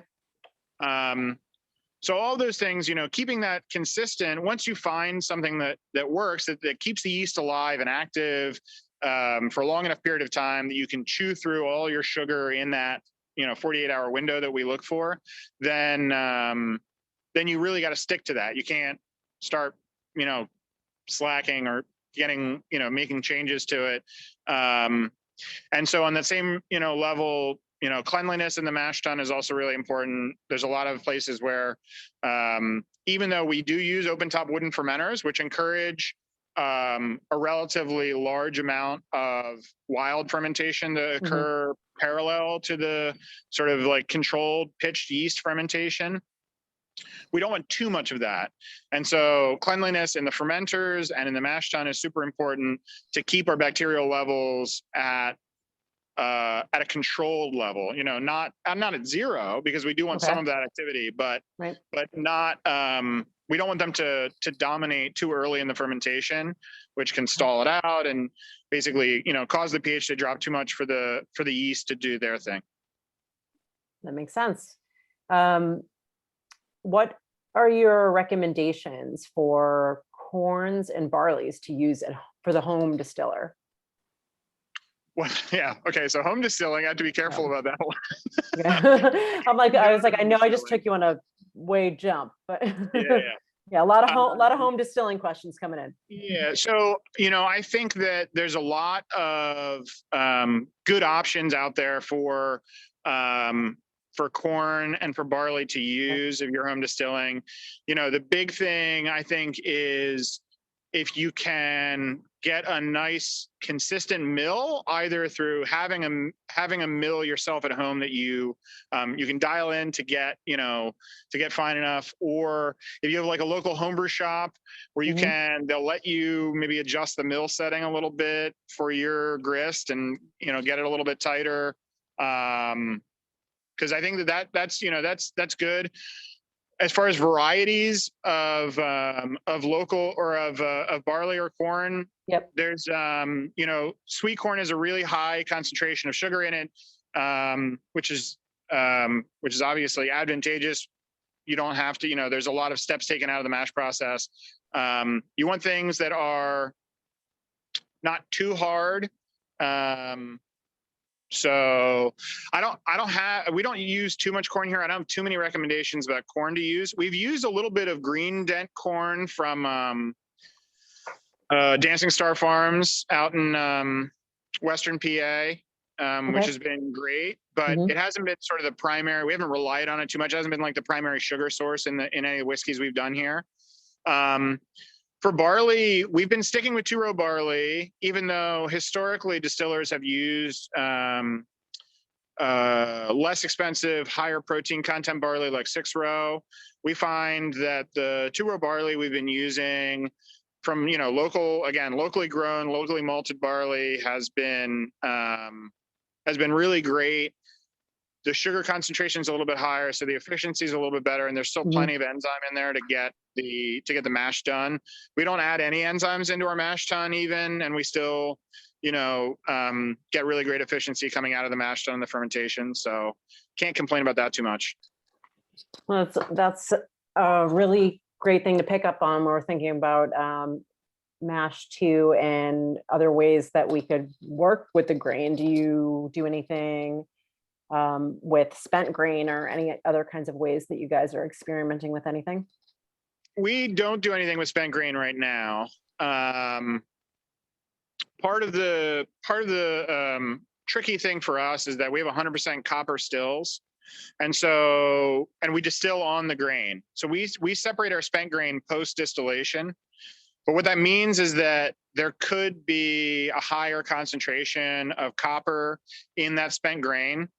And so, for example, we wouldn't necessarily want to sell it to a farmer without getting that copper tested, because we wouldn't want to subject any of their farm animals that would be eating it to copper poisoning. And even using it for compost, some people have been a little bit sketched out about the copper content too, because again, you're sort of introducing a lot of copper into your soil then. So it's a little bit of a concern for us. You know, one of the things we've kicked around doing is biogas generation with it. We're always looking for sort of sustainable, responsible ways to dispose of the spent grain. So down the road, that is sort of my personal goal. What I'd like to do with the grain is use it for biogas generation and to get something, you know, functional out of it, and sort of like help further decompose it before we dispose of it.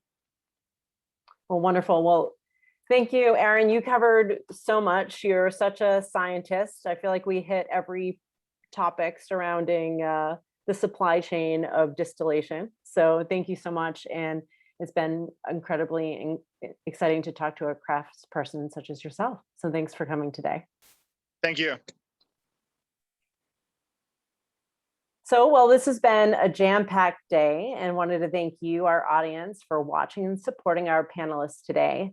And thank you to the brewers and the makers, the pasta makers, the food writers, my team at the PA Grain Coalition and All Together Now, our host, Deer Creek Malt House, U Sciences, and the many people behind the scenes and partners of the event.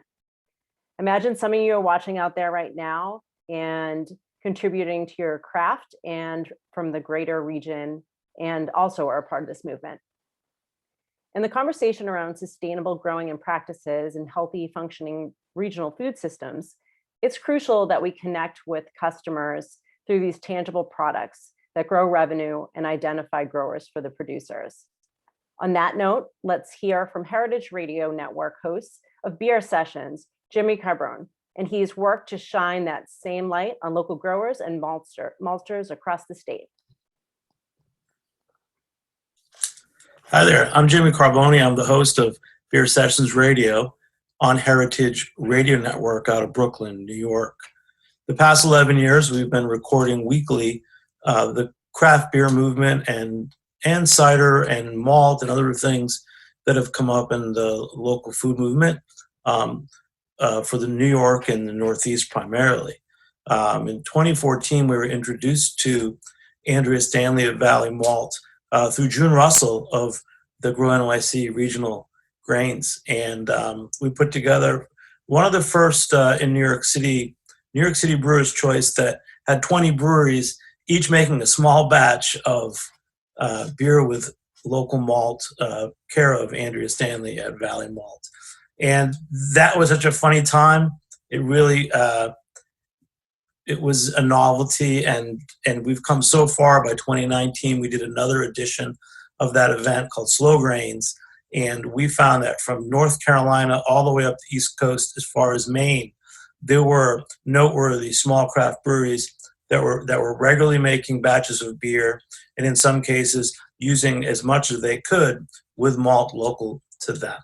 So in honor of this conference, we've put together a playlist of grain and malt episodes that we've recorded on Beer Sessions Radio on Heritage Radio Network over the last 11 years.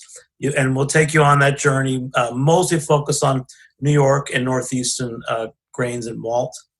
Big shout out to Andrea Stanley at Valley Malt, Amy Halloran, the flower ambassador who invited us to participate, and to June Russell, our goddess figure for us at Grow NYC Regional Grain. So hopefully you'll take the time and listen. There's over 10 podcasts that cover quite a range of craft malt, the New York State Farm brewery licenses, leading up to the Empire Rye whiskey projects for distillers.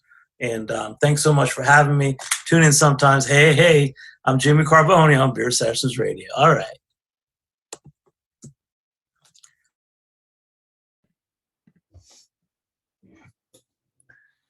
All right. Thank you again to all of our sponsors, speakers for an incredible day one. It's a wrap. If you missed it, tickets are still on sale for our last event of the evening, Ancient Alcohol, beer and tour tasting.